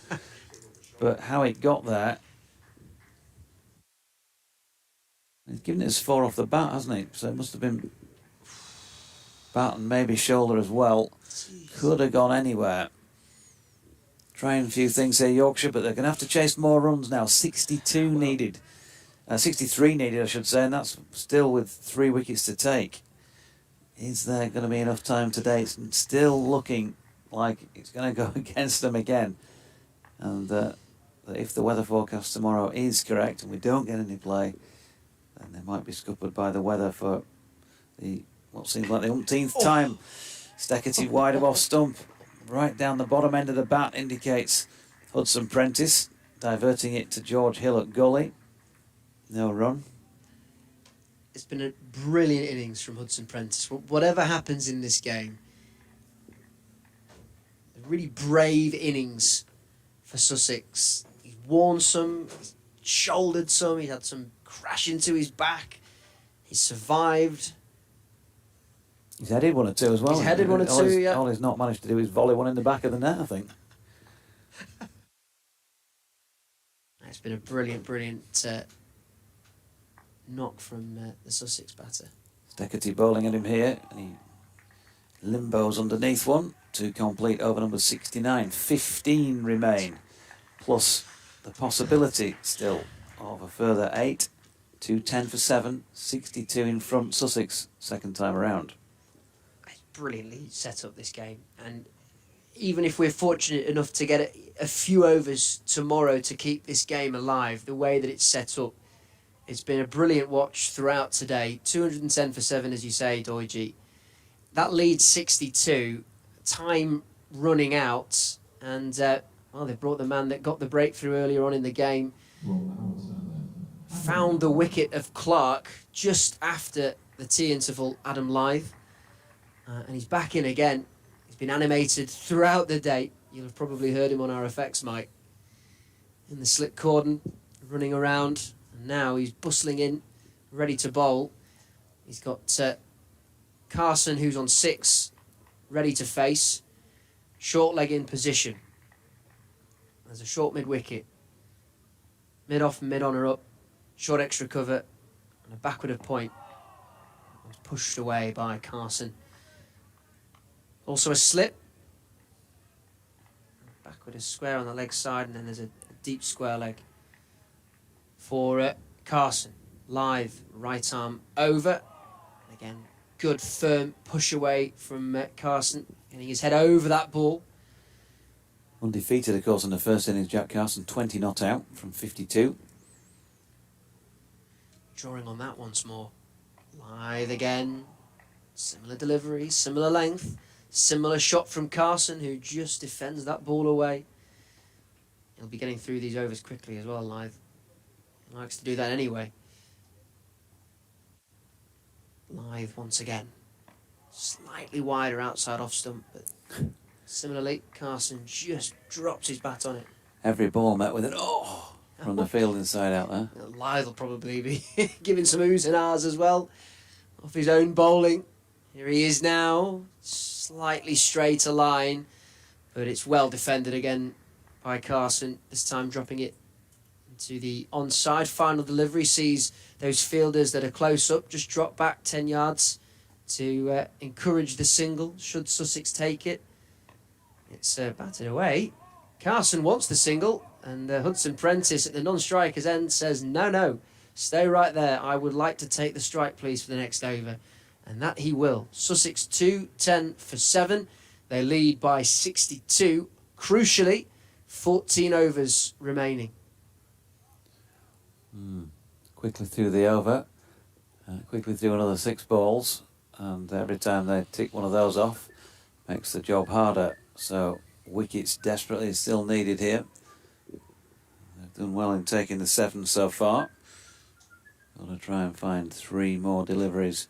Pretty lively, you would think, unless the forecast for tomorrow has changed, and Jamie might have a look on his sophisticated weather app what he paid for.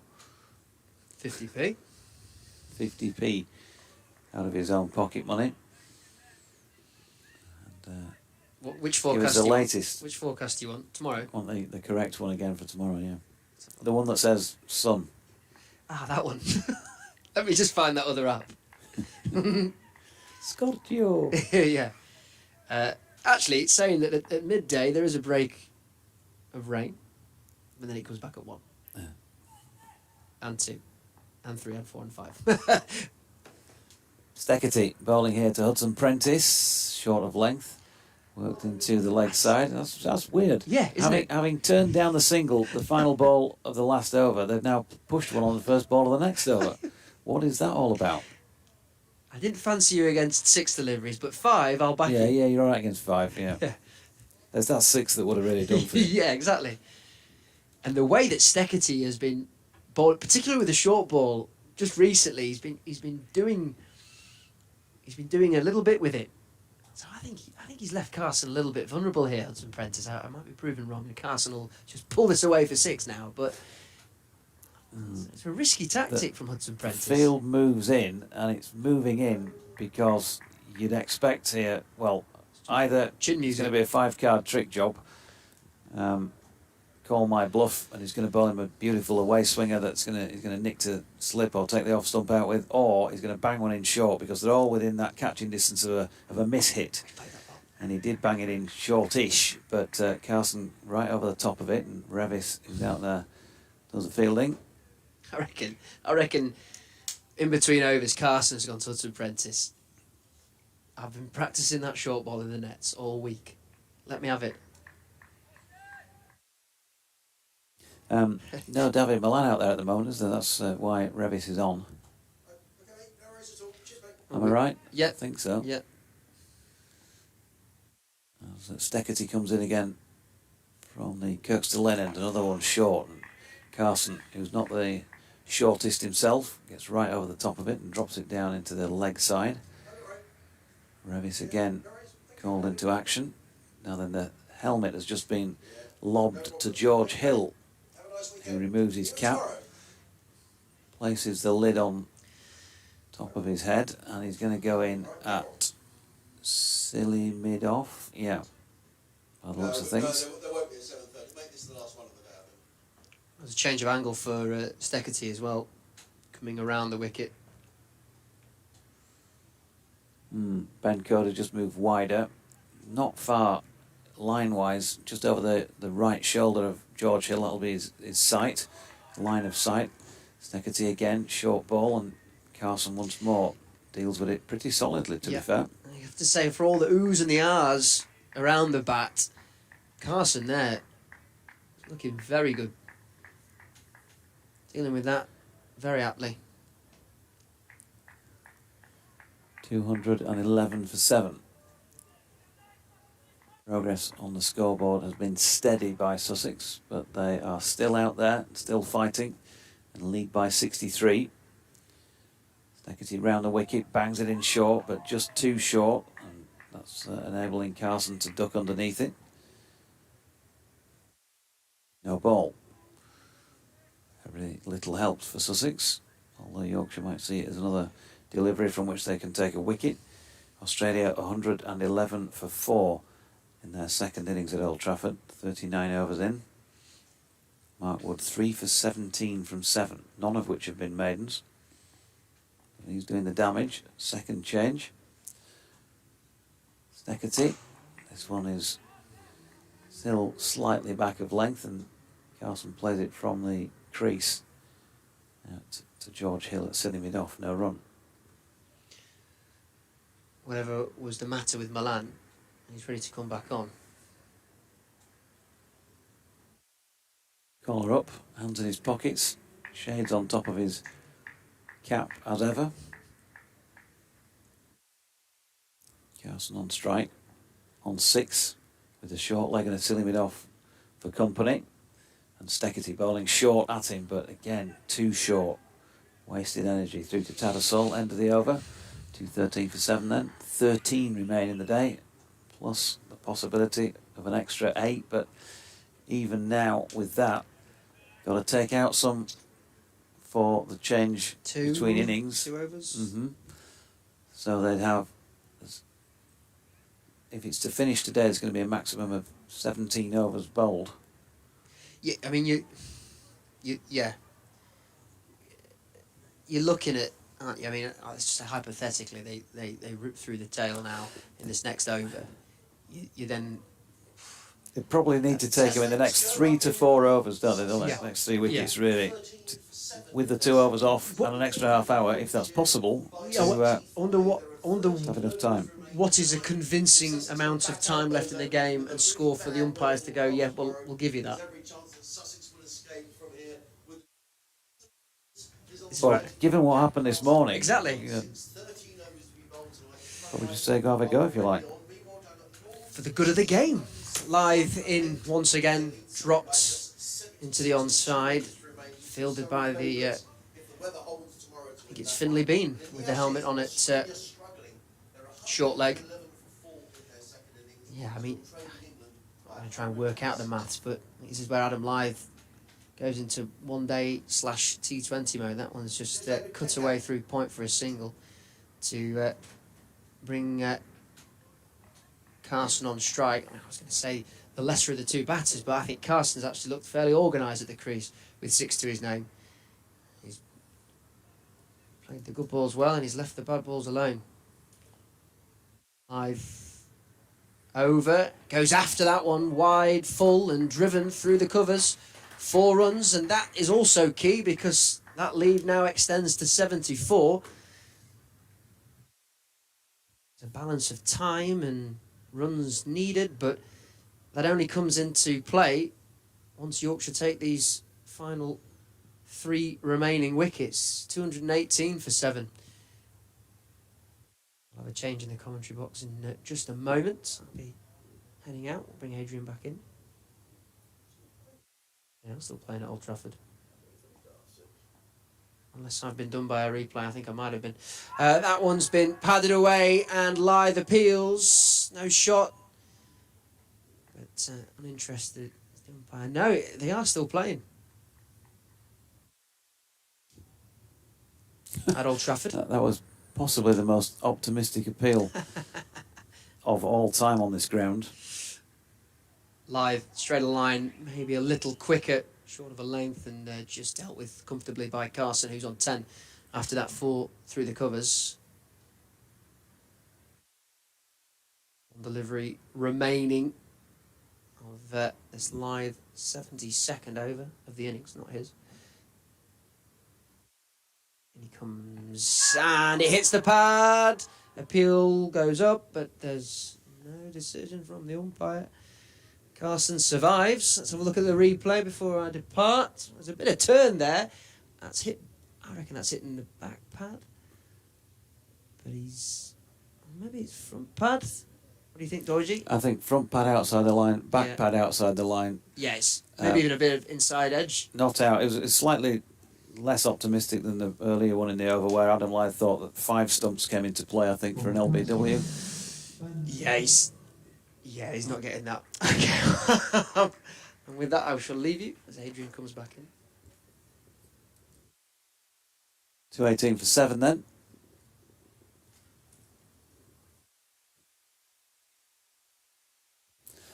It's going to be Ben Code back into the attack at the Kirkstall Lane end. Thank Jamie for his services today. 2 slips in place. There is a long leg. 3rd man. Sweeper has been sent out. Matthew Fisher square on the offside here. And they've got an extra cover mid-on, mid-off and a mid-wicket who's back on saving 2 really as Code comes in here to bowl to Hudson Prentice.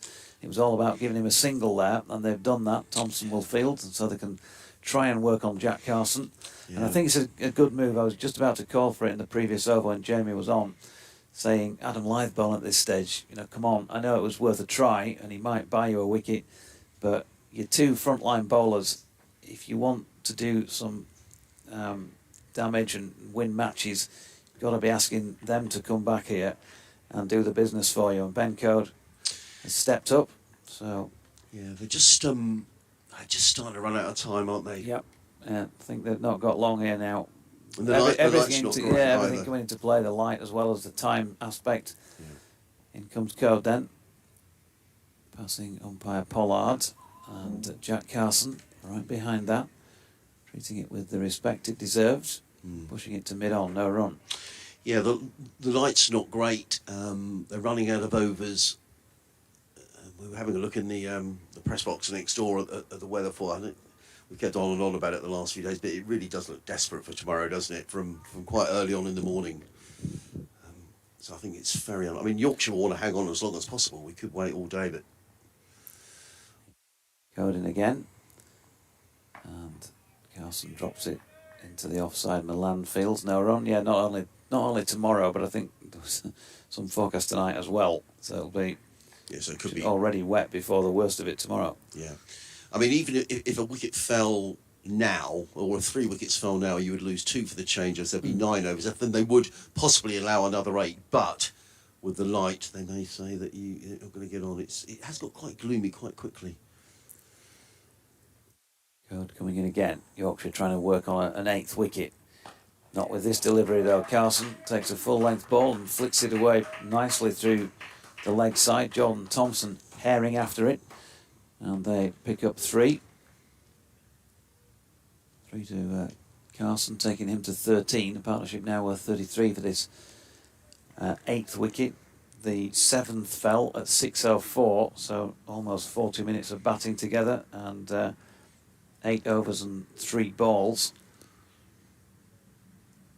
222 for 7. 74 now the lead.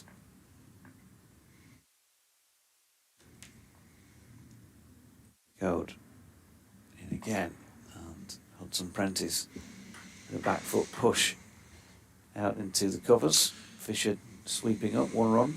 It's had a good match, Hudson Prentice, hasn't he? He made 73 in the first innings. He's been hit on the helmet here. He's defended really well. And it's been a brave knock, because Sussex could quite easily have without him could have lost the game tonight.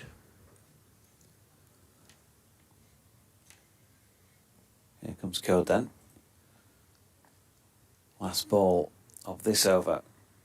Short ball pulled out to mid-wicket by Carson. 1 run. He'll keep the strike. Moves on to 14. 224 for 7. 66 balls remaining officially on the board in this innings. Oh, sorry, in this day, I should say, not this innings. Sussex leading by 76. Finished in the Test match, Doige. Australia 113 for 4. So they're still trailing by 162. I was watching Mark Wood bowl. He was bowling at express pace, 7 overs, 3 for 17. The big question is, will there be enough time for England to claim the further 6 wickets they need to win the match and take it to the Oval next week? Only time will tell. In the meantime, here at Headingley, it's Adam Lyth. 11 overs remaining tonight. Comes in and bowls. Carson defends out into the offside, no run. I guess from a Yorkshire point of view here, actually, if the light does get bad, they might just decide to turn to a Moriarty, or just to keep out there, really, because Yorkshire will just want to keep on playing here. Lyth bowls. Carson defends down the onside. There is no run. But on the other hand, you might think, well, perhaps it's worth taking a risk of a Fisher or someone coming back on and just... I think the risk with Fish is that he's got that extra zip that maybe Ben Code doesn't. So then the light issue might be a problem. Lyth bowls. Carson plays to short, extra fielded by Fisher.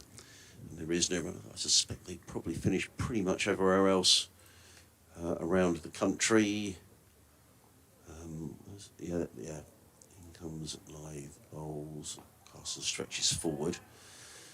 Again, there is no run. Derbyshire 89 without loss in their second innings against Durham. It's very flat at Derby, these days. The lads were saying there hasn't been a result there for some time.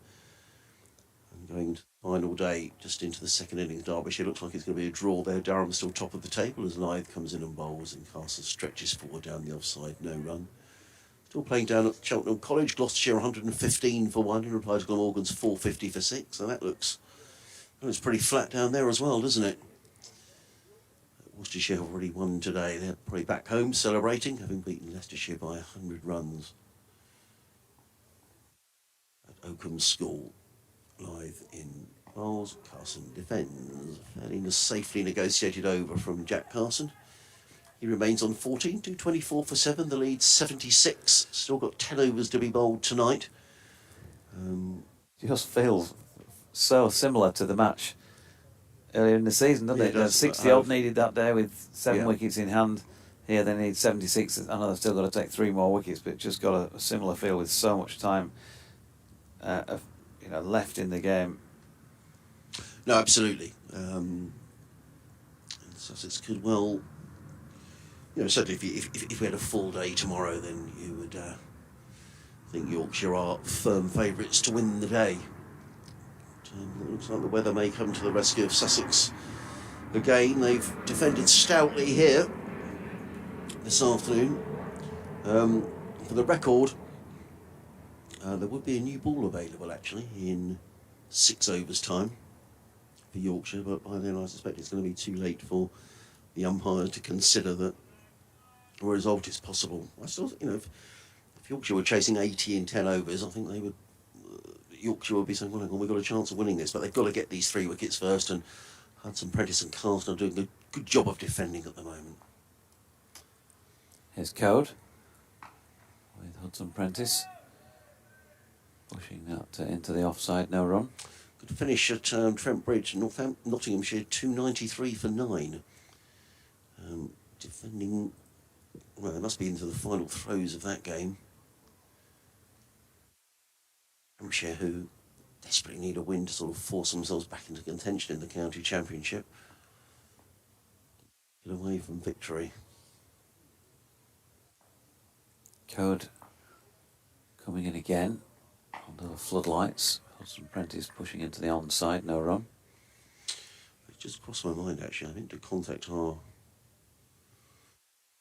commentator, Kevin James, because the Northern Diamonds are playing down at Arundel tomorrow, and they were talking about broadcast facilities down there.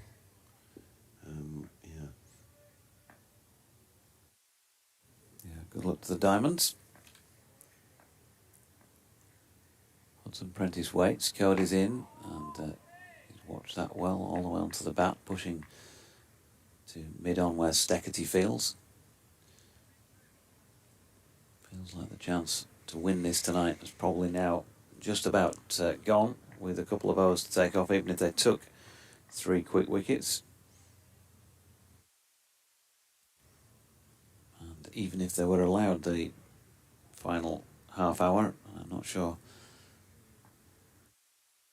whether or not the umpires would say they could, given the light. Although they're still playing now, so happy enough with it. This Code is in.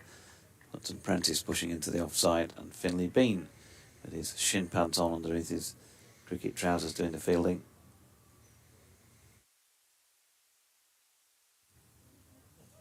"76 runs the Sussex lead. Been a really good day of cricket. Trying to make up for that lost time, of course, from day 1. Code coming in again, wide on the crease, and Hudson Prentice playing from the crease with his back to the Howard stand, pushing to Milan. It's at mid-off, no run. Still a few hardy souls remain, but the majority have gone to kick off the weekend somewhere. Fish and chips on a Friday evening, something like that. Yeah.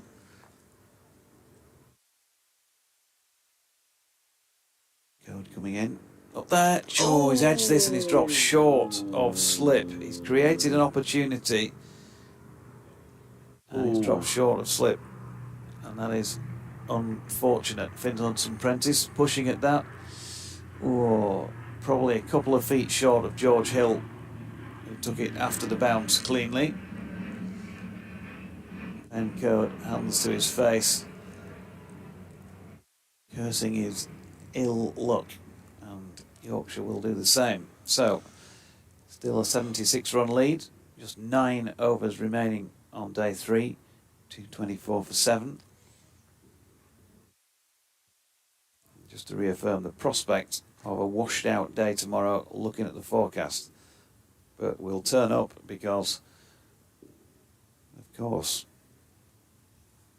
Yorkshire will desperately want to try and find some hours of play to try and finish this off.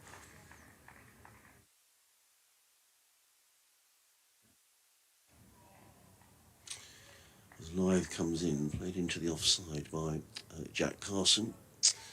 Yeah, it does look as if, certainly if the forecast is anything to go by, that we're going to be very, very fortunate to get any play here tomorrow.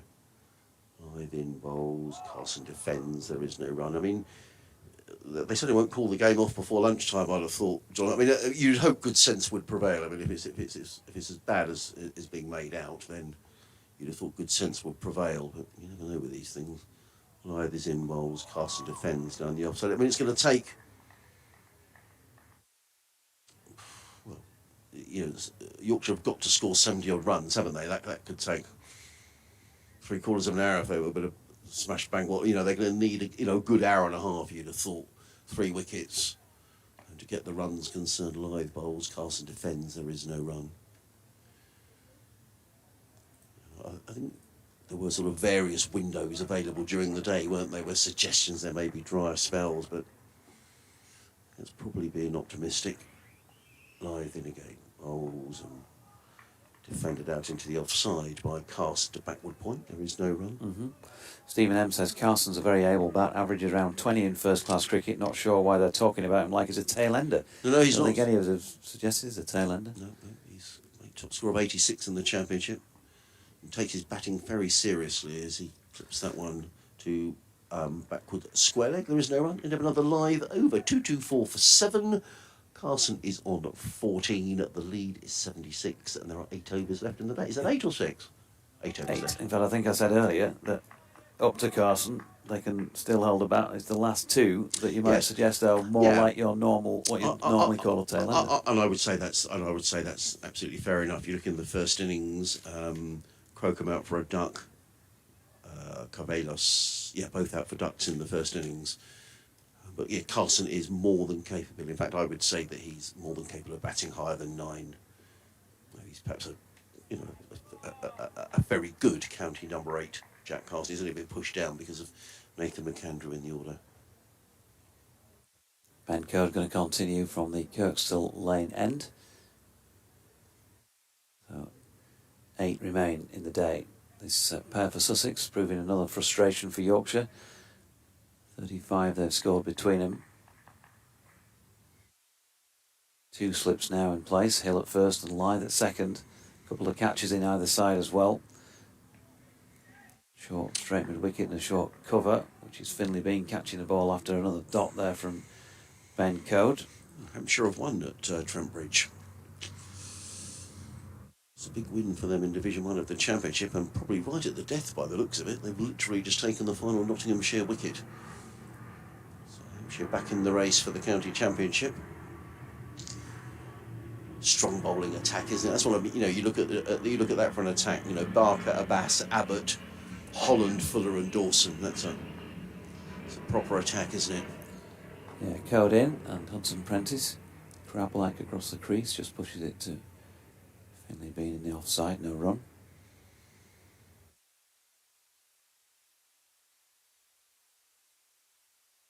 So 2 ticked off in the over for the Sussex batters. And a change of tack here because Johnny Tattersall has taken off the cap, put on the helmet, and is now standing up to Ben Code. Yeah. Which is just going to drag Hudson Prentice back that little bit. Comes Code, Hudson Prentice pushing firmly to Bean, tumbling to stop that. Coming round to extra cover, no run. So 3 successive dots.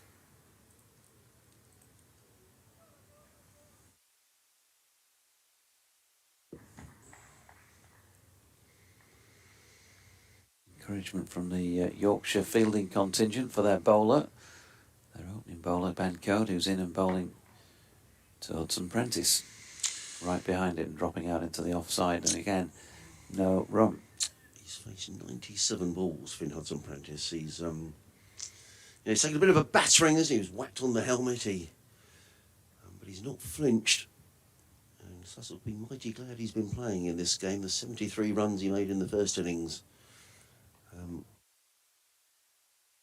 Absolutely vital in getting any sort of a score. Here's Code, and it's fading down the leg side. A little flick at it by Hudson-Prentice, but didn't make any contact. Of course, 3 overs after this, a second new ball can be taken. Yeah. I just wonder whether Yorkshire might just take it tonight and, see if the light's okay. And if they got some wickets, it means tomorrow if we do get any play, then we have to remember there is a day still to go. It's just whether there will be any. It's Code again. Final ball of the over with Talisul having stood back, and that's dropped into the offside to complete over number 77. 7 remain. 224 for 7, a lead of 76. Yep, Hudson-Prentice and Carlson have a little natter in the middle of the pitch.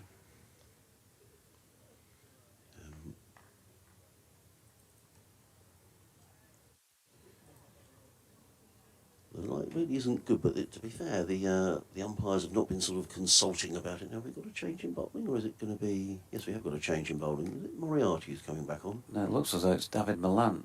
Oh, that's interesting. Oh, is it? Is he coming on to bowl?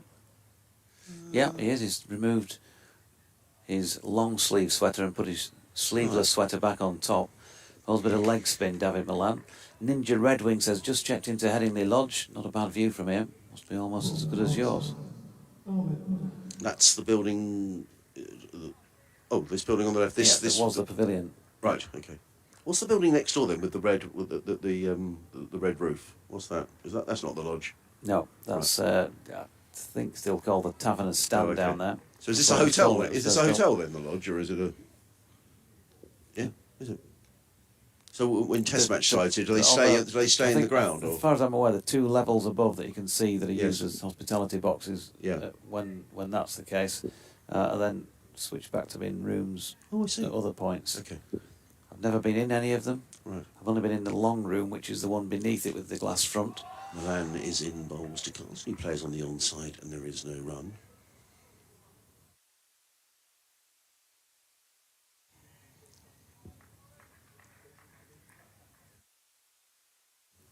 They're trying something a bit different here. Yeah, they are. Well, it's worth a try, isn't it? With just 6 overs left after this from Milan in bowls to Carlson, who clips onto the onside, and they decide to go through for a single. Jack Carlson goes to 15, Sussex to 225 for 7. The lead now is 77.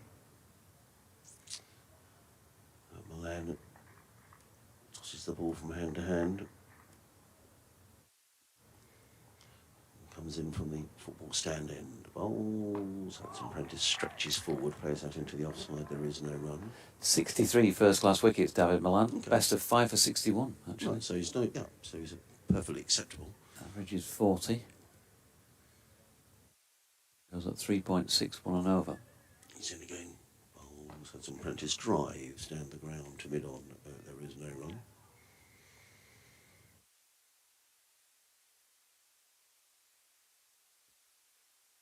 Back to his mark, will certainly rattle through the overs. It's in Yorkshire's interest just to stay out here, isn't it? There's no question about that. In bowls. A flick of the wrists by Hudson-Prentice works that down to deep backward square. On the leg side, and picks up another single. Hudson-Prentice goes to 37. 226 for 7. Lead 78. And with 1 ball to bowl in this. His opening over, then there'll be 6 overs remaining. And in bowls, and Carlson plays on the bounce to short leg, and there is no run. I saw the umpires have a little look at each other then. They've had they are looking at each other. I just wonder whether the light is such that they're just thinking about. I'm not sure whether they've taken a reading or not. Certainly, umpire at the far end, who is Middlebrook, just looks a little, I think they're having a little chat about the light here, Doidgy. Well, Jordan Thompson has given his sweater Yeah. to Paul Pollard as if he's going to have a go. Ben Cody's now taking off his cap. Johnny Tattersalls down this Kirkstall Lane end as well. And there is a word from both umpires here as to what's what. Jordan Thompson has been announced by Howard Ferguson on the PA as the new bowler, but has now taken his sweater and cap from Paul Pollard to put it back on. So it looks like that could be the quickest change of bowling in history. Jordan Thompson taken out of the attack without bowling a ball. Yeah, obviously the lights. That was a terrible non-delivery that he bowled there. Yeah, the lights coming into play. It is. Excuse me for 2 minutes, Jonathan.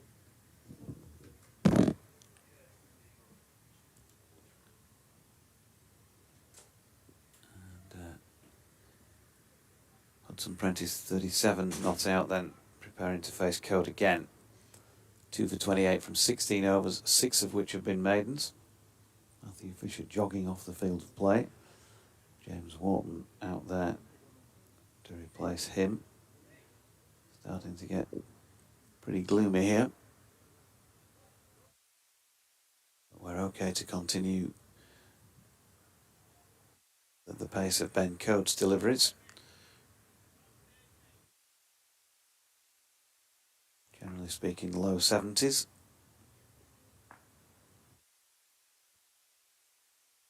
Here he is then, and that is straight, and Hudson Prentice turns it to Steckety at mid-on, no run.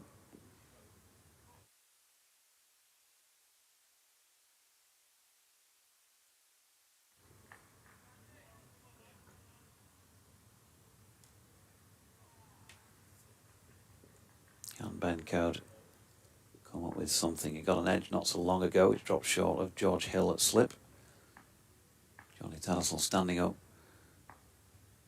once again with his helmet on.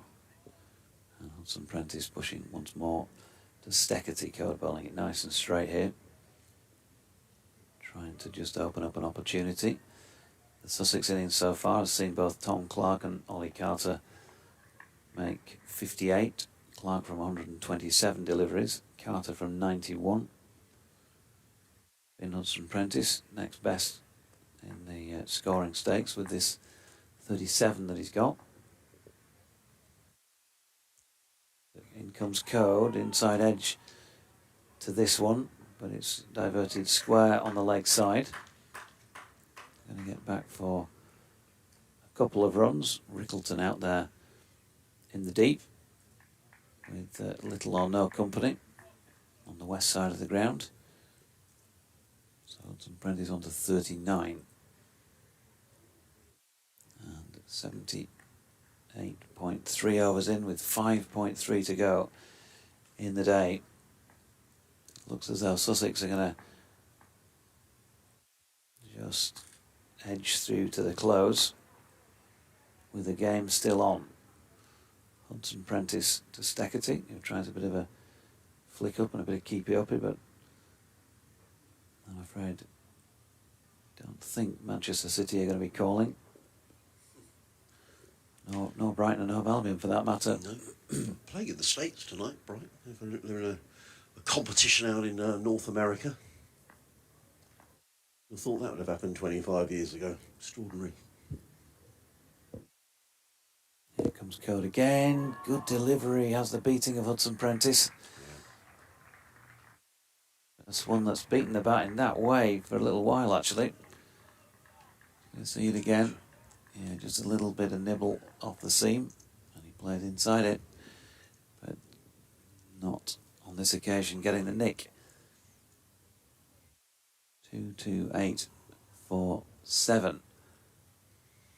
80 the lead. Last one of the over. In comes Code again, and he's pushed out into the offside where Milan does the fielding. No. So, 5 overs remain. Ben Code, 17 overs, 6 maidens, 2 for 30. Looks as though Milan's going to continue. 1 over for 2 for him at the Howard stand end. A rare outing with the ball for Yorkshire. A dab in Milan. Several Yorkshire players just having a word with Paul Pollard here.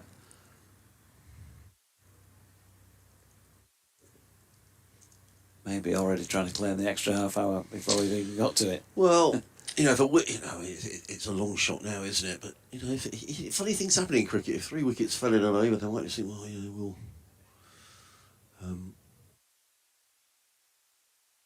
But the lights got a bit better, actually, ironically. In comes Milan, bowls to Cast, who defends on the onside. There is no run.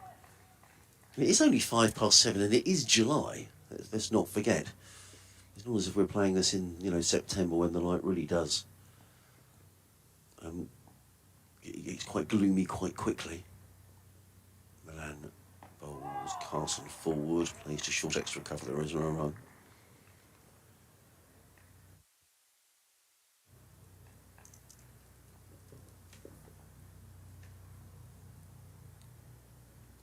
Milan in again. He gave that a bit of a rip, didn't he? Played to backward point. Fielded there at the backward point by George Hill. And there is no run. 228 for 7. That's Prentice 39. Carson 16. These two have defended stoutly since Nathan McAndrew was the last man out. In comes Milan again. McAndrew defends onto the onside. And there is no real frustration here for Yorkshire, who were very inventive in their declaration this morning. They couldn't have done an awful lot more, to be honest. We're the only game still going, Deutsche, I think. In comes Milan at 7:10.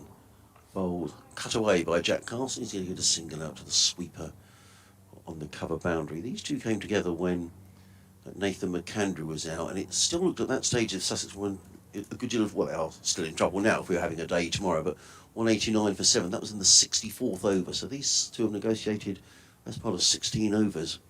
New ball will be available in 1 ball's time. I don't think the umpires will allow it to be taken, though. Milan in bowls.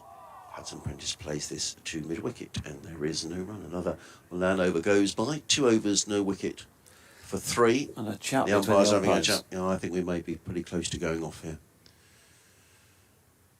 So that will get McAndrew going down in the 64th over. Having a natter, well, I think probably Johnny Tattersall is probably going to get involved here and say, well, look, we're going to keep the spinners on, we just want to stay out there. It's almost like a penalty call in a football match, isn't it, where they crowd the referee, 3 or 4 players, just having a word. I don't see why you wouldn't stay on with the spinners on. I mean, there's no danger to anybody out there, is there? And No.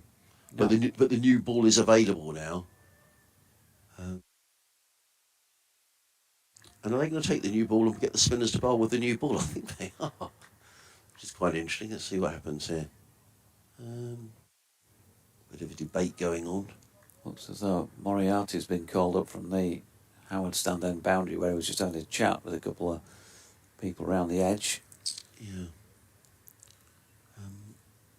So it looks like he's been given a go. Are we going to get a light reading now?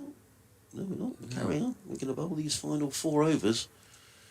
I don't know what the debate is about out there. Is the debate about taking the new ball or who can bowl? I mean, certainly with the lights on, it's perfectly playable. If you have a Moriarty and Milan on, there's no reason not to carry on. And I think we are going to carry on. New ball is being taken. Well, Yeah, I think I can kind of see this, even though you've got your 2 spinners on. It might not be as easy to grip it, but might just bounce a bit differently. Well, it's worth a try from Yorkshire's point of view, isn't it? They've got this far. They're probably thinking we're not going to play tomorrow, so let's just try everything we can. And if they did pick up 3 wickets, they might persuade the umpires and say, "Well, hang on, we can chase 80 in 8 overs." And Yeah, and also they were frustrated at Worcester last week. and also if they did manage any play tomorrow, then the new ball's not going to be very old to start with in the morning. So That's a very good point. it's probably a potential double blast, but probably not end up being a double blast. The dice Possibly being rolled for a final time here by Yorkshire in the match as left arm round the wicket, Moriarty with the new ball. Bowls to Carson, who pushes into the offside, and there's no run.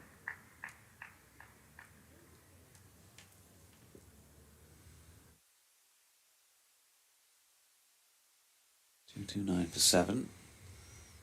Moriarty's in again. It's wide of off stump and cracked out into the offside there by Carson. Got plenty on it. Milan. Good stop, actually. It was. It was one of those where he was kind of wincing, I think, as he went for it. It didn't look like he was taking it cleanly, but he did the job all right. Back with Moriarty. Floating one up again there. Now then there's an appeal for a stumping here. That was a Yorker length delivery, and Jack Carson did well to get something on it and keep it out, because that looked like it was heading for leg stump. He got his foot back in his crease as well.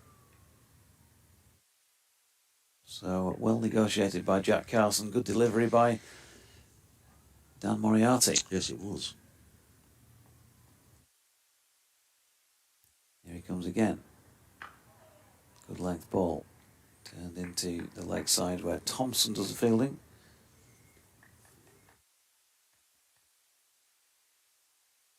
Two to come in the over.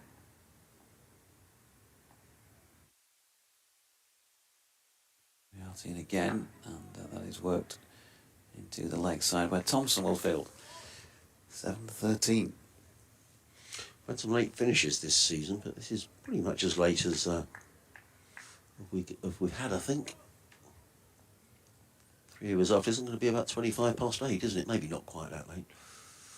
Moriarty in again. Oof, not far off reaching the hand of Finlay Bean at short leg. Oh, it wasn't. End of the over. 3 now left in the day. Sussex 81 in front at 2.29 for 7. And working again in about 9 3/4 hours. Oh, you're on the 5 o'clock shift, Well, are you? 5 o'clock in the morning, yeah. Yeah. Yeah. Just looking at this one. Oh, yeah, he really had to dig that out, didn't he, Jack Carson? Well, generally speaking, these weather events do sort of even themselves out. It does seem as if Yorkshire have been particularly unlucky the last couple of weeks. You were saying at Worcester last week, they the wrong end of the weather, and it looks like they might do tomorrow as well. You know, we might turn up here tomorrow morning at 11 o'clock and it may still be dry and they get an hour in, but it does seem unlikely. 81 runs is the lead. Yorkshire's still needing 3 wickets. David Milan is going to bowl the 3rd last over of the day from the football stand end. He's in over the wicket, bowls. Hudson Prentice drives and he's going to pick up runs. Here is Hudson Prentice, just a single out to the sweeper on the cover boundary, who is Jordan Thompson. I'm sure would dearly like to bowl, but the light is such that that's just not going to be possible. See if I can get a nice photograph of the proceedings. Milan in again. Carson edges down towards 3rd man. Going to get a couple of runs here as Jack Carson. Maybe even 3. No, they'll settle with 2 as Fisher chases the ball down. Carson goes to 18 of 60 deliveries. He's been in for over an hour, Jack Carson. Hudson Prentice for the best part of 3 hours. Vital innings by him yet again for Sussex. Milan, Carson clipped around the corner down towards fine leg, and they pick up another single. Would have done there, but is that Ben Code down there? Yep. Gets in the throat, it's another single. The lead goes to 85. There's a slightly resigned air about the Yorkshire lads at the minute, and I kind of understand why they've done everything they can really to try and take these wickets, but they've just run out of time today. In again, bowls. Hudson Prentice plays firmly to mid-on off the back foot, and there is no run. 2 balls remaining in this over, and another couple of overs to go before stumps. And again, bowls, and Hudson Prentice just works out into the offside.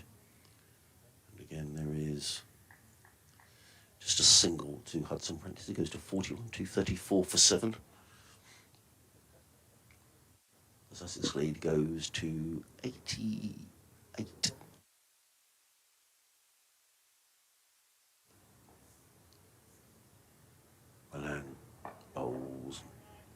Carson plays onto the onside, fielded at short leg. There is no run. 2 overs to go. I think these overs in 104 overs in the day. So we've lost some because of bad weather today, but nonetheless we've seen a lot of cricket. 82 overs in this innings. Time is getting on for 20 past 7. Interesting that Lancashire have taken to their club website to issue a statement with regard to that plea for Test cricket. Yes. For Ashes cricket before 2031. I'll read you this in a mo because Moriarty's preparing for what is the penultimate over on day 3. And he comes in now to bowl to Hudson Prentice, who pushes out into the offside, no run. They say, following the publication of a letter earlier today to the ECB regarding the allocation of future men's Ashes Test matches, the club have issued the below response. Andy Anson, chair of Lancashire Cricket, said, we are entirely comfortable with the process that the club went through with the ECB regarding the major match allocation package for future men's and women's internationals between 2025 and 2031. As Moriarty's latest delivery is pushed into the offside by Hudson Prentice, no run. The announced package provides the club with 7 years of certainty for international match scheduling, which will see 40 days of international cricket played at the venue. The package is the result of in-depth discussions between the counties and the ECB and has been a thorough and fair process. Moriarty tries to give it a rip, but is flicked away backward of square by Hudson Prentice for 1. It goes on, as well as the men's Ashes Test in 2031, will also be welcoming India for 4 matches in 5 years, in addition to hosting international women's cricket at Emirates Old Trafford for the first time in many years, which we all look forward to. We're grateful to the ECB and our fellow counties for the level of cooperation and communication in arriving at this schedule. Moriarty in, and that's pushed into the leg side, and again no run. So that's kind of sort of distancing themselves away from the statement, saying we're nothing to do with that, thank you very much. If the MPs or the local mayors want to say that, that's entirely their affair. Moriarty in, and that is pushed back to him by Carson, no run. It's an interesting statement because there's been a lot of criticism of the ECB for this, and maybe that's a statement that perhaps Lancashire could have made earlier because perhaps people were saying, well, it's not fair, it's not right, but Lancashire clearly very comfortable with the decision. Here's Moriarty. That's pushed into the offside code fielding, end of the over, 2:35 for 7. No statement from Yorkshire in that regard, but maybe Lancashire, given the Test matches there right now, felt the need to make a response. Of course, it was Andy Burnham, wasn't it, and Tracy Brabin, mayors of York, Manchester and West Yorkshire, Tracy Brabin. Anyway, of Yorkshire.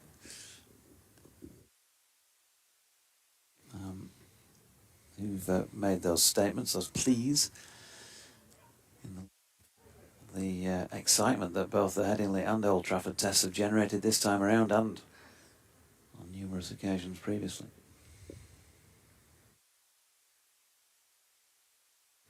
Final over of the day. It's going to be Adam Lyth. Who's going to bowl it? Comes in and bowls to Hudson Prentice, who defends back down the track. There is no run. What do you do then if there's a wicket falls in this over? Normally, then they might carry on. Yeah, they probably would actually. In comes Lyth bowls. Hudson Prentice defends. I think Hudson Prentice is pretty determined not to get out here, with 1 over remaining in the day.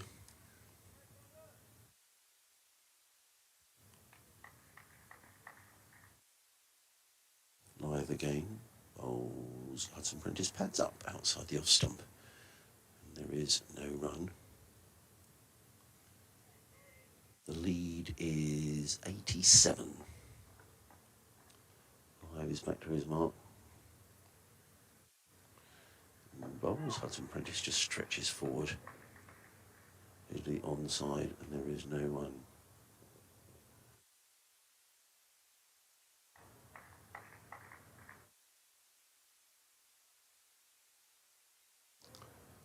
Lyth in again bowls. Hudson Prentice just defends down the offside. 1 more ball to go in the day. 19:22. This is probably as late as we've had this year, I think. 2 minutes past 7. And Adam Lyth's going to come around the wicket for the last ball of the day. He's in and bowls, and Hudson Prentice defends. In fact, he plays it back to the square on the leg side and picks up a single. So the Sussex lead at the end of the day is 88. Sussex closing on 236 for 7. Well, it could well be that that's the last action of the game with the weather forecast for tomorrow. Credit Yorkshire, who's sitting along with things this morning. Credit the umpires, actually, who I think have done very well to keep the match proceeding as best they can. Clearly, if we do get any play tomorrow, Yorkshire, if we were guaranteed a nice sunny day, you'd think Yorkshire would wrap this game up at some stage tomorrow. Castle and Hudson Prentice may, of course, have other ideas, but it very much looks, if the weather forecast is to be believed, that there will be very little, if any, play here tomorrow, in which case this game will end in a draw, and I think Yorkshire can feel some aggrieved, although well done to the Sussex lads who have defended really well, certainly Hudson Prentice in the last hour or so. Jonathan. Yep, they've done a really good job as far as their team's concerned. All they could really hope to do, given the situation, was to get through until the end of the day unscathed. That partnership for the 8th wicket, and they have managed to do that. So they've kind of given themselves a bit of hope that the weather might save them here. Given that they're going on for 100 in front, you would think as a batting side going in second on what's still a good pitch, they'd be very confident of knocking those off if the time allows. I don't want to be appearing to write Sussex off if they had a chance of winning, but they'd have to bowl extremely well, wouldn't they? Now they have got some sort of a lead, but it would be sort of a bit left field if they managed to roll Yorkshire for less than they've got now. Oh, indeed, yeah. And it's still a good track, something isn't like it? 120, really, wouldn't it? Yeah. If they manage to get them out and only have to chase that many. We'll see tomorrow what tomorrow brings.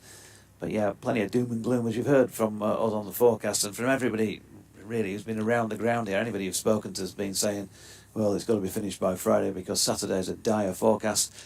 And so we're left with a forecast that's dire. The reality we will find out tomorrow, and we'll see if we do get any further play. But at this stage, Sussex in front, Yorkshire still needing 3 wickets. It's been another good day. Thanks, Helmsy. Thanks to Jamie. Thank you, Georgie. Rayner, Yeah, it's been good to see. It's been a good fun day. It's always good fun up here. So thank you for your company. And well, let's who knows what's going to happen tomorrow. We shall see, but thanks for your company as well, folks. I'm sure you might do your best to keep your eyes on this as well as what's going on at Old Trafford or wherever else tomorrow. But from Helmsy and myself, thanks for your company, and we'll be back tomorrow for whatever play, if there is any at all, that we manage to get in.